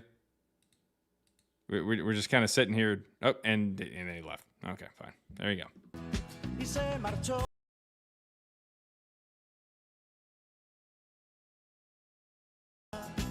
Flawless victory. Fatality. All right. So, if you've got evidence for Jesus or Paul, come on up. Come on up. I want to hear from you. If you're on TikTok, the request button should be right about there or down there. If you're on YouTube, hop over onto TikTok, search for Christ Before Jesus. I want to hear from you. I really do. And the reason why I was so tough with that guy was because he came in with a full chest of confidence, and I match energy. That is how that works. If you come up here being sincere, being calm, possibly even asking some questions to figure out what my position is before you try to attack, then yeah, we're going to have a very conductive conversation. But, I mean, if you come up here and you're like, oh, you're wrong, well, I'm just going to dog walk you through all the reasons why. No, I'm not. But I could be wrong. I could be wrong. There could be something out there, some kind of level of, I don't know, some document that I don't know of that you could find that might just prove us to, or prove Jesus and Paul is correct. I don't know. If you're interested at all in what I'm talking about, though, Christ Before Jesus, me and my co-author's book, we are data scientists. We take a look at the Greek New Testament, the oldest manuscripts for it, and we use something called stellometry to help back up a theory that we put together that is, really good in and of itself, so you don't even really need the data science. But nevertheless, we see that the New Testament is actually written in the 2nd century as opposed to the 1st. The ebook, Christ Before Jesus, is on Amazon. It is just $3. We do not intend to raise that price at all. It is just $3 for the ebook. There is a print version and an audiobook version as well. So if you've got any evidence for Jesus or Paul, I want to hear from you. Here's somebody coming up here. Hopefully they've got something. Hello? Donkey Tax. Is that really your name? Yes, it is. All right. Well, Donkey Tax, what you got?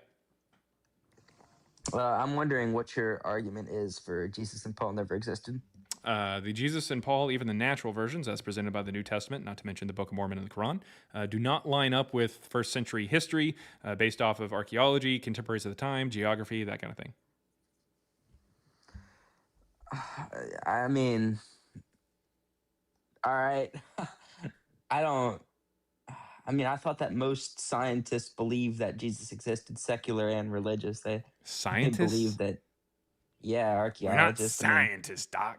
Give it All to us right. in Well, plain most of the English. historians, even secular historians, believe that Jesus existed, although that they don't believe he was divine. Okay. They believe And that what he evidence do they point existed. to? I don't actually know. That's like a wild claim. Let me take a look. What's a wild Yeah, claim? it says that Jesus and Paul never existed. I mean, I feel like So you don't someone know by the name- evidence that someone points to, but it's a wild claim that I say that there isn't any?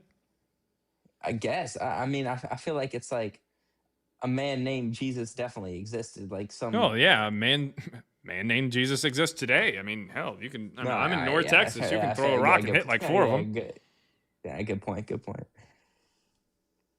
But I'm talking about the natural Jesus that's presented in the New Testament and the Quran and the Book of Mormon, by the way. But All right, still. let's see. So, the letters of Paul, the Jewish historian Josephus, the Roman historian. I can tell you right now that Tacitus and Josephus were brought up in the last call. It's not going to go the way that you think it's going to go. It's going to go rather flat.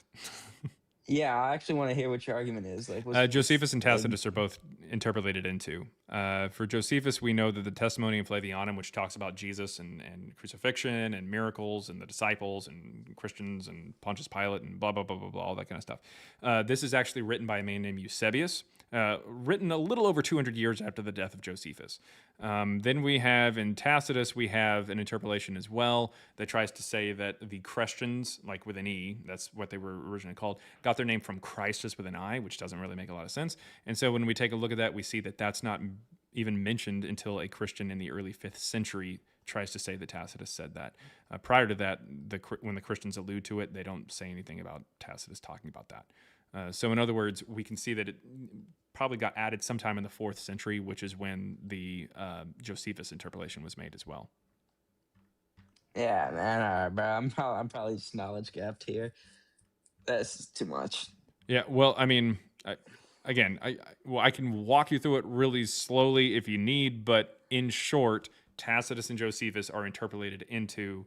We don't get any kind of mention of their mentions of Jesus or anything like that, or their sentences that talk about Jesus until quite a bit later, like hundreds of years later. And even though they're quoted or talked about by church fathers before then, they don't mention anything. They don't say, hey, like, so it wouldn't make sense for Josephus to have something that talked about Jesus and then for him to be quoted and no one says anything like that. And then finally, hundreds of years later, they say, let us now make use of Josephus the Jew, which is a direct line from a book. And it, yeah, and then I guess, Yeah. man, there's no way I'm gonna be able to debate this though. Are you like religious? Or are you an atheist? Me? What makes you Yeah. think I'm atheist? I guess. Are you not an atheist? What makes you think I'm not an atheist? I don't know, man. I mean, nah, man. As soon as I say what religion or denomination I am, everybody's like, "Oh, that's why he believes what he believes." Mm-hmm. Yeah, it's wait. terrible. So what religion are you though? I'm just wondering. A donatologist. What does that mean? What do you believe in? You're gonna have to look up a donatology. A donatologist. A All right, donatology. cool. Sounds good. Yep. All right, I'll see you later, man. Have a good one, bro. All right, take it easy, man. Yeah. All right, Xenu. Xenu. Yeah, big on that Xenu there. All right.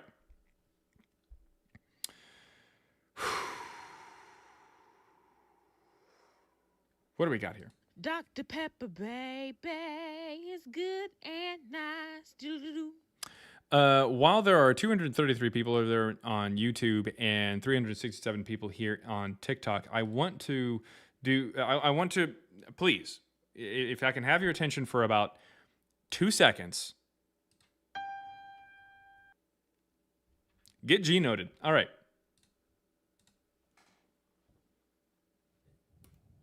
What's going on, Master Isaac? Hey, how's it going? Just a quick question. Anytime I bring something like this up, a lot of people, they mentioned St. Peter. I know that he nothing on there is signed that we have for 1st and 2nd Peter, but I just wanted to know what your rebuttal to that is when people say, well, Peter knew Jesus and we got 2 books from Peter. I know Just that they're ask written- them if Acts of the Apostles is correct, and they'll say yes, and then say, okay, well, Acts 4:13 says that Peter was illiterate, so Yeah, but that's why when I hear people say about it, they say that they had somebody wrote it down for them. I just don't know how, because people would write. I don't even think he spoke Greek, and I know that First and Second Peter were both written in different styles of Greek. So that's why. How would you respond to somebody who says, "Well, he was speaking about it, and then he had somebody write it down for him"? all right. Considering the fact that First Peter and Second Peter don't even line up with each other as far as styles go, like even Christian scholars acknowledge that Second Peter really shouldn't have even been included because it's very clearly not from the same author. That wouldn't make a lot of sense because if he's speaking to somebody and he's just writing it down, then it's going to be in his style. So the fact that First Peter and Second Peter don't even line up is really bad. And only Second Peter, by the way, which is later and also again not from the same person who wrote First Peter. Only Second Peter even alludes to the idea that possibly that there was like a Paul or anything like that. All right. That's it. Thank you so much. Oh, yep. Thanks for coming up. All right. Next up, we got Zero. It looks like you've got the profile picture of Goddard. Yeah, that's correct. It's Goddard. Anyway, so what you got? I just so I don't believe Jesus and Paul existed, but I also I can't prove that they did or that they didn't exist. So I would like to know what are like the biggest pieces of evidence that you have to prove that they did not exist, both of these characters, I guess. All right. Okay, so as far as Jesus goes, there's anachronisms in the story of Jesus, which show that some of the stories are historically impossible. So what I say is that even the natural Jesus and Paul, as presented by the New Testament, didn't exist. Technically, you would win on technicality because Matthew says that Jesus is born at minimum 10 years before Luke says he's born, so that's impossible. So therefore, the way the New Testament presents this natural story is just impossible, so therefore you'd win anyways. But if you want to really go all out, you can point out the other anachronisms that are in the text. You can point out that the supernatural stories, the natural stories, and the teachings are lifted from prior works, most notably the Cult of Dionysus, Asclepius, the Septuagint, and the Wisdom of Sirach, which is a book written in early 2nd century BCE. Also, the first gospel, we don't see any gospel until about 144, published by a man named Marcion, who didn't think Jesus was a human being. Prior to that, we do have Christianity talked about, but there's no Jesus associated with them. Yeah, I mean, there's all kinds of problems. I got you. So basically, if Jesus didn't exist, we'll go with that. And Paul didn't either. Basically, everything might very well just be completely bogus, don't you think? If Yeah, the it's main like character- mythology. Yeah. Right. If the main character doesn't exist, then everything like falls apart after that. Wouldn't you say? Well, yeah. I mean, for the most part, like, almost like if there's not a Jesus, who gives a shit about a Paul? You know what I mean? But the reason why we say Paul is because not only is Paul the name that half of the New Testament is attributed to, but on top of that, people will sometimes try to say that Jesus had to have existed because of Paul. Bart Ehrman, one of the leading, if not the leading scholar on this topic, his kind of ace up his sleeve, or ace in the hole, is the idea that Paul talks about meeting James, the brother of the Lord. And to quote Bart Ehrman, you can't have a brother and not exist, which makes sense. If somebody meets my brother, then that means I exist. Does that make sense? Yeah. But the problem is, first of all, we don't have any evidence that Paul existed. Secondly, we don't have any evidence that he wrote the letter. I think this is, I believe it's Galatians, where it says it's Galatians or 1 Corinthians. I think it's Galatians where it says, yeah, Galatians. So we don't have any evidence that he wrote Galatians in the first century, or even around the same time that Jesus' brother would have existed. So even if Paul did exist and write it, that he wouldn't have written in the first century, or we don't have any evidence for it. And then the icing on the cake is the fact that the first time that we get Galatians, the earliest iteration of it is published by Marcion in 144, a Christian theologian that I mentioned earlier. And that version does not say anything about James, the brother of Jesus. So it's an added thing to the text anyways. So even if Paul wrote in the first century, it still didn't say James, the brother of Jesus in it. So there you go. All right. Well, thanks, man. Yeah, not a problem. Thanks for coming up, man.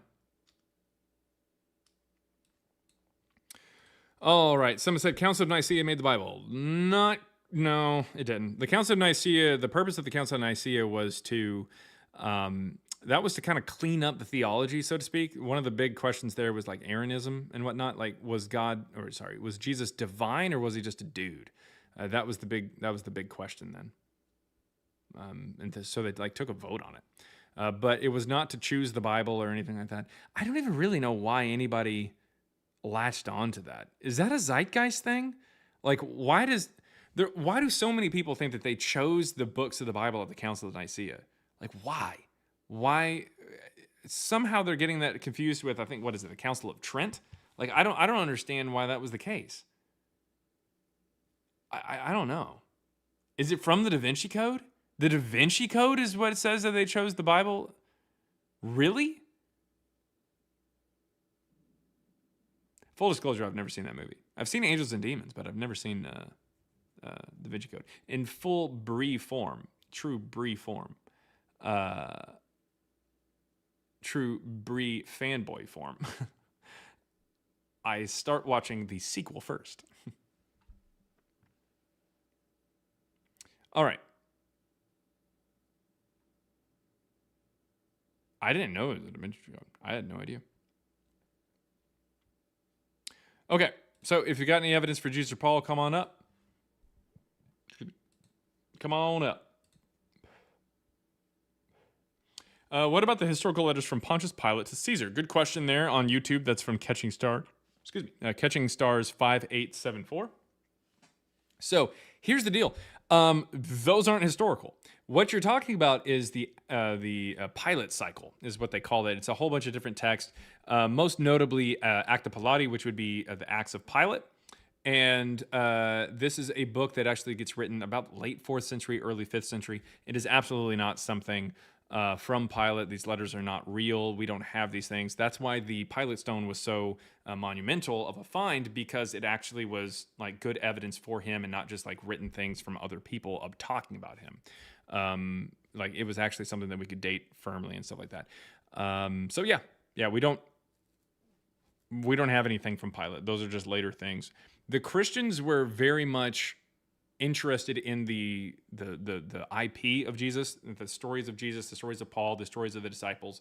They constantly wanted new material. So you can see over time that within the Apocrypha, which would be like Christian texts that just get written later and are not included in the New Testament, you can see that they're evolving these stories. Like, for instance, nowhere in the New Testament does it say that Peter dies. Nowhere in the New Testament does it say that Peter is going to be crucified upside down. Nowhere does it say that. It doesn't. But we have, in roughly about 200 or so late 2nd century, we have something called the Acts of Peter, which talks about how he was crucified upside down. This is how that tradition gets into the mainstream. It's how it gets into the mentality of Christians. Protestants today, who would say that the rest of Acts of Peter is bullshit because it has a talking dog and a flying, like, levitating mage battle between Peter and Simon Magus, like they would say that that's bullshit, but they would still maintain the idea that Peter was crucified upside down because that's just part of tradition and it only comes from that one book. That's how it works. People were really interested in what happens to the rest of the characters. What happened to Jesus when he was a kid? I mean, people today are still really interested in that. People in the end of the 18th century, some guy came up with an idea that Jesus went to Tibet, and he published a book that got debunked pretty quickly. But this is all parts of the question, because, you know, in the Bible, what we have in the canon is that Jesus, he's born in 2 of the Gospels, and in one of the Gospels, we have a story of him being 12 and getting lost at the temple, but then it just cuts. It cuts all the way to adulthood, And all 4 Gospels talk about him at the very least in adulthood. So people go, what's up with him before he grew up? And so you end up with things like the infancy Gospel of Thomas, where Jesus is small and he's playing in a puddle, and some kid like splashes in the puddle and he makes the kid explode. I'm not even kidding.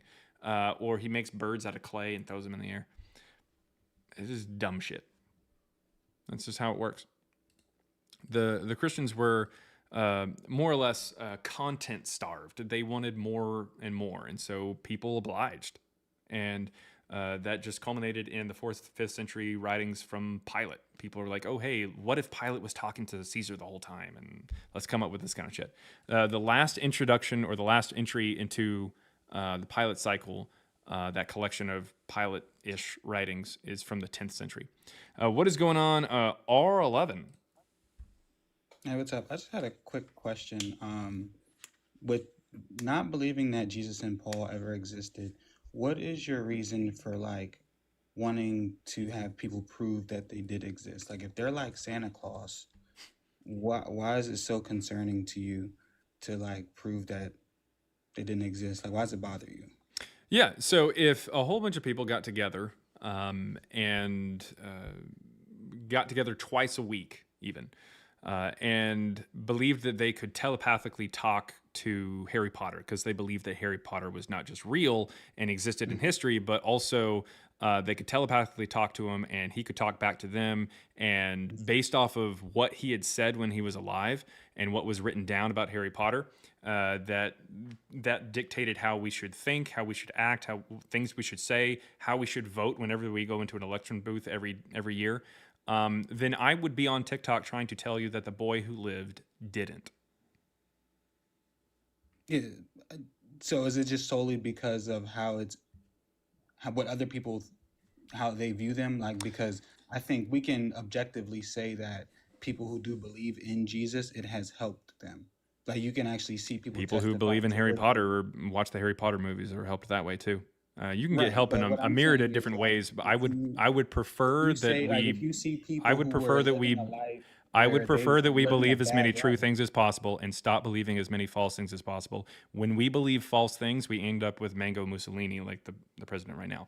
So this is But issues. what I'm saying is, you can objectively say that there are people who are living like lives where they were hurting people or hurting Mhm. themselves or whatever, but then they believed in Jesus and then they start living a better life. Cool. I So could whether or also not you I could believe also that say that they people believe in Islam, and that would end up saving them or something like that. I've also seen plenty of people stop believing in religion, and that's the thing that ends up saving them and causing them to actually start realizing that this life is the only thing that we have, and so we have to actually take care of ourselves and take care of the people that we love and take care of each other and take care of the planet. So there's So if plenty religion of is objectively so helping so people that live a being better said, life, in why no is way Jesus in bothering no you? way shape or form am I trying to take away from the belief that somebody has that's keeping them from doing bad things or But harming you are. themselves or others. Objectively, you are, though. What I am doing is I'm trying to get them to realize that we should absolutely be able to question ourselves, and by the way, realize that you were capable of doing that. If Jesus never existed, which he didn't, then your belief in Jesus, which made you a better person in your belief, was actually just you. That means you're capable of doing it, so keep doing it. You don't need a Jesus. If Jesus never existed, you never needed him in the first place. Right. So if there's someone who believed in Jesus and turned their life around, you feel like telling them, hey, what you believe in that made you turn your life around isn't a real person, is going to help them become a better person. Yes, because they can now recognize that that was them their entire lives. They can actually take pride in the fact that they were able to do that on their own, that they didn't need someone else holding their hand telepathically. Like, they could realize that, hey, I actually did this on my own and I could do it again. That's all that it needs. So You don't need the Christian faith the zombie isn't that, story. though. Say what? The Christian faith isn't that someone's going to telepathically hold your hand.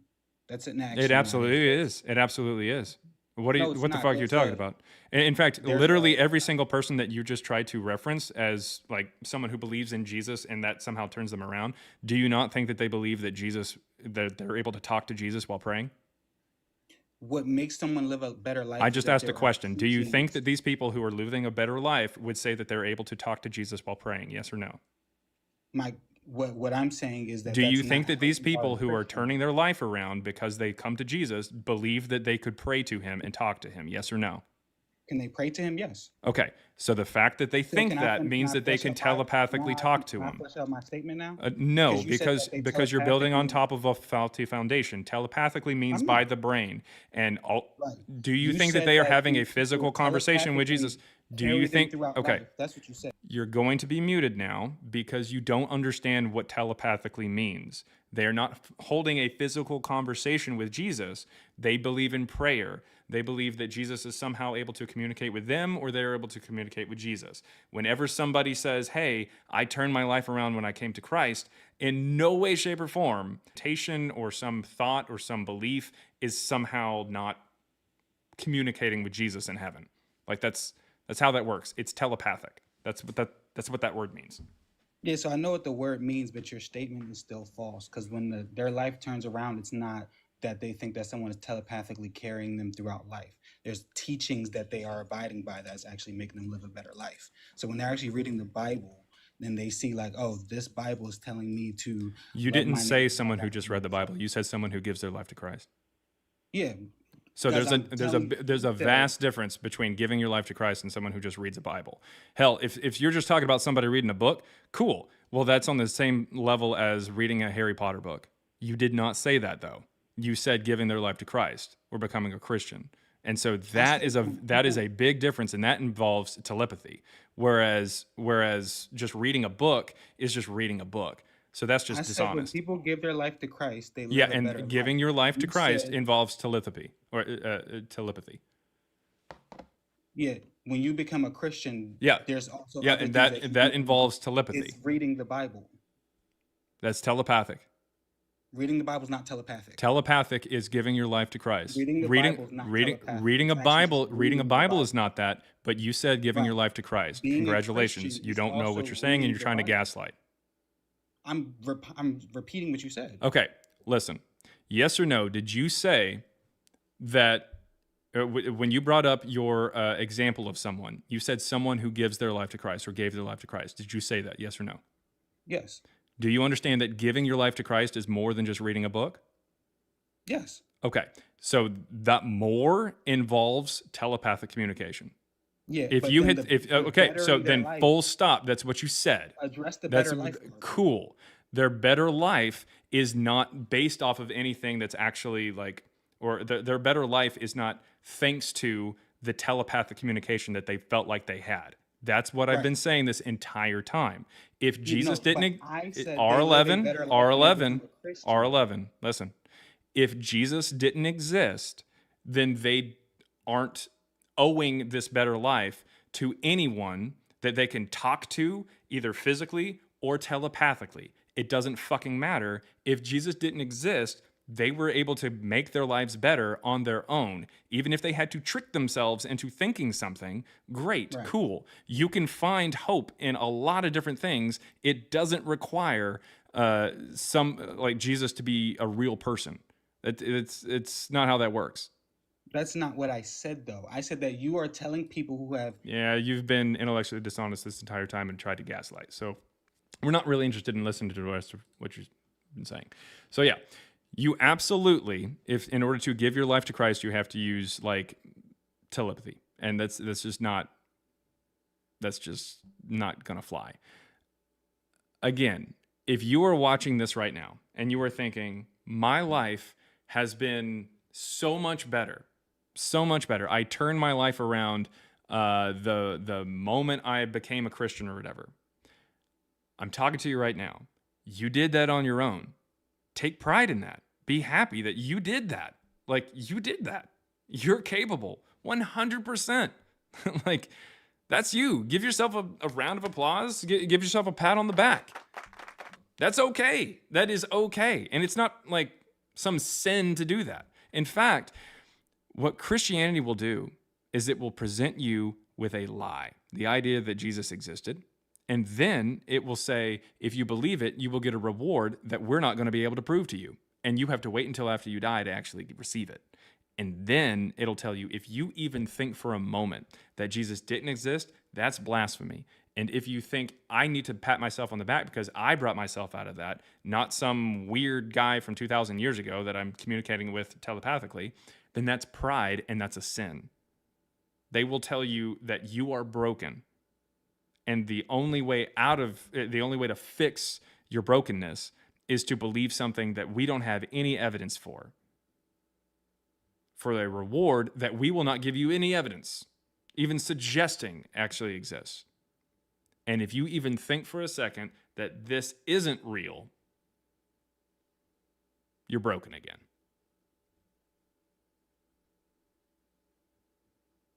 Nah. Miss me with that shit.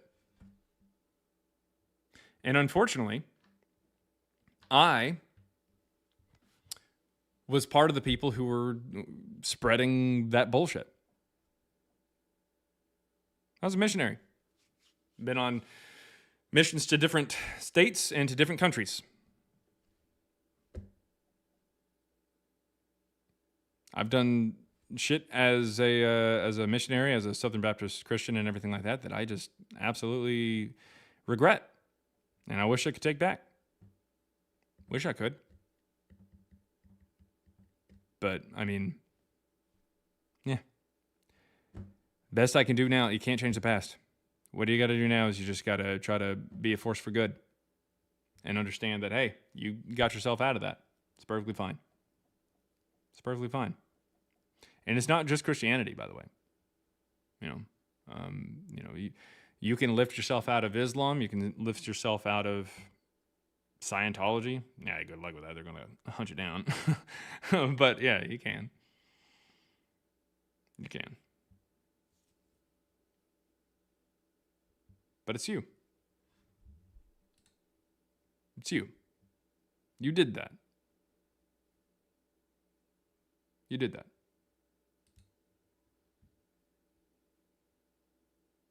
I want my $2. What is going on? Wait, okay. Oralin? Oralin. God. Hi, how are you? You can just call me Aura. Aura, okay. Yeah, so I just been listening, and I'm just more of an open-minded, curious mind. So basically, I'm curious to know if your journey ever took you to the side of like Jesus may not be like this person that existed, but is the concept of like Christ consciousness, or even just like those more spiritual concepts. All right. So Of course not. Okay.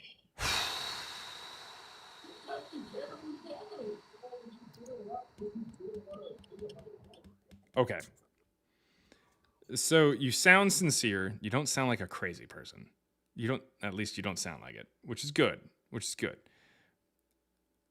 I abhor the concept of Christ consciousness.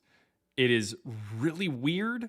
It is like treating Christ consciousness on your Wingo card. Oh, nice. So it's treating the world's religions and even religions in the past like a buffet and just kind of going through and just saying, oh, hey, I like this, I like this, I like this. It is nonsense. It's super annoying because religions in the vast majority of cases are mutually exclusive of one another.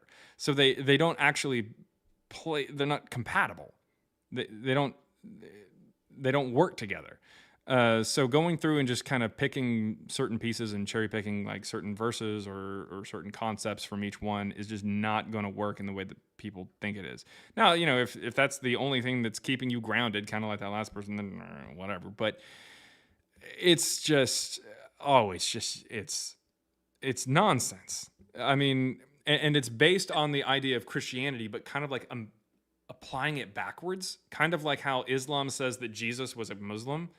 No, he wasn't. That doesn't make any sense. But Christ consciousness is the idea of like taking Christ and saying, oh, hey, like these certain elements that we like about him were something that came before. He didn't exist. So the Christ consciousness just falls flat. Okay, I see where you're coming from. I know that term is a very buzzword term. Some people might even use like oneness consciousness or like Yeah. just the concept that we all come from a divine source. Yeah. and I can see those themes throughout all of religions. And so when I saw your page, I see like Christ before Jesus. Like there is this concept within history about like the logos, or just this like spiritual thing that goes through people that kind Uh-huh. of like brings them to the divine, that kind of like guides them through life on a positive in a positive way. And like it eventually got turned into a person that was crucified, but before, there was this belief that people would like just know that, oh, they have a spirit of oneness in them, or like the divine spark is within them. So like that's how they would understand Christ as the term, quote unquote. Or if you think about it, maybe the divine, or the divine spark, or some sort of Holy Spirit. Or other religions might call it a different name. So I don't want to get caught up in the semantics of things, but are you understand what I'm trying to get at? It's not, I mean, I've heard this all before. It's not historically accurate, but it's just hippie bullshit. Like, I don't know if you're saying you subscribe to it or if you're just telling me about it, but please don't subscribe to that, because it's like, just love, man. Like, hippies. It's just nasty. Okay. And I did look up what you said you followed. I think you were being sarcastic. or Yeah, of course I am. something. Yeah, it's Okay. ridiculous. So then, I just like to see people. You looked up Adonatology? I sure did. I Okay, was like, can you whoa. please explain to everybody in the classroom what Adonatology is, based on your research? Basically, I like big butts and I cannot lie. There it is. There it is. I was like, what? Yeah, there it is. Adonatology is the worship of, I guess, curvaceous butts. I guess I think that's the idea. I don't know. Somebody came into my life. This was over a year ago, and said, "Hey, you should look into that or whatever." And I was like, "Oh." Well, they said whenever somebody asks for your religion, you should say that. And I was like, "Okay, cool." But yeah. Yeah, I'm just genuinely curious about the conclusions people come to. It seems like you're quite well read, and I am myself. And it's cool that you're seeing like your conclusion was like, yeah, these people don't even exist. My theory is that the Bible is a allegory, that because of persecution of being a Christian or being this follower of whatever they were believing, maybe it was like ascension or being anointed or being like more called by God to do spiritual cool things, right? They put it in the Bible, but they had to put characters, they had to put stories and names, but it really is like a layer. If you ever heard the concept of hermeneutics or Yeah. like esoteric schools, they actually kind of like get rid of the layers and say, okay, So, like, what's the yeah, metaphor for Jesus riding 2 donkeys into Jerusalem in Matthew? I don't know the whole science behind it. But See, that's not like, I mean, I get it's like what you're describing is like wishful thinking. Like, you want there to be something that makes some sense, some rhyme or reason to it, as opposed to just people just making shit up. You know what I mean? And it's like, well, I mean, you could do that with really anything. Like, you could be like, if we really analyze Bob the Builder, like, aren't we all a little bit of Bob? Like, don't we build walls around ourselves? And don't we kind of okay, wait, let me give you communicate a with more- concrete let me mixers? Let me give you a more concrete example. Like, there's books on this of like Revelation being an actual map to like your Kundalini awakening or something like that. What? Like, no. And I know Stop I it. said another new age buzzword there, but Physical pain. You're causing me physical pain. The Book of Revelation is like it's like apocalyptic literature based off of Nero or possibly even Hadrian, but yeah. Oh yeah, like they're talking about how Nero is like this evil guy that's gonna come and he's gonna be the he's going to come back. Antichrist. Yeah, because back then they had the concept. I think they said that Nero led some people into battle. There was a story that said that Nero or some particular dead emperor had led some people into battle and won some battle. So this was a concept back then, is people thinking that the Caesar would return and and do all these things. For me, where I'm at on my journey is like hermeneutics. So apparently the Bible has layers to it. You're at the level where you're like, okay, the historical interpretation of Revelation is just the fact that people were being warned about Nero, but then there's an even deeper layer. So, I mean, at the end of the day, you came to your conclusions because of what you wanted to believe. I hear people saying in the chat, I kind of want it to be true. I kind of do, because for me, I have a speculation about like, does life have a magical element to it?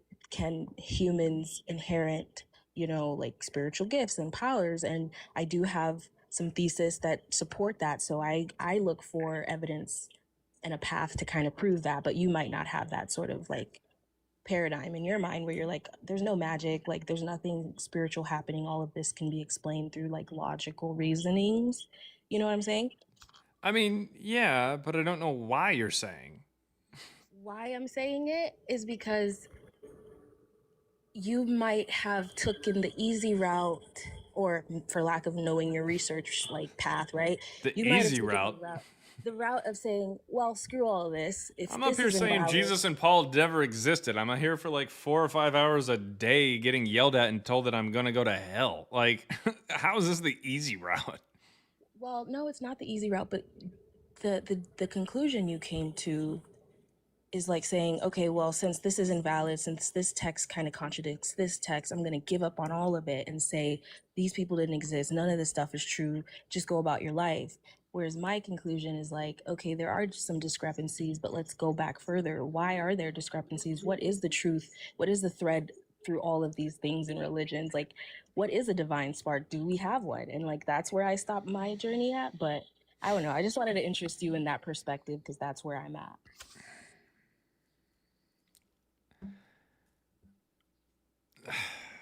Do you believe in like Magic? No. or like spiritual, like miracles, that kind of stuff?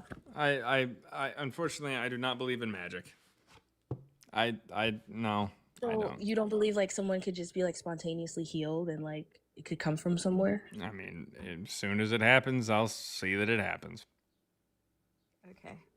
I mean, I'm saying prove me wrong, even though I'm pretty sure on Jesus and Paul never existing. But like, hey, look, I could be wrong. There could be something out there where someone's like, hey, I've got a document that just got translated, just got published the other day, and it's, proof of Jesus or Paul. Or you may have came up in here and been like, well, I've got this particular video right here that shows that someone with like a broken arm just immediately healed or something. I don't know. You know what? Yeah. You know what I want? I want something. I want a limb to grow back. That's what I want. That's what I want to see. If I see that, not even a limb, a pinky. If I see a pinky grow back, I'll start believing in magic. Deal? Hey, I hope for that for you as well. I mean, I haven't done the deep dive about like who's healing who out here in this world, but there are people who are doing miraculous things. I saw some things like in China. In China, for example, this author, he started a whole cult because he's like raising people from the dead and like healing the blind and healing the sick. Now you're believing things from China. Like, But it's just the evidence that this could have been plausible. oh, wait. to some Okay. degree. There's evidence for it, or there's evidence that it could have been plausible? That Jesus was out here doing Oh, miracles. oh, Jesus. Yeah. No. Oh, okay. What's Like, the Jesus evidence was for this out- guy over in China raising people from the dead? Oh man, I gotta find his books, but like his whole website. Wait, his books? His own books? Yeah, he writes books. He's got a whole philosophy, and like he's healing people and doing miracles. So trace back his belief systems. Kind of goes back to divine spark stuff. Let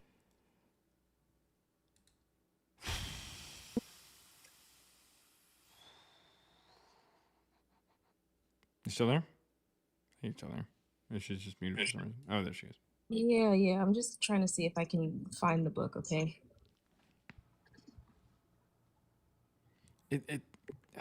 I'm not gonna lie to you. No offense, but it kind of sounds like you just kind of fall for some stuff, and you fell for it, and you're continuing to fall for more. Like surely, surely you don't think that there's a guy who's capable of raising the dead out there. Why is he in hospitals all the time? Wait, what? If somebody is capable of raising the dead, why is he not going to like cemeteries, or why is he not going to hospitals? He probably is. If This people is are in China. We capable of gotta go- healing, why aren't they going to like children's hospitals? Why aren't they going into a children's oncology ward? I think he is. I think he has a big following.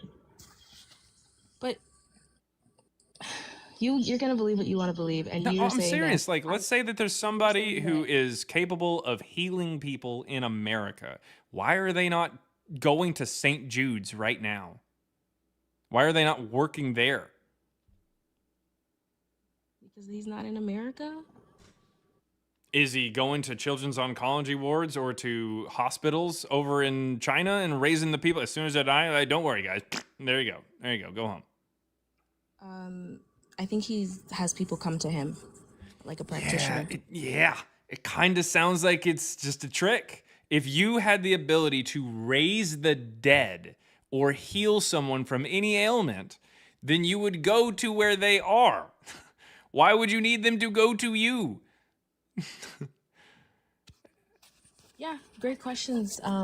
I have to look into it with more details to really be able to like conversate about it with you on a higher level. In fact, I'd actually like to say a practitioner, if you have a practitioner, you can either go to their actual place, their actual practice, like their office or whatever, and you could talk to them there.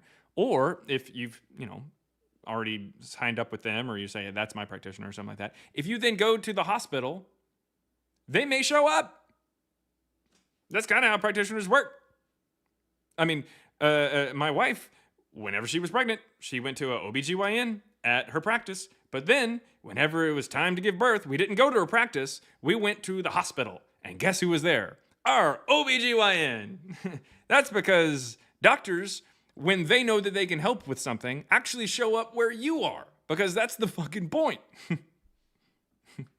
They don't just say, oh, hey, did you have a loved one die? Come visit me in this remote village on top of a mountain.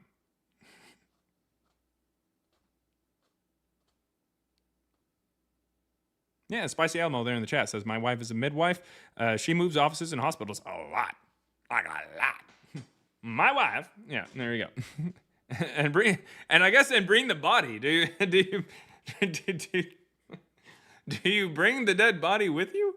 Is that what happens? Like I'm sincerely asking because I don't know anything about this. So like, do you bring the dead body with you to the Chinese dude, like over in his own like village or whatever? And I bet you he's got some kind of steps that go up to his place, and it's like really hard to get up there.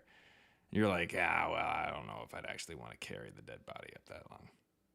I don't know. But it looks like she might be continuing to search for it. EGF2D, what you got? Hey, what's going on, man? Hey, you doing good. What you got, man? All right. Just more curious and not hostile. So didn't wasn't he written about in like in like Jewish history and stuff like that? Like Jesus, not Paul. Like what? The Talmud. Oh, the Talmud. Wasn't the Babylonian Talmud. like Yashu? Yeah, the Babylonian Talmud. It is written between the 3rd to 6th centuries, and Christianity became the official religion of the entire Roman Empire in the late 4th. So it's possible that they're just writing it in response to Christianity. Well, they definitely are, because the way that they refer to him in Sanhedrin 43a is as Jesus the Nazarene. And the problem there is if they're calling him the Nazarene, then they're just pulling it from Christianity. Because, and this is true, they don't mention Nazareth. Nowhere in the Old Testament is Nazareth mentioned. Jewish Apocrypha, Intertestament books, Philo of Alexandria, Josephus, who was born in Galilee, by the way. Nowhere in the Mishnah, nowhere in the Babylonian Talmud, nowhere in the Jewish Talmud, or the Jerusalem Talmud, nowhere in maps or lists or anything like that is Nazareth mentioned. Doesn't get mentioned outside of Christianity until about the 5th or 6th century. So, point is, calling him the Nazarene is based off of what the Christians are calling him. So you can pretty easily tell that it's not a Jesus. There is that they're familiar with, like from a historical standpoint. It's more of a like a theological thing. Like they're aware of the Christians talking about this guy, and so they're talking about him. Oh, okay. All right. Interesting. I'll look more into that. I got your book from my buddy, and Nice. I say from your buddy. go and check it out. No, for my buddy for Oh, his nice. birthday. I haven't Oh, read, nice. I haven't read your stuff yet. Just it Oh, was okay, something okay. interesting. Yeah, well, Just trying to do my hopefully, thing, hopefully figure he things enjoys out it. in life. Hopefully you enjoy it. Say what? Yeah. No, go ahead. Well, hopefully you enjoy it. He enjoys it. If you have any questions or anything like that, send us a DM, or our email is actually in the cover of the book. In there. Or not the cover of the book, but the beginning of the book, pretty sure. Somewhere in here. Where is it? Ah, damn it. I think it's in the note, maybe? Yes. Yes, it's in the note at the beginning of the book. Right before the table of contents is our email address. And also our TikTok. Okay, I'll have to ask him if he's read it yet. I don't know what he thinks. Oh, yeah. Well, and He's thanks the for one that getting it. got me into. I'm agnostic now. I used to be, Christian. Oh, gotcha. Grew up, obviously. So whatever. All right, man. Appreciate it. Thanks for your time. Thank you very much. And get back to tending to those chickens. Yeah. Thanks. See ya. Hey, so I'm back. He better have been the actual account. These other two accounts better not have the chickens. Otherwise, that guy's like, the fuck was he talking about? So hopefully that guy was the guy with the chickens. All right, Sork before Jork. I like Sork. Sork's in the chat, by the way. If you're not following Sork's a good dude. He is a good dude. He's a good dude. I like Sork. Okay. Let's see. And by the way, let me finish that sentence. If you're not following Sork, you should follow Sork because he's in the chat. If you're not following him, good. No. Anyways, what you got, Orleans? Or sorry, is it Orland? Was that? Yeah. Got That's it. me. Okay. Okay, So I found this guy's name. His name is let me put it in the chat. Okawa. Okay, yeah. This is an example of he's like a spiritual leader in his. That sounds more Japanese. Oh well, you know what I meant. Asian. Oh, country. you said China. No. Okay, that's him. But I gotta. How would I know what you meant? You said China. I thought you meant China. How would I just like? I bet I she meant means Asian Japan. country. I meant Asian country, and I would love to hop on back. I want to do some research on him and kind of give you more like clarity. But just to comment on your Nazarene thing you said earlier, you do realize that the Nazarenes was a early Christian sect, right? So Jesus was part of the early Christian sect? Or if you can't call it Christian, but like an early religious sect or spiritual sect called the Nazarenes. Have you not heard of that concept? Well, or that unfortunately, what the theory? gospel says is that he's called a Nazarene because he's from Nazareth. Yeah, if you look into it further, I don't know I have looked into it further. who's saying what, like the people who are calling him Jesus of Nazareth, and then there's also Jesus the Nazarene, where there's a sect, early sect, that they had these beliefs similar to what Jesus practiced, which is called Nazarenes. They were very spiritual, they were ascetic, they didn't practice a lot of like secular things. And so which text were you quoting that said he was a Nazarene, by the way? I don't even know what you're asking, really. Like from Nazareth, you mean? Yeah, you Matthew. mentioned. Anyways, it doesn't matter. We're going back to this crazy person here. So on this, let's see here. We're gonna go there. I'm pretty sure that's it. Yep, here we go. Oh, there he is. Yeah. So all right. Let's see here. Oh, he's dead. All right. Well, I guess he won't be for long.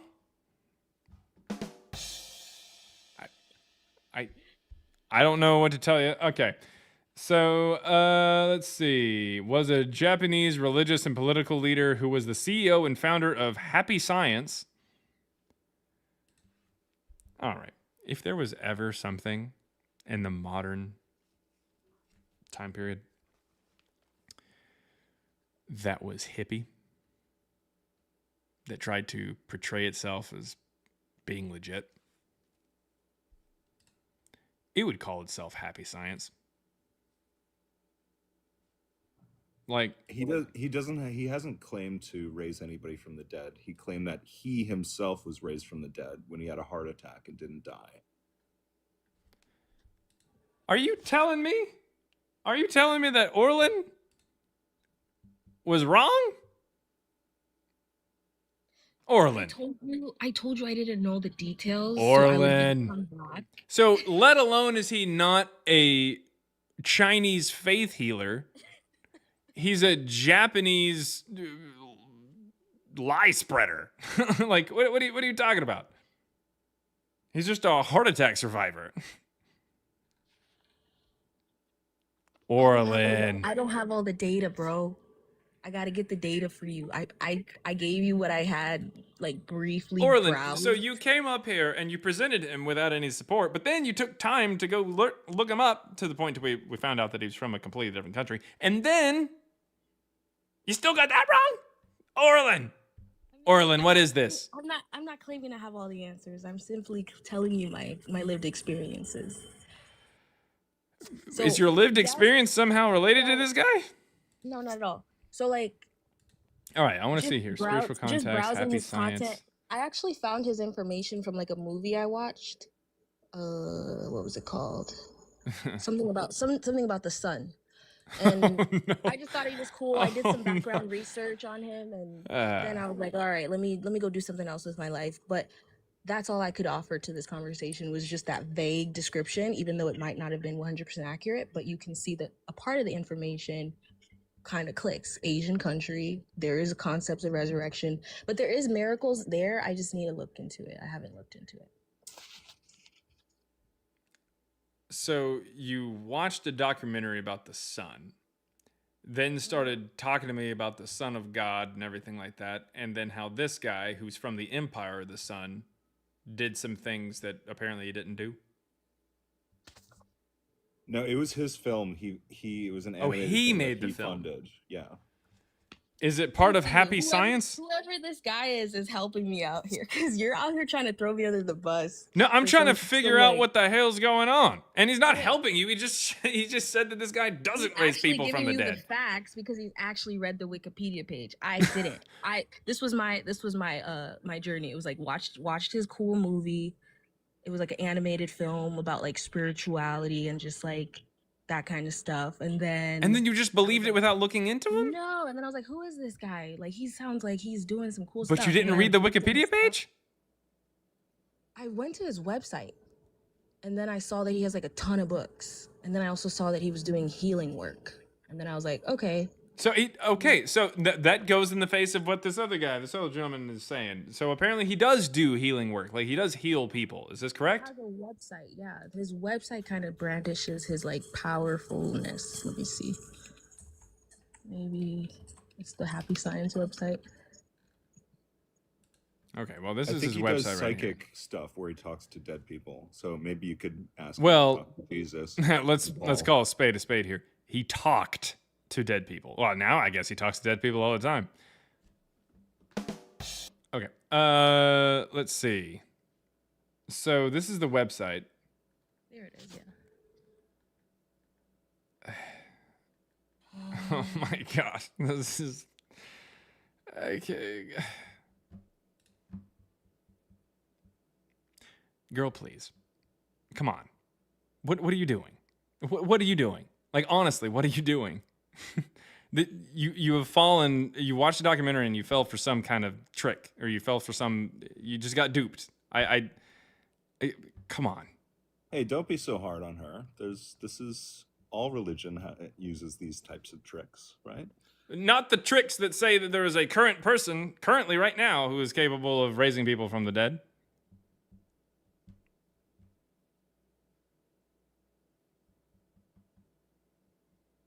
Yeah, I guess Jesus was a historical figure by that time. They weren't claiming a real person was raising people from the dead in Christianity, were they? No, they were not capable of raising people, or they did not claim to be capable of raising people from the dead, like the Christians themselves. No. Okay, well, I gotta run. Okay, thanks for well, helping me hold out on. Let's there. see. There's publications, main teachings. Here we go. It was under truth.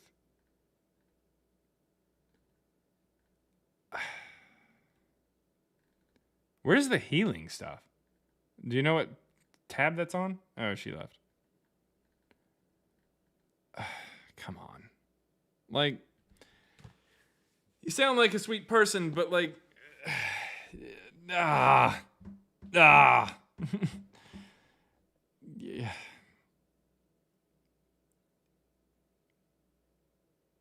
You got duped. There's no way around it. You got duped. You fell for it. Like, I'm glad you're reading something. I'm glad you're reading anything. I'm glad anybody's reading any books. But damn. All right.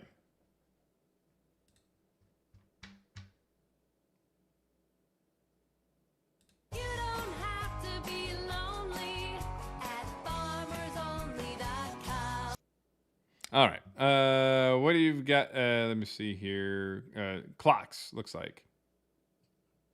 Yeah, I had some questions. I've watched your live a few times, found it pretty compelling. Looked up your book.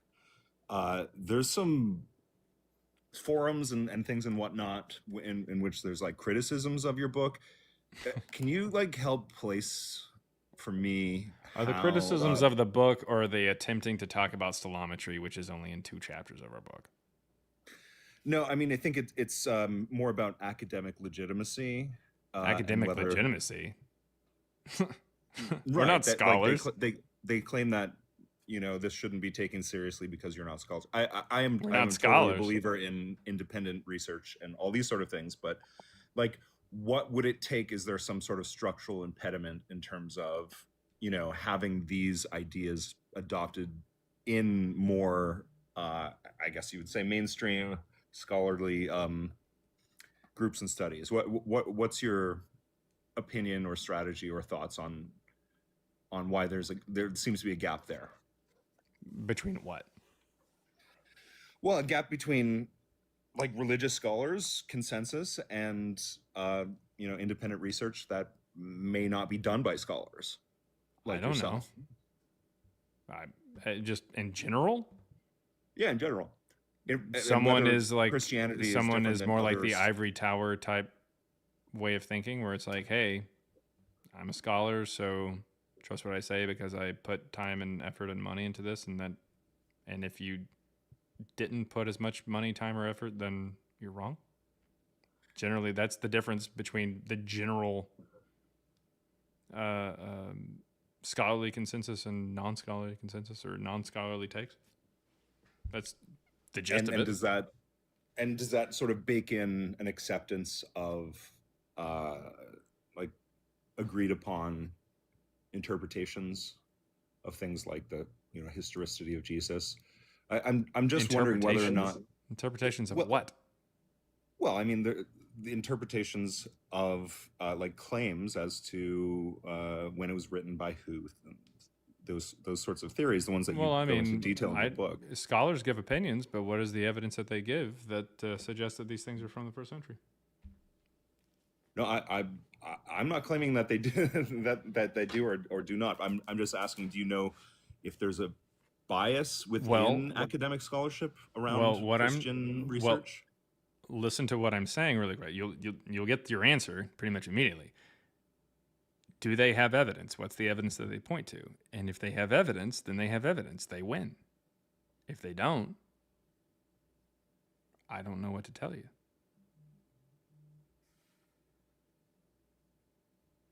There are multiple courts. There's the court of public opinion. But yeah, no, I agree with you. I mean, anyway, I was quite just frankly, interested in like how when I you're say interacting with scholars, there are scholars who claim that 1 Corinthians 15, 3-7 was a creed that was passed around the Christians within 5 years of Jesus' death. Scholars say this.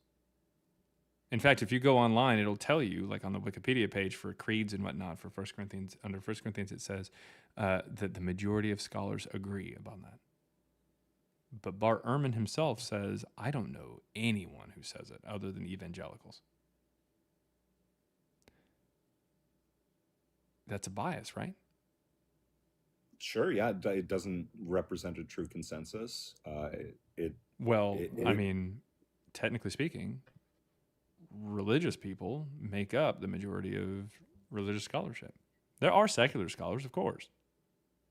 But Bart Ehrman's saying, I don't know anybody other than like evangelicals who would say that that's the case. So, I mean, that's one of the leading scholars saying scholars can absolutely be just biased in their opinion, to the point to where we put on Wikipedia that it is the majority consensus. Do you think that's specific to religious scholarship? Well, I would say general it academic? could go into something else. I mean, I would have problems with finding out that like someone with a doctorate who's saying one particular thing is funded or something like that, or not funded necessarily, but like but is getting paid or has stock in a particular like industry or something like that they're trying to promote. I would have an issue with that. Likewise, over in the religious studies, the vast majority of religious studies scholars are religious in some way, shape, or form. I think that would indicate a bias. Bart Ehrman would also show us that, like, he also indicates that can absolutely come into play. Absolutely, it can. Absolutely. He said he didn't have any idea as to how anybody could get that within the first 5 years of Jesus' life. That didn't make any sense. Or the first 5 years of after Jesus' death. So I mean, absolutely, there can be bias. I'm not the only one who says it. I agree. I think there is bias. I don't know if there's good ways of eliminating that bias. I think the issue is the bias filters through to the general public through, as you said, Wikipedia pages, the general media Unfortunately, positions yeah. on things. Unfortunately. So other than like lives like this, what I don't know what is there to do? Well, if you want to know more about like the redating of like the New Testament and stuff like that, you can absolutely look into more recent scholarship on this. Marcus Bilby, Jason Badoon, Nina Livesey, Benjamin White, and David Litva. We have scholarship that's actually taking a look at this. Some of them using the same software that we use. Some of them, at the very least, using stellometry. M. David Litva, he's a Christian scholar. His most recent video on Paul's epistles utilizes stellometry because he reached out to me and my co-author because of our work on stellometry. And then he cites us in the video. Like, yeah, it's almost like stellometry does work. And it's almost like those things that you came across were just a bunch of butthurt people in forums saying that, that couldn't possibly do what they claim that it does. And then, it does pretty easily. On the stellometry part and the software part, have you been taking advantage of AI coding assistance and any of that? This is all hand coded. This is all based off of distance formulas, that have already been in existence for quite some time before AI and stuff like that became really something commonplace. We do not use AI.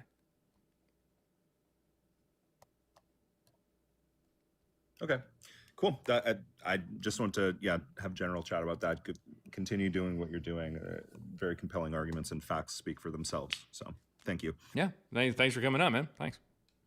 That is Clocks, everybody. 5 Clocks. I don't know what his name is, but I'm just going to call him 5 Clocks. That is 5 Clocks, everybody. 5 Clocks.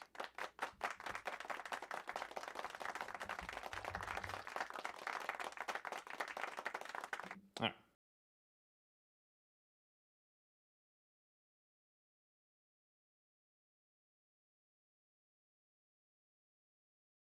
right. The Behemoth God. What you got?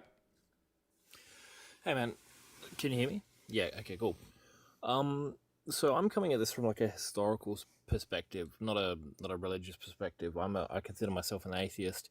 So Gross. what is your? I haven't actually read your book, but what's your stance on like to disprove like Tacitus and Josephus and like Tacitus Interpolation and using interpolation, his senatorial respectively. connections to. Sorry. Sorry. Interpolation. Yeah, so but Tacitus using his senatorial connection to prove that Jesus was executed. So He didn't say I Jesus, believe did he? that Jesus. Yeah, so I think Jesus He didn't definitely say did exist Jesus. as a human being. He didn't say He Jesus. didn't say Jesus. No, he doesn't. You know what term it uses? Go ahead. It uses the word Christ. That's weird, right? Or yeah, the Christ or the Christus. Yeah. Yeah, he said the Christ. He said crisis.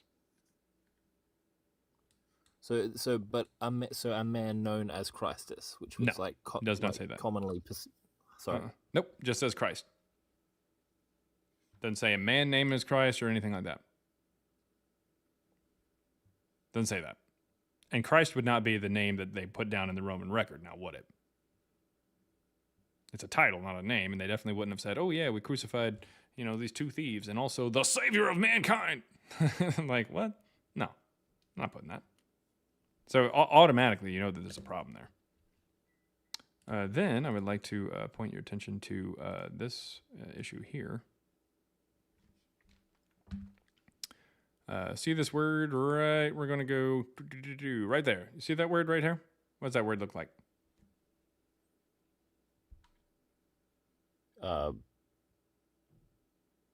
I can barely read that without my glasses. There you go. What does that word look like? Is that an F in there? I'm really not sure. Technically, yeah, because all first letters, first S in a word. Prophetany? It's Christians. Christiani. Oh, fuck. Christians. So anyways, Christians is in the margin of this document. This is the oldest manuscript of Tacitus's Annals. And the word Christians is over here in the margin because if you go over this line right here, you see this word, which in the text is usually translated as Christians, but unfortunately there's this gap. You see this gap? Yep. Yeah, that's because this used to be the letter E. Here's the I in Christus. Here's the I in Tiberius. Here's the E in Tiberius. This used to be an E. So it's actually Christians, which is weird because Christians appears in a Latin inscription over in Rome that dates between 16 BCE and 37 CE.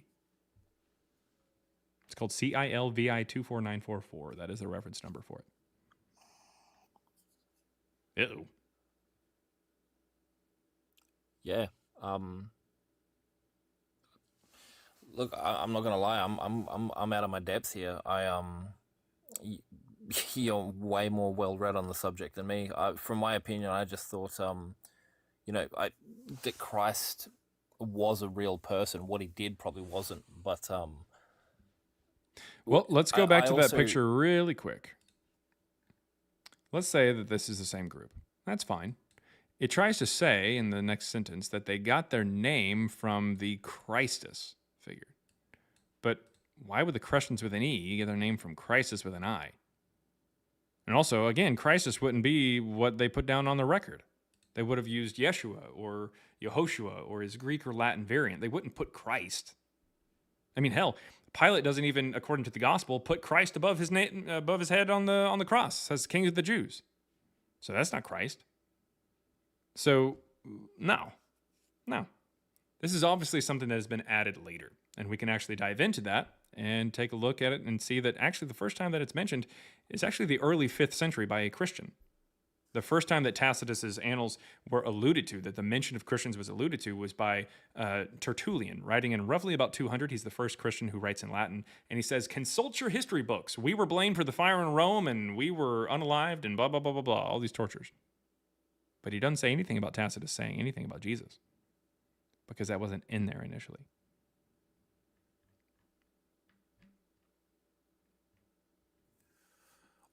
I think I might need to read your book. Maybe. You can check it out if you want.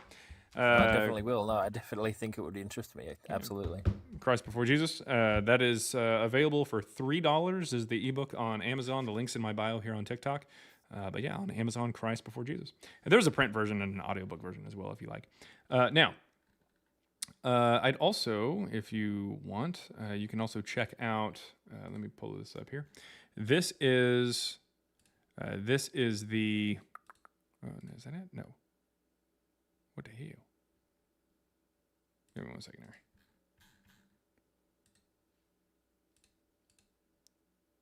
There it goes. Okay.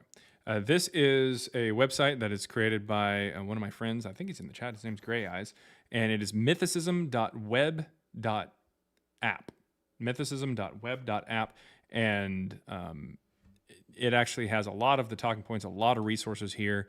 And you can actually check it out just by going up to these different tabs. You can search for things that are sorted by the century that they're supposedly in. And these are all these different things that people try to point to for proof of Jesus. And you can read all about it and you can take a look at these things. And there's receipts. There's actual like arguments and sometimes images of the actual oldest documents or manuscripts and stuff like that. So it's really good. It's a really good source of information on the talking points that I make plus more. So if you're ever like, but what about this particular person? Check it out. It's either in the book or it's on this website. Or both. Yeah, I just think I never really understood how much the public perception of the argument is skewed by the Christian what's the word I'm looking for?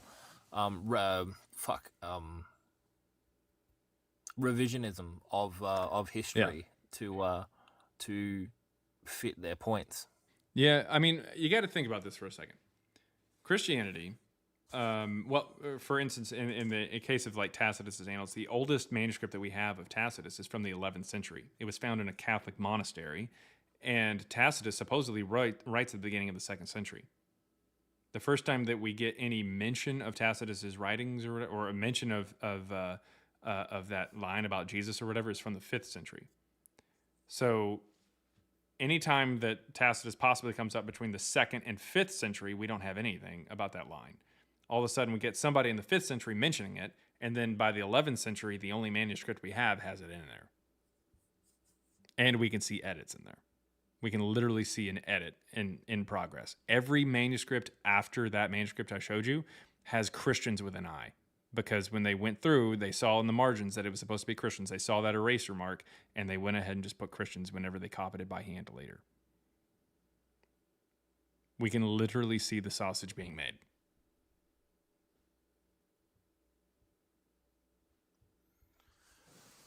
Yeah, kind of blowing my mind, honestly. I might have to dive deeper down the rabbit hole. Yeah. So I understand that the revisionism and whatnot is really frustrating, and it can be. But think about it, man. They've got 18 to 1900 years since the story came out that they really say whatever the hell they wanted to. And in 380, they became the official religion of the Roman Empire. So they could really get away with doing anything. I mean, they literally unalived people for being the wrong religion or the wrong type of Christianity. They destroyed statues, documents, temples. This is documented. We know that they pretty much went lights out as soon as 380 came around. Christianity just was off the rails. They could do whatever the fuck they wanted to. And they had the backing of the emperor.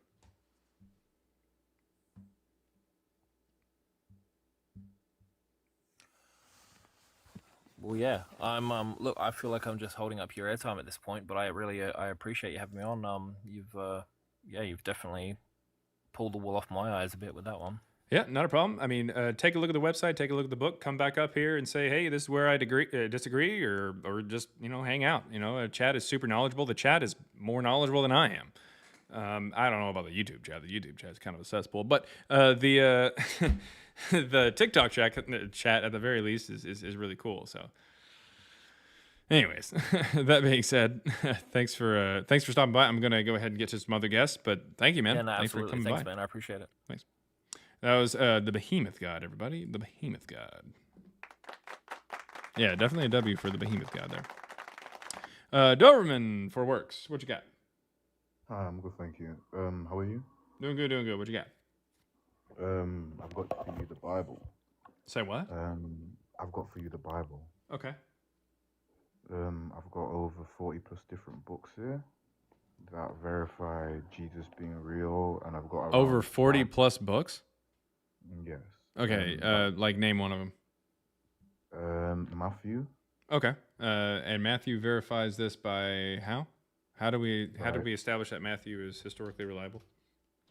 Because it's just like any other historian manuscript. Oh, really? How do we Okay. how do we let me can I finish? How do we verify someone, for example, as Ramesses, Pharaoh was real through manuscripts and from manuscripts? So I think for you to be No, disingenuous, we don't do that and by manuscripts. well, for example, if I wanted to learn about something about science before internet came around, we'd go to books, and books are a form of No, we don't manuscript. always have to go to books. please God, it explain seems why. like you're hyper focused on like words on a page. You don't have to do that, right? Like science literally is a thing. Like you can just like go out and like it's a concept. Can I Like ask you you a can go out question? and actually like do the scientific studies. You don't have to rely on the book. Can I ask you a question? Okay, so as long as it's relative or relevant to the conversation, sure. Yeah. What makes you believe that gravity is real? Okay, cool. So, anyways, where in Matthew does it ever state that this is somehow like historically accurate? Like, how did you establish that it was historically accurate? First of all, throughout the Bible, everything God said has come to be. Everything Cool. God said throughout the Bible. So nowhere in is Matthew does present. it have anything that's like come to be or anything like that. So that doesn't make any sense. Where in Matthew does it establish itself as being historically reliable? Sure. I can go to about the Noah's Ark. That's not in Matthew. So Yes, where it's in in Matthew? Yes, it's in Matthew. Matthew 24, verse 37. Okay, so that As doesn't it was in the establish days, itself as as being historically reliable. That doesn't make any sense. brother, for you How does that to establish refute, Matthew as being historically reliable? well, the whole of Matthew establishes it to be Awesome. So historically reliable. where? How did you establish that it was I've historically reliable? I've just labeled you a verse and you interrupted me. Cool. So in no way, shape, or form is Matthew mentioning Noah somehow like adding to its reliability. If anything, that's I kind can of talk torpedoing about I it. can talk about the crucifixion of Jesus. Cool. So how did you establish that that was historically reliable when it talks about it? I mean, I can point to you that the time that Harry Potter meets Ron Weasley on the train to Hogwarts, but that doesn't suddenly mean that it's reliable when the book talks about it. Well, I'd like to ask you a question, as I just said before. Nope, you're going to give me How the can you- verse, how or can- you're how going to can give me you- the how- evidence for Matthew being perfect. historically reliable. That's what you're going to do. Perfect. I'm Yeah. going to read from Matthew Mhm. chapter. Where can I read from? And what is this establishing? Matthew chapter 27. Cool. verse What is 11. this establishing? Let me read it first, and then No. What is it establishing? And then we'll go take a look at it. It's establishing Jesus just before whilst he was speaking to Pontius Pilate. Okay. So was Matthew there? What's your point? Was the author of Matthew there? Was the person that discovered gravity there when gravity was made? No. So what's your point? When gravity was made? No. Yeah, when but when gravity was made present. So yeah, your point. Your no. Point has Okay. has So nothing- again, was the author of Matthew there? What do you mean? Was the author of Matthew there in front of Pilate in order to record these words? No, he wasn't. But the Holy Okay, Spirit so was there. okay, so you have to appeal to magic. Sounds good. No, Well, the thanks for Holy- coming alright, up, buddy. that's All right, so we don't appeal to magic here. We are looking at evidence, and we're trying to keep it, within the realm of reality. We're gonna move on.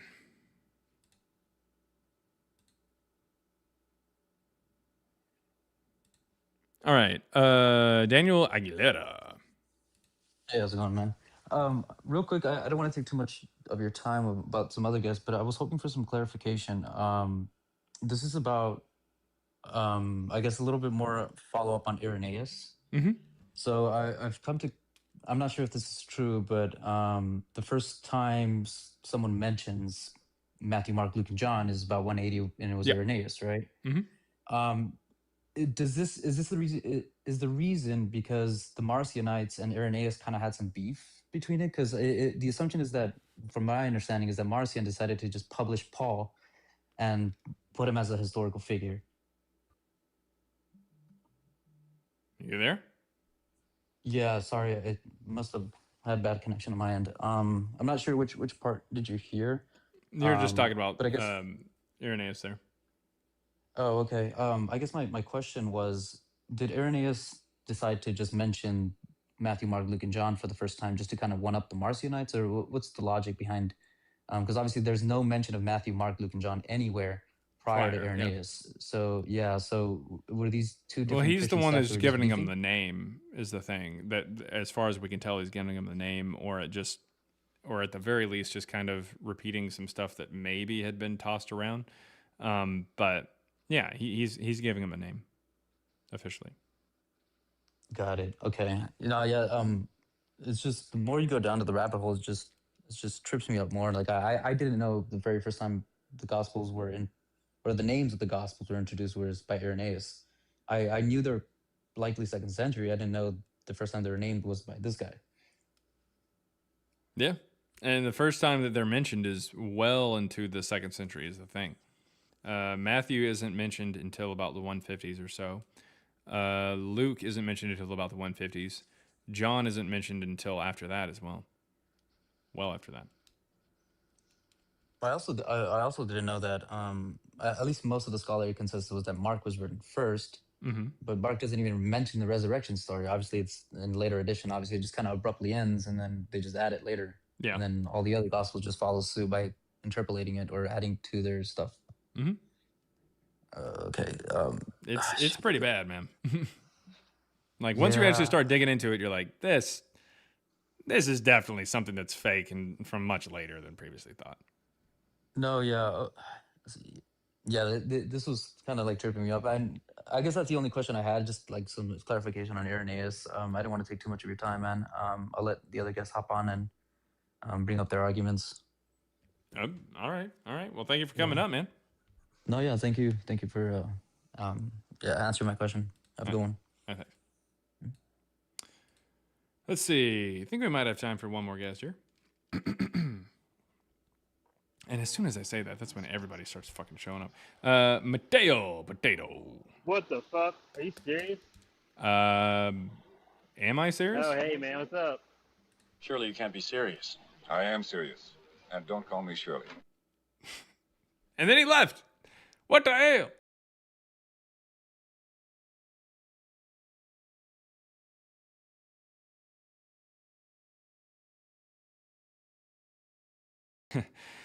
If anybody else has any evidence for Jesus or Paul, come on up. On TikTok, it's right there or down there. On YouTube, you can hop over really quick. Otherwise, I'm going to go ahead and hop off here. Been going live for quite some time. But yeah, thank you very, very much for hanging out, everybody. Thank you so much. Yeah, that's about it. Bro looks Mexican. Yeah, well, you'd be surprised, Zena.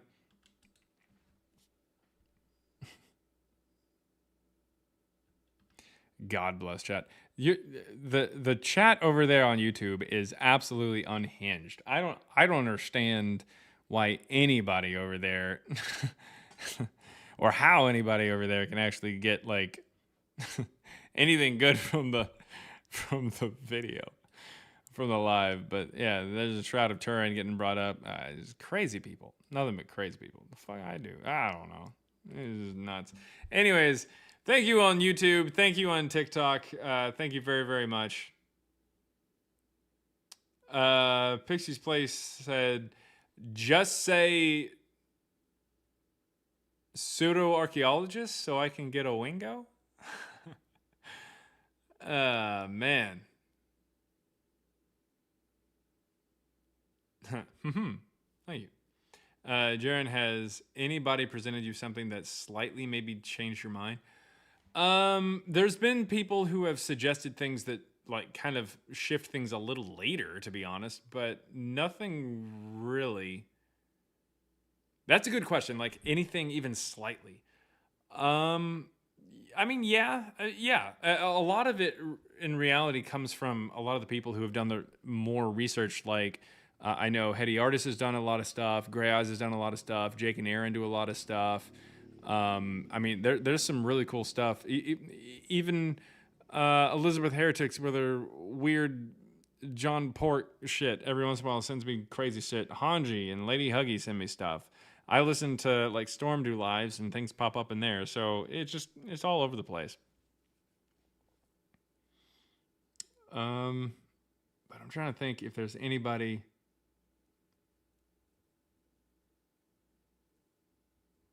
Man, I don't know if there's anything that's really. Every once in a while, there might be someone who points out that I'm saying something wrong, and I'll tweak it. because I'm like, I don't want to say the wrong thing there.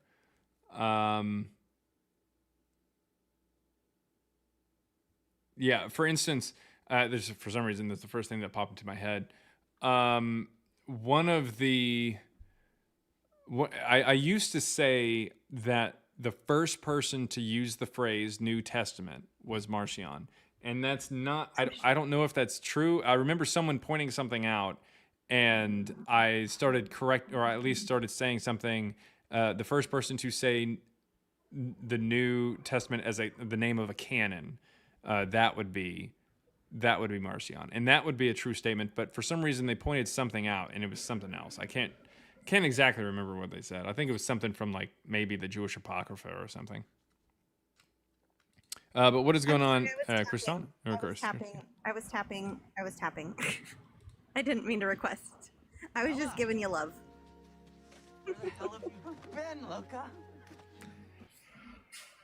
Thank you. Bye. Christina the Godless, everybody. She is 1/3 of Girls Gone Godless. Make sure to check out that podcast. Okay, can I ask you a question? It depends. Is it relevant? Yes, it's relevant. Bruh.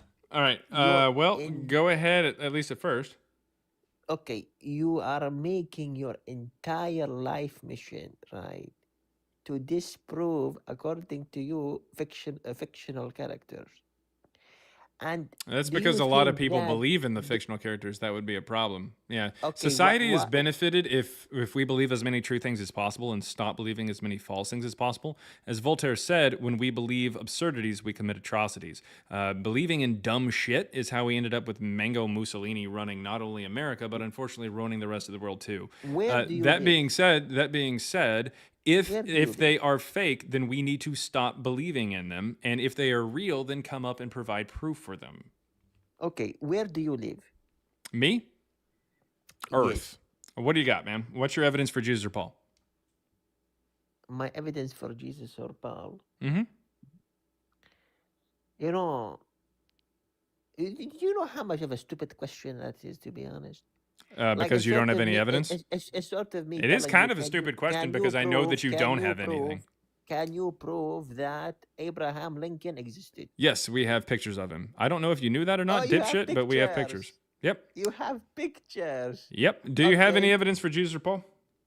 Do We you also have his evidence- descendants, by the way. We don't have any Okay. pictures or descendants You of see how Jesus. stupid your entire platform is? It is the most stupidest thing I've ever heard in my entire life.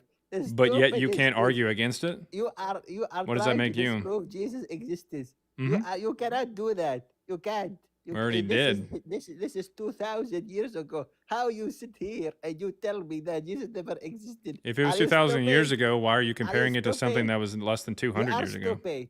I swear to God, you are the stupidest low life I've ever seen my entire life. And, Sweet. and to be honest, this is a joke. Platform is a joke. You have no Are you crying? credibility. I'm laughing at you. You look like a mouse.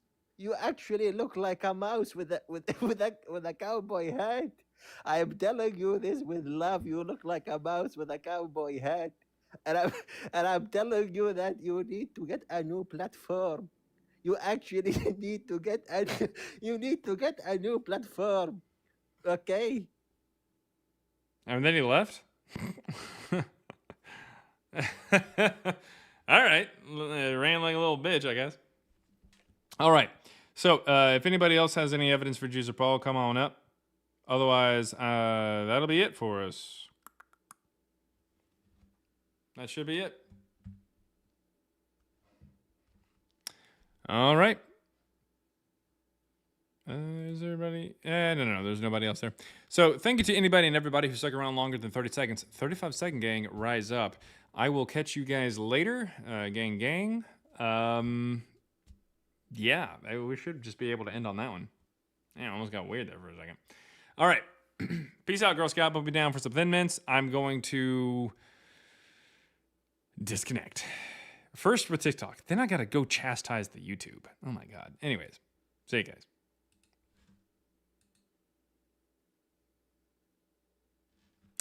All right. So, for you guys over here on Dashni says L stream, naturally. A loser Muslim. I'm not Muslim. God bless, dude. All right, whatever. Gang, gang. Sounds good. And God bless again. Hail Satan, Jesus Christ. Oh my gosh. None of the gay Mexican atheists are cowards. That's funny. All right. Well, I will see you guys later. Peace out, Girl Scout. Put me down for some